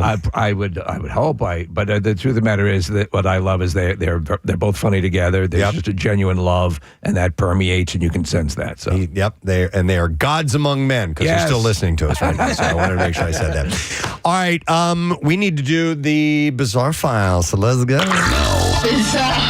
WMMR presents Preston and Steve's Bizarre File. Let me get my stars for you. All right, so we will begin. Where will we begin? Let's start with, this one. A Florida bar case, meaning the legal bar, is pending against a Florida divorce lawyer it concerns a client's hearing that the lawyer missed. And the reason that they missed is because she was in the county jail on a contempt of court charge. And the reason she was in jail was for not paying her court-ordered alimony to her former spouse. This is a lawyer who is handling another separation case. Her name is a dicey situation. Dorothy Huffnagel. Is it possible she might be biased in this situation? With that and 5 other Florida bar cases overhead, Huffnagel cut the professional rope, petitioning for disciplinary revocation. That means the bar cases go away, but in return, she gets booted from the bar for at least 5 years, and civil criminal matters associated with bar cases remain unaffected. So she's a 60-year-old who graduated from Barry University's School of Law and has otherwise clean 10-year disciplinary history. But this is just an ironic story. Can I make get a call, you're going to call your lawyer? No, I am a lawyer. The missed hearing case was the most recent of the cases against Huffnagel. Or was it Huffnagel? Yeah, Huffnagel. All right, so moving on. We'll get to another story. How about this? An Australian tourist visiting a Japanese cemetery is now the focus of a police investigation. The tourist posted a video of his cemetery visit in which he chugged a can of Chu-Hai cocktail that had been left as an offering by a friend or family member of a deceased resident of that cemetery. So just picked up a drink that he found in the cemetery? Yeah. And drank it? Yep. Though that was for his homies. Though the Aussie left a coin in place of the can of booze that he chugged. At least he paid for it. Yeah. As if he were at a takeout joint. The behavior is wildly inappropriate. Hey, look, free flowers. In Japanese culture, by the way. So, yeah. You're not supposed to do that. Yeah. More Dutch holiday makers have reported injuries from close encounters with wildlife this year. Emergency help organization VHD said that the number of reports ran into dozens compared to earlier years when they were few and far between. Now, one holidaymaker was seriously injured by a crocodile. Didn't know they had those. No. While others had been bitten or scratched by a bat and needed urgent help to head off the risk of rabies. The organization does not give out more details of incidents on precise figures because of privacy rules, but the most frequent reports concerned bites by aggressive fish in the Mediterranean, particularly the sea bass. We were just talking about the sea bass. Sea bass Junkfish are biting people. So they said we had several reports of people who needed stitches after an attack because a sea bass had taken bites out of their legs. You know the old saying, fishes give stitches. Most reports came from France and Spain. The higher water temperatures are making some fish more aggressive. Sea bass is an ugly fish. Spanish media are including saddled sea brim among the culprits, saying some 15 people a day had to be treated by local emergency posts on the beaches surrounding the resort of Benidorm. Now, these fish, listen to this. Oh, no. Mainly targeted elder swimmers with moles, warts, and small lesions on the skin. Oh, okay. People wearing shiny jewelry were also in the fish's So they're sights. gnawing off senior citizen warts? And moles. Holy God. The bite of a sea brim is... Goddamn sea bass ate my wart off. I hate this goddamn... I didn't know they had crocodiles. The bite of a sea brim is painful, but not usually has serious consequences. But they're nibbling off warts. This friggin' fish just ate my hemorrhoid. Of elderly people. You guys know who played Seabass in Dumb and Dumber? Yeah, Cam Neely. Cam Neely, yeah. That's right. Yep. All right, a mother of 11 children from Chicago's northern suburbs is recovering after being violently attacked by a known repeat offender near Union Station. Kathleen Miles was waiting with a coworker when a man squeezed between them and punched her without warning. The strike left her unconscious with facial fractures, a concussion, and a black eye. And she woke up later in the hospital confronted by her daughter. The suspect, William Livingston, has a history of assaults dating back to 2014. He's now facing charges, and the attack has left the community reeling and sparked renewed discussion about public safety and repeat offenders on the streets. They're calling him the serial woman puncher. Come on, man.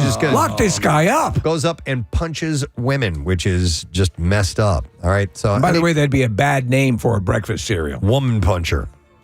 All right. For the first time. What? Serial woman puncher. That's okay. Oh, serial woman puncher.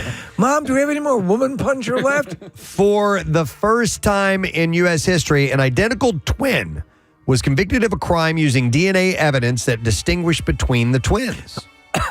Excuse me, I'm going to cry. Russell Marubio. That's pretty amazing. Was found guilty of a 1987 rape and abduction at Woodbridge, Virginia gas station after 37 years. The case was solved using breakthrough DNA technology from a place called Parabon Nanolabs. The challenge was that Marubio and his identical twin brother both matched DNA evidence found at the crime scene. Traditional DNA testing couldn't tell them apart since identical twins have the same genetic profile. So he just let him take the fall?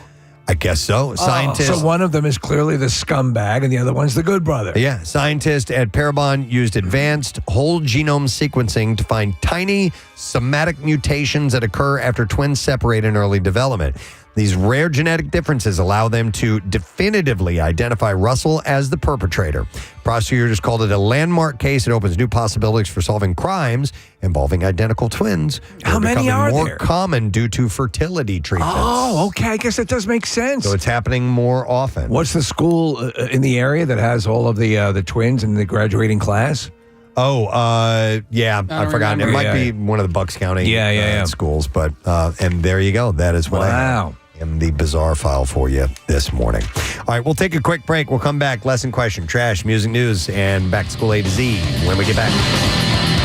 For them. Yes. Right? Okay. So that's the only door you can get in the morning when we scan our key card because the doors are locked. It's the only one that unlocks. That unlocks, right? Once we get into the vestibule, all of the doors are open. There's several there's like doors. 6 doors you can go through. Yeah. I won't go through the other handicap door. I won't open that handicap door because it's automatic. It's and the door I'm straight using, through, yeah. So I'm using that door opener. It doesn't need to be. So I'll just go over to the one that I pull with my own hand and open. Because you're afraid if you open it too often, it's eventually going to cause this to malfunction. Correct. Okay. I do it with my garage door opener at home. You don't use your What? automatic garage So door I will opener? go out my front door if, more often than not, because if I use the garage door opener so much, eventually it's going to break, right, guys? Oh, wow. Meanwhile, wait, hold on. I had to have it replaced because it did break after 13 years. So 13 Yeah. years. it's going to happen anyway. 13. Yeah. 13 years. Yeah. I got 13 years out of it, but maybe did I get 13 years out of it because I used the front Oh, door? is this why you're asking about a garage door? Yes. Oh, all right. Yeah. Okay. Yeah. So, the garbage disposal, though, that I will use. Like, I'm not worried about that one. Okay. I know. So my on my wife's side of the family, one of the people, one of the not in-laws, forget who it is. Her side of the Anyway, family. yeah, I'm trying to figure out how you classify this person, but dishwasher doesn't use it.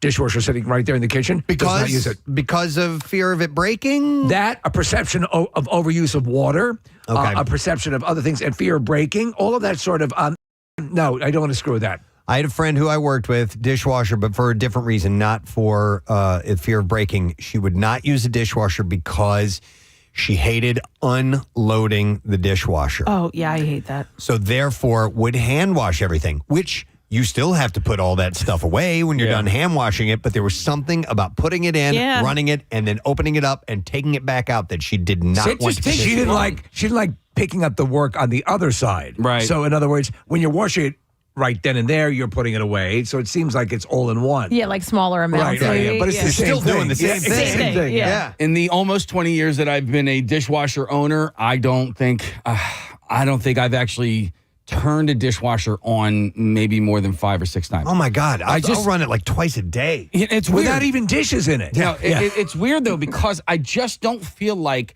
the dishwasher gets the dishes clean enough, and it doesn't. And I think it's just because the way my kids load it, it just gets overloaded, or they won't rinse things out. They'll like listen. The commercials lie. You can't put a full-on spaghetti dinner into the dishwasher, They show and the that all the dishwasher's time. going to clean it up. It just doesn't work that way.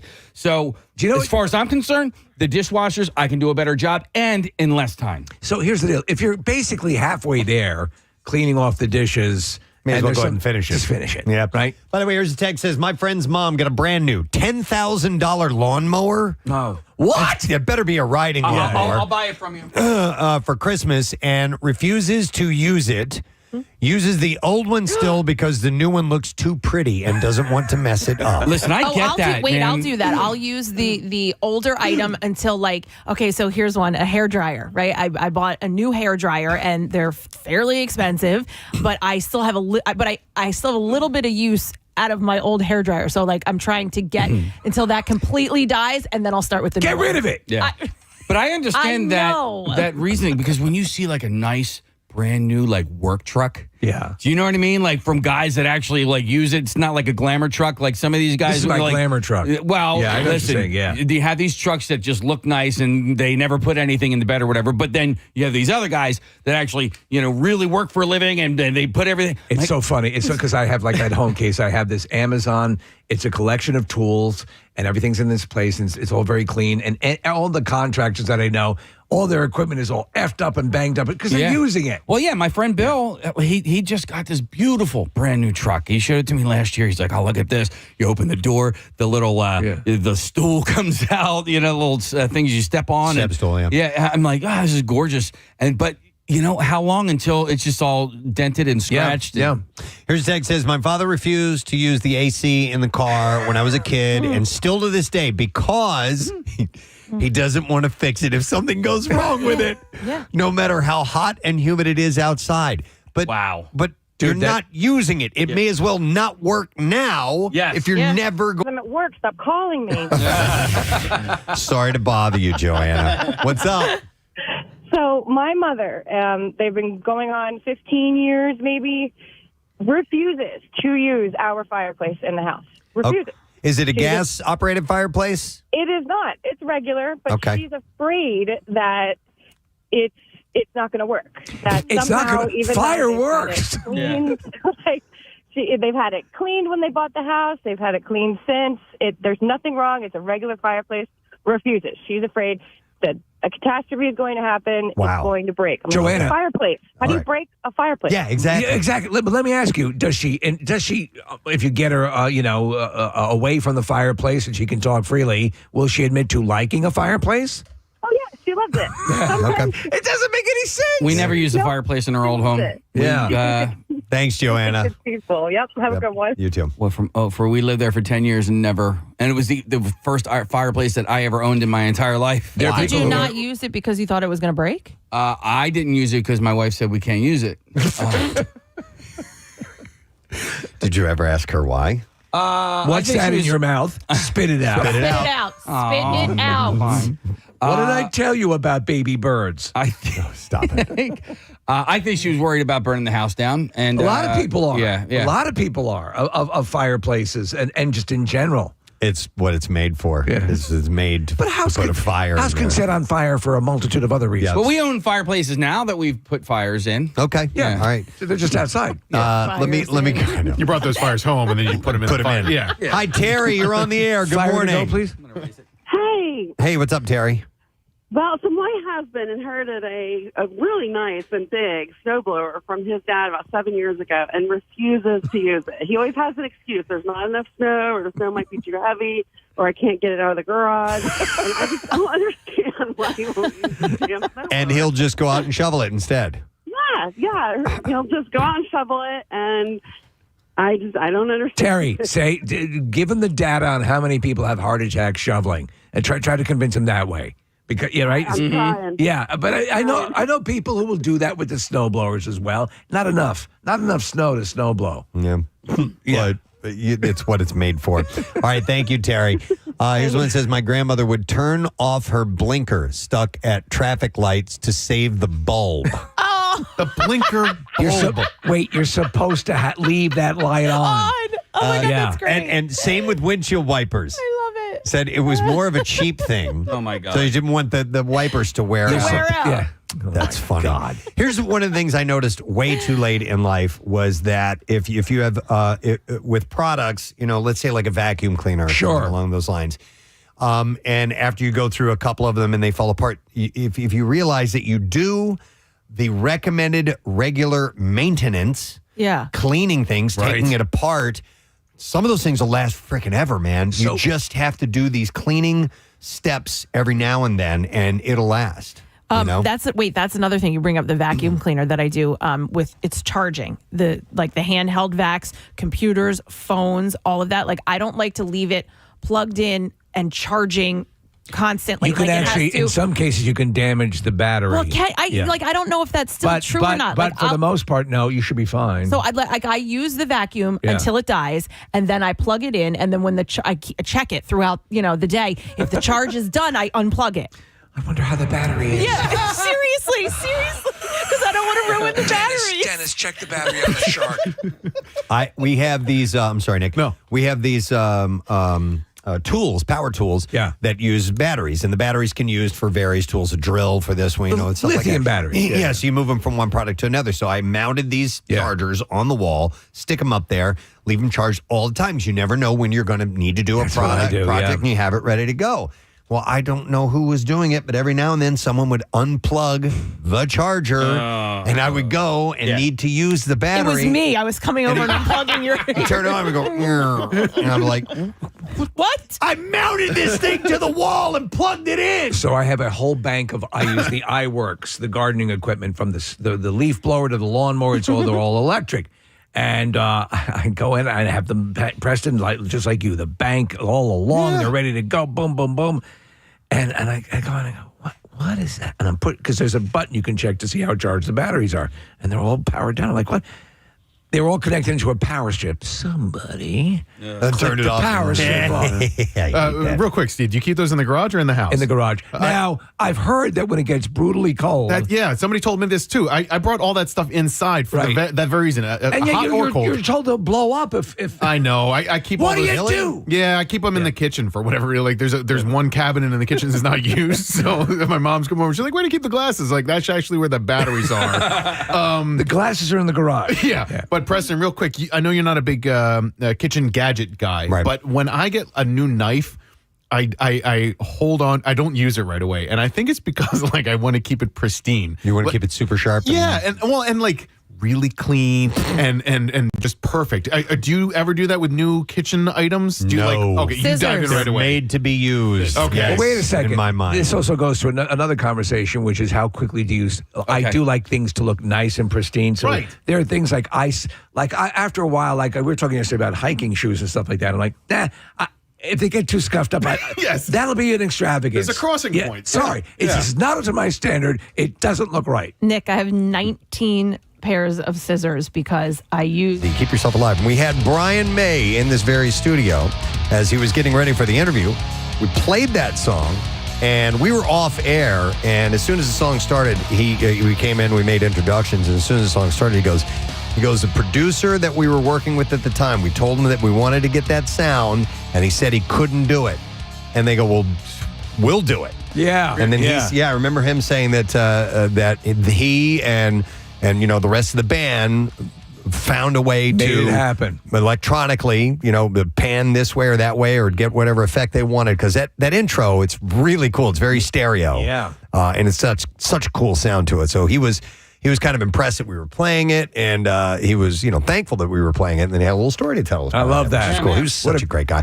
I'd love to talk to him again. Yeah, absolutely. Fascinating individual. That's the last of our keeps, by the way. Is that the final keeps? That's the final keep.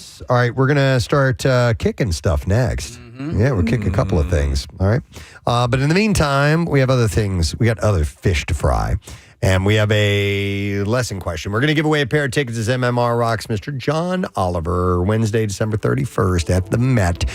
Here's your question. What fictional folk band doesn't make you cry nearly as much? 610-660-9333. It was about 8:45 this morning. It was a fictional band, a folk band. And they don't make you cry nearly as much. We mentioned that in the Connoisseur segment. If you know what it is, again, the number is 610-660-9333. By the way, Steve, to answer a question you had before the last break, the school with all the twins locally is West Philadelphia High School. Oh, okay. Yes, that's right. The one. Yeah, so I was way off. It was not Bucks County. All right, let's get to the trash while we're waiting for the calls. The trash business is a gold mine. 93.3 WMMR with Preston and Steve's Hollywood Trash. Brought to you by Sequoia Outback. Don't pack up that patio dream just yet. Get Sequoia's end-of-season sale and get your outdoor space ready for cool fall nights. Route 309 in Hatfield or online at decksupplies.com. What's up this morning, Steve? Well, Preston, rumors are circulating that Kris Jenner and Corey Gamble are heading for a split. However, Corey is denying. An autopsy on Dan Rivera, the paranormal investigator who died after giving a haunted Annabelle doll tour, has been released. Quoting coroner Francis Dutrow, Annabelle did not kill Rivera. Please tell Annabelle I said that. Dear God, tell Annabelle now. Annabelle. And finally, famed Italian designer Giorgio Armani has died at the age of 91. Authorities say the cause of death was most definitely not Annabelle. Please tell Annabelle that we said that. And that's your Hollywood Trash. All right, let's see if somebody knows what fictional folk band does not make you cry nearly as much. And we go to our first caller in. It happens to be Zach. Hey, good morning. Hi, good morning to see you, Zach. What fictional folk band doesn't make you cry nearly as much? How about Cold Onions? Cold Onions! You damn Skippy. Hang on. We'll get your info, my friend. And we are going to give you those tickets as MMR rocks John Oliver Wednesday, December 31st, the New Year's Eve show at the Met Philly. And tickets for that show are on sale now at Ticketmaster. Now, Preston and Steve's Music News on 93.3 WMMR. Yeah. Couple of quick things to run by you in case you did not know it.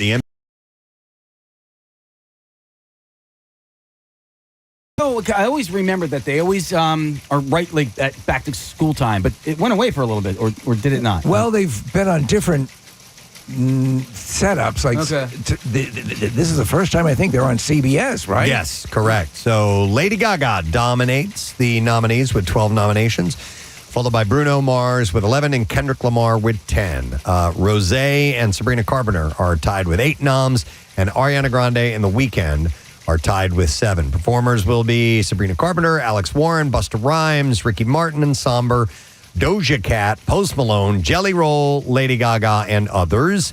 Mariah Carey will receive the Video Vanguard Award, and she will also perform a medley of her hits at the show. LL Cool J will be hosting this year's show.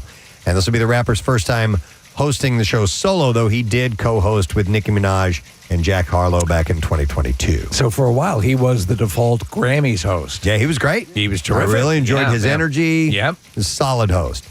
It'll be on 8 p.m. Eastern, CBS and MTV, and Paramount Plus will stream this. So, yeah, it'll be interesting that it's on one of the big networks. I wonder what kind of numbers it gets. Yeah. Because it used to be something that was huge, and the anticipation of it was huge. I don't know if that's the case now. Yeah, probably not. But I don't know. One last story. Slipknot has joined Spotify's Billions Club. Wow. With their hit song Duality, surpassing 1 billion streams on the platform. Yeah. The track was released in May. That's the music critic. 2004 as the first single from their album Volume 3, The Subliminal Verses, and remains one of their most iconic and commercially successful songs. I remember the first time I heard the album, I was using my ears. Notably, vocalist Corey... And I have cauliflower ears, so it was hard. Notably, vocalist Corey Taylor deliberately avoided using profanity in the lyrics. Like what words? I can't say them on the air. Doo-doo pee-pee. Doo-doo pee-pee? Yeah, so... What you said. So he wanted to try something different at that point. The video for the song is... Wash your mouth out with... Don't you give me that look. As famous as the song itself, shot in a house in West Des Moines, Iowa, that was scheduled for renovation. It features the band performing while hundreds of fans destroy the house, with Roadrunner Records paying around $50,000 in damages for it. I forget that. The video was later named Roadrunner's greatest video of all time. So Slipknot has hit the Billion Club, and there you go. That's what I have in the, not the bizarre file, in music news. You should do the bizarre music news. You think I could do that? You think I could find enough Yeah. bizarre music news? You could make, because you sometimes have done thematic bizarre file. Yeah. I can work on that. Bizarre music news. Let me dig deep into that. All right, that's it. We're going to take a break. Come back in a second. When we return, we wrap up this program. No sad bro. We'll get a Word of the Week prize winner, and then we turn you over to the amazing Pierre Robert, who will take you through your day, and we'll be back with all of it. Stay with us. Scissors to cut things like opening boxes or something that's thicker, and then the newer, sharper scissors are for the things that need like a nice, clean finer cut. Yeah. It's like And you need 19 of them? Oh, you can find scissors all over my house in every room. Hey, this is the crafts queen, right? Steve, I have 3 pairs of these sneakers that I'm wearing right now, and they have I have used them in stages. In fact, I drew like a letter on the tongue of the shoe, so I didn't use them for what they weren't intended for. So the oldest version of those... I do the sneaker phase. I'm with you. Okay, I'm so following you. The oldest version were my cycling shoes, and then the newest version are I only wore them to jog, and then... Are they identical? I Identical. And that's why you have to mark them. I had to mark them. So I had jogging, cycling, Right. and then everyday shoes. So I go left to right. So, Yeah. so the pair of shoe that's the furthest left, it's like in people jumping out of an airplane, skydiving. They're at the door. And so those are the ones that are the prime ones for using. And then then they start to circle around into the Goodwill pile. Yeah, and now I have my lawn mowing shoes, and I'm actually really proud of myself, Kathy, because you have a lawn mowing shoe guy? No, I just want to go to a call when you All right. eventually stop talking. So hang on a second, Preston. I got something for you here. Hold on. I need you to stop talking and listen to me. Go ahead. No, I'm proud of myself because my lawn mowing shoes I've been using for like 3 whole years now. I'm going to go back to people not using things because they're afraid they will break. Yeah. And I will go to Barbara, who's been on hold for a while. Hey, Barbara, good morning. Good morning. How you guys doing? Good. What's up, Barbara? My brothers and I just sold a house that we inherited from my father. They bought it in 1986, and they never used the dishwasher. There you go. We had the realtor come in, and I was telling her, I said, I think the dishwasher's broke. And my brother's like, no, it works. They just never used it. And is it from 1986? Is it that old? Oh, yes. The Yes, washer? it was the original dishwasher that was put in the house. I bet you that. So it would probably still run. It's not going to, I mean, it's a functional dishwasher. But did they ever explain why they chose not to use it? Was it for this reason, for fear of breaking it? Yes, they didn't want to, nothing technical. Like that was high tech back then in 1986 to them. Wow. Jesus. Yeah. That's hilarious. Apparently it's a thing. All right. Yeah. Thank you, Barbara. Appreciate it. All right. I'm going to go back to an older situation as well. This is Joe who's on the air. Hey, Joe, good morning. Hey, good morning, guys. How you doing? Good. What's up, Joe? You guys remember back in like the 70s when you get in the car, the seatbelts were kind of tucked up and folded above the window? Yes. And little brackets? Yeah. Oh, yeah. Well, I'd get in the car, and my dad, he was kind of a perfectionist, and he wouldn't let me take the seatbelt out of the little thing above the window because he thought it'll never go back neatly. So he never let us use the seatbelt. He would rather have you not use the seatbelt to maintain the aesthetic. Oh, yeah. I used to try to get it out. And he'd be like, don't touch that. You'll never get that. Get away from that. Stop playing with that. And I'm like, Dad, it's a seatbelt. He's like, you feel that dashboard? Push on it. Now, and, would he make you ride on the hood of the car so that you wouldn't screw up the seats? That's funny. crazy. Yeah. All right. So Thanks. to this day, Yeah. it's All right. still a joke. Thanks, Joe. I appreciate it. All right. How about this? Let's go to Stuart. Hey, Stuart, good morning. Good morning, guys. What's up, Stuart? I got one for you. All right. My mother-in-law, God rest her soul, she had an in-ground swimming pool in the backyard. Mm-hmm. She never went in it. She paid for the pool guy to open it and maintain it. And I asked her, how come you never use it? She just told me that she liked looking at it and she wanted waterfront property. Oh, my gosh. But she never used the pool. True story. Never used the pool. Wow. Yeah, All but right. if she's paying for the maintenance, it doesn't make any sense. Yeah. All right. A little bit different than what we're talking about, but that's interesting. Yeah. Well, and this is slightly different as well, but can you go to Steve on line 2, Preston? Line 2. Yeah. All right. Hi, Steve. Good morning. Hey, good morning, Press. Hey, what's up, bud? My best friend to this day, his father back in the 70s, 80s, and part of the 90s, whenever he would get a new car, would pop the hubcaps off and put them in the trunk because he was afraid they were going to get stolen. May as well give them to somebody. Right. Take the hubcaps off. Oh, that's funny. So he would immediately take a beautiful brand new car and make it look like a piece of crap. Yeah. Yeah. Oh, my God. For fear of them being stolen. Hey, these doors, someone might take them. Let's go to Jennifer. Hi there, Jennifer. Good morning. Good morning to you. What's up, Jennifer? Okay, so I'm a lifelong camper, and, with the internet, there are things like social media groups, etc. So I started following a bunch of camping groups on Facebook, and I discovered that there's a whole crew of campers that do not poop in their camper. They don't poop in their camper. They don't poop in the camper. Isn't that what it's for? Yeah, exactly. It's made for that specifically. Did they give their reasons why they don't want to do it? I don't know. I think they're afraid of the black tank. I don't know if they don't want to dump their poop or what, but there's literally a hashtag no poop in the camper. Yeah, I kind of get that. Yeah, I mean, well, you guys know, like when you're a camp out for hunger and you have the RV, and like it's not that you. If you have to, it's fine. That's what it's there for. But if like there is the alternative to go elsewhere, like for example, Ulta, when we used to Yes. do Plymouth meeting, like you would prefer Ulta to the RV pooper. And so I understand that mentality. It's there for a reason. If you got to go, you got to go. But like, if you can find an alternative, find the alternative. I might see that. I don't see refusing to do it, though. Correct. You know what I mean? Listen, Yeah. push comes Thanks, to Edward. shove, no pun intended. We'll use that camper pooper. Yeah. Here's some text. Says, my dad refused to buy trash bags because you were buying them to throw them away. So what did you do with trash? He would make special trips to the grocery store for small bags and Walmart for even larger bags for the larger trash cans. Even if he couldn't buy something to fill the bag, he would ask the cashier for a wad of those big bags. Oh, my God. So in essence, a lot of what you buy from the grocery, you're buying it knowing you're going to throw it away. That's funny. He wouldn't buy them because you're purchasing something that you're just going to throw away. Just going to throw it away. That's funny. But it has a purpose. Yeah. Right. You know? Why get a toilet? You're just going to flush that stuff. All right, here we go. What is this, Nick? It Well, says, I'm confused by the details at the end. all right, shall I read the last part first? But just or- what the grandparents do. My grandparents lived. It says, my grandparents lived until they were in their late 90s and they used their dishwasher all the time. They even had a little magnet that would say clean or unclean with a little piggy on it that they would put on rotate to say what condition the dishes were. We had that when I was a You kid. did? Yeah, clean or dirty. And it was a little piggy? Not a piggy, but all right. we had this thing, and you would. It had it was a magnet.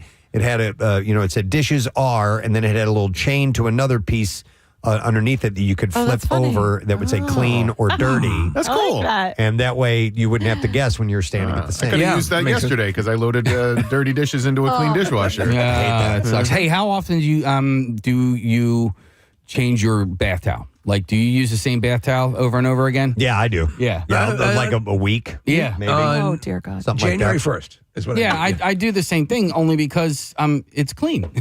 I'm drying myself with clean water on a clean body, and so I don't feel like it's as dirty, and I don't feel like loading the hamper with laundry that is Yeah, I'm that unnecessary. way. Okay. You're not a barbarian. No, Yeah, you're not I am alone. not. You're not alone. Kathy thinks it's disgusting, Yeah. but Not just do you, sometimes you have to be careful of the smell and Yeah. mildew growing. oh sure, yeah. Yeah. I mean, well, I hang it up to dry, Yeah. to air dry, so like line dry. Over the after that. TV. Yeah. Are you once a week? Kat? How often you wash them? No, like probably every other day. Man, that's a lot. Yeah. Let's Sorry. see. Let me go to. I use the washer. I have no problem using that. I have Frank on the line. Hey, Frank. Good morning.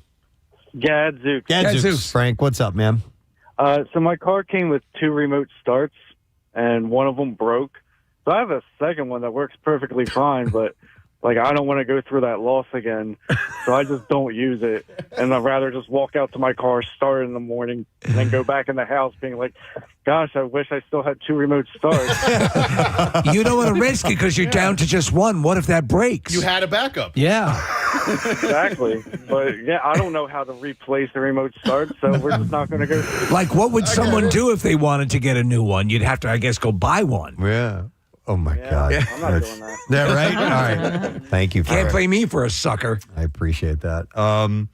Yeah, this all got started because of this email that we got who said that the guy's in-laws' garbage disposal, they refuse to use it because they don't want to break it, so they actually keep a trash bag in the sink next to it. It's funny, yeah. To just throw the scraps in. Which, by the way, I did. We had a clog, a drain issue, and we had I called Horizon out, and the tech came and fixed, and he was telling me some stuff about the garbage disposal that I didn't know.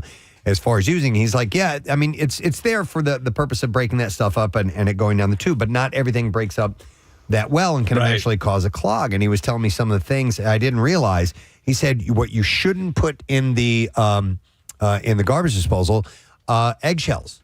Yeah. He said they eventually, he described them as a net.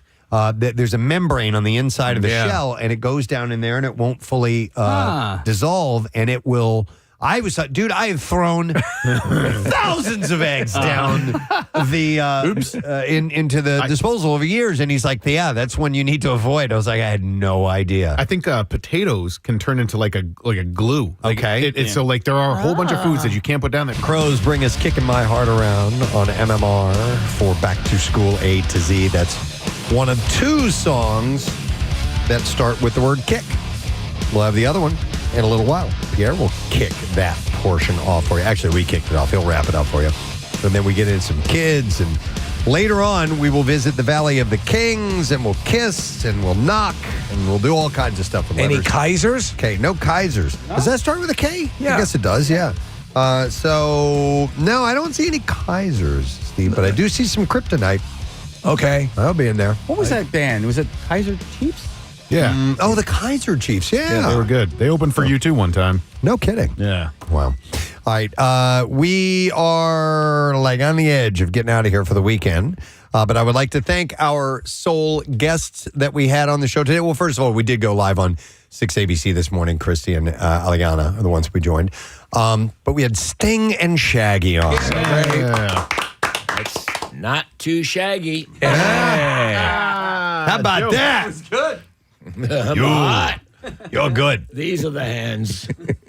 But they were great. It was a really fun conversation. You tell those guys really like each other. Clearly. They were busting each other's chops a little bit, and they just like hanging out together. So that show is tomorrow night at the Man, and there is a pretty cool list of artists joining them. They're the headliners, but OAR, the original Wailers, are going to be there as well. Big Freedia, Chance Emerson, and Sophie Gray. Some of these people I don't know, but others I'm aware of their music, and it's going to be a real cool late summer, early fall outdoor show at the Man. Absolutely, yeah. So tickets are $30, and it starts at 4:00. At least the doors open by then, and you can go to mancenter.org and you can get tickets there as well. So some tickets do remain if you'd like to go. How you doing today, Pierre? Great. It's Excellent. lovely. Just lovely out. Yeah. Sting, didn't he tour with Peter Gabriel a couple of summers ago? We might. Peter Gabriel did a tour with someone a couple of years ago. Jackson Brown? No, I think it was Sting, and Okay. I think they sang each other's songs. Maybe somewhat similar. I don't know what this format looks like with the two of them on stage. They have toured before together, haven't they? Yes. Yeah. Yes. Yeah. And you guys got that mother effort twice. Yeah, Yes. 3 times. 3 times. 3 times. It's the third Sting, time we've talked to Sting. I interviewed him once in New Orleans for a little longer form conversation when he was just starting his solo career. Oh, wow. We gave away tickets for someone to go down, and I went down with the listeners, and I got to interview him before the show. But prior to that, since that, I've not. He still remembers. You asked him about funky clubs. There was a little club in Philly called Grendel's Lair at 6th and South, I think it was. And the Police, that was their first gig. And No almost kidding. every time he's come in concert, he's mentioned Grendel's Lair. Wow. You know, musicians tend to remember a town Sure, and their first sure. place in that town. Like George Thorogood still references J.C. Dobbs, not always with great affection, but he does still reference it, so it's cool. It was a great conversation. We Great enjoyed talking to conversation. him. How Thanks, cool man. is that? Excellent. So we got a letter to get from you. You do. Interesting word this week. I do. Here we go. Preston and Steve on 93.3 WMMR. Now, the Daily Letter. The Preston and Steve Show brought to you today by The Letter. R as in Roach. R's in Roach. All right, we'll take caller number 6 at 610-660-9333. And if you know our word of the week, then you get the word of the week prize. That's how the whole thing works out. So Sting, Nick pulled up this factoid. Sting and Peter Gabriel toured together on the Rock, Paper, Scissors tour in North America in June and July of 2016. So They came to Camden. And, it did indeed happen, yeah. Everyone raved about it. I missed that show. I can't remember why. But speaking of Roach, I will be out with another series of passes for Papa Roach. We're going to have an acoustic session with them on Monday. And it'll be between 4 and 6 at the A&T Chevy in Sellersville. It's located at 801 Bethlehem Pike in Sellersville. And last time I went there for a ticket raid, I got lost and ended up in the Amish country. I don't know how. I remember the story. I don't know how I did it, but there was some guy selling quilts. What the hell have I done? And I thought I was following the global Pierre system, the GPS, in my automobile, but my automobile is short-circuiting everywhere these days. So it quite possible it had Alzheimer's and gave me the wrong directions, be that as it may. Although the other day I was going into town, that Waze app, do you ever use that? Every day. I hate it. I hate its little voice. At the next, it always cuts on. The next one, turn left. You can turn that off. Really? I turned mine off. And I want it to say, at Jones Street, turn left. At the next turn left. I go, where? turn left, go, turn around. I mean, stop it. You have to actually look at the display, too. Well, I do look at the display. Okay. It's odd because you're such a tech guy. But I think Google Maps might do the street names and turn right onto St. Asaph's in 50 yards. Thank you. Yeah. Okay. Yeah. That's what I want. That's what you got to try. Pierre, please. Look at the road. Keep your eyes on the road. Bitch, please. All right, so, you wanted to plug that event? Yes, I'll be there from 4 till 6, A&T Chevy in Sellersville. And we'll have at least 5 more passes. They'll give away every 15 minutes or so for the Papa Roach acoustic session. So if you're a huge Roach, as in Papa Roach fan, this would be something you might want to check out. Excellent. Cool. All right, we're going to go to the phones, try and get ourselves a winner. We're looking for caller number 6, and that is Benny, who we're going to check in with. Hi, Benny. Good morning. Good morning. All right, Benny, do you know what that weird word is? Yes, the word is lever. Lever. Yeah, great day in the morning. That's correct. So the first letter was L, and then I was off track. I was gonna, instead of going with O because it was going to be love, I said, oh, love, of course. Well, it's V as in victory. And you were on the roof. Yeah. And it seemed to make perfect. And you said, oh, excellent. And I go, I'm right on track. There you go. Until I realized I wasn't on track, much like going to A&T Sellersville. Chevy in Sellersville last time. Yeah. I'm not always on the right track. What are you laughing at? It's something else. I was thinking about something else. Wake up and smell the karma. There it is. Hey, let me talk to Benny here. Hey, Benny, we got a 4-pack of VIP passes for Hoagie Throwdown. It's on Sunday, and you can chew your way through the city's best Hoagie creations and vote for your favorite. And you are good to go, my friend. Congratulations. Thanks a lot, guys. All right, hang on. We'll get your info. And don't forget, there's going to be pro wrestlers at this and an Iron Chef type of Hoagie showdown as well. And Other Half Brewing is going to be there. And VIP tickets include early entry at noon, premium merch, bonus samples, 20-plus unique Hoagies, first beer free, chips and snacks, and live entertainment all afternoon. You can get tickets at deliciouscitypodcast.com. Of course, Marissa and her podcast co-host will be there too. Anything else you want to mention from the program today? No, we're into the Ks, right? Yeah, so we've got another kick or two still ahead, and many more songs that begin with the letter K. Excellent. I'm going to take this moment to thank our sponsors, Preston and Steve Shows. Brought to you by Dunkin', and the Preston and Steve Show runs on Dunkin'. Also brought to you by Acme Markets. Fresh foods, local flavors. On the program next week, Vinny G of the Jersey Shore fame. Oh, wow. Will be joining us. We have actor Tony Goldwyn. Great. We have Dorothy in our studio, and Dorothy's going to perform. Oh, awesome. Right? She's performing? Yes, sir. Yep. And comedian Josh Blue and many others. So it's going to be a great week next week. That is it. We are done. Rage on. You have yourself a great weekend, and we'll see you later, gang. Bye-bye.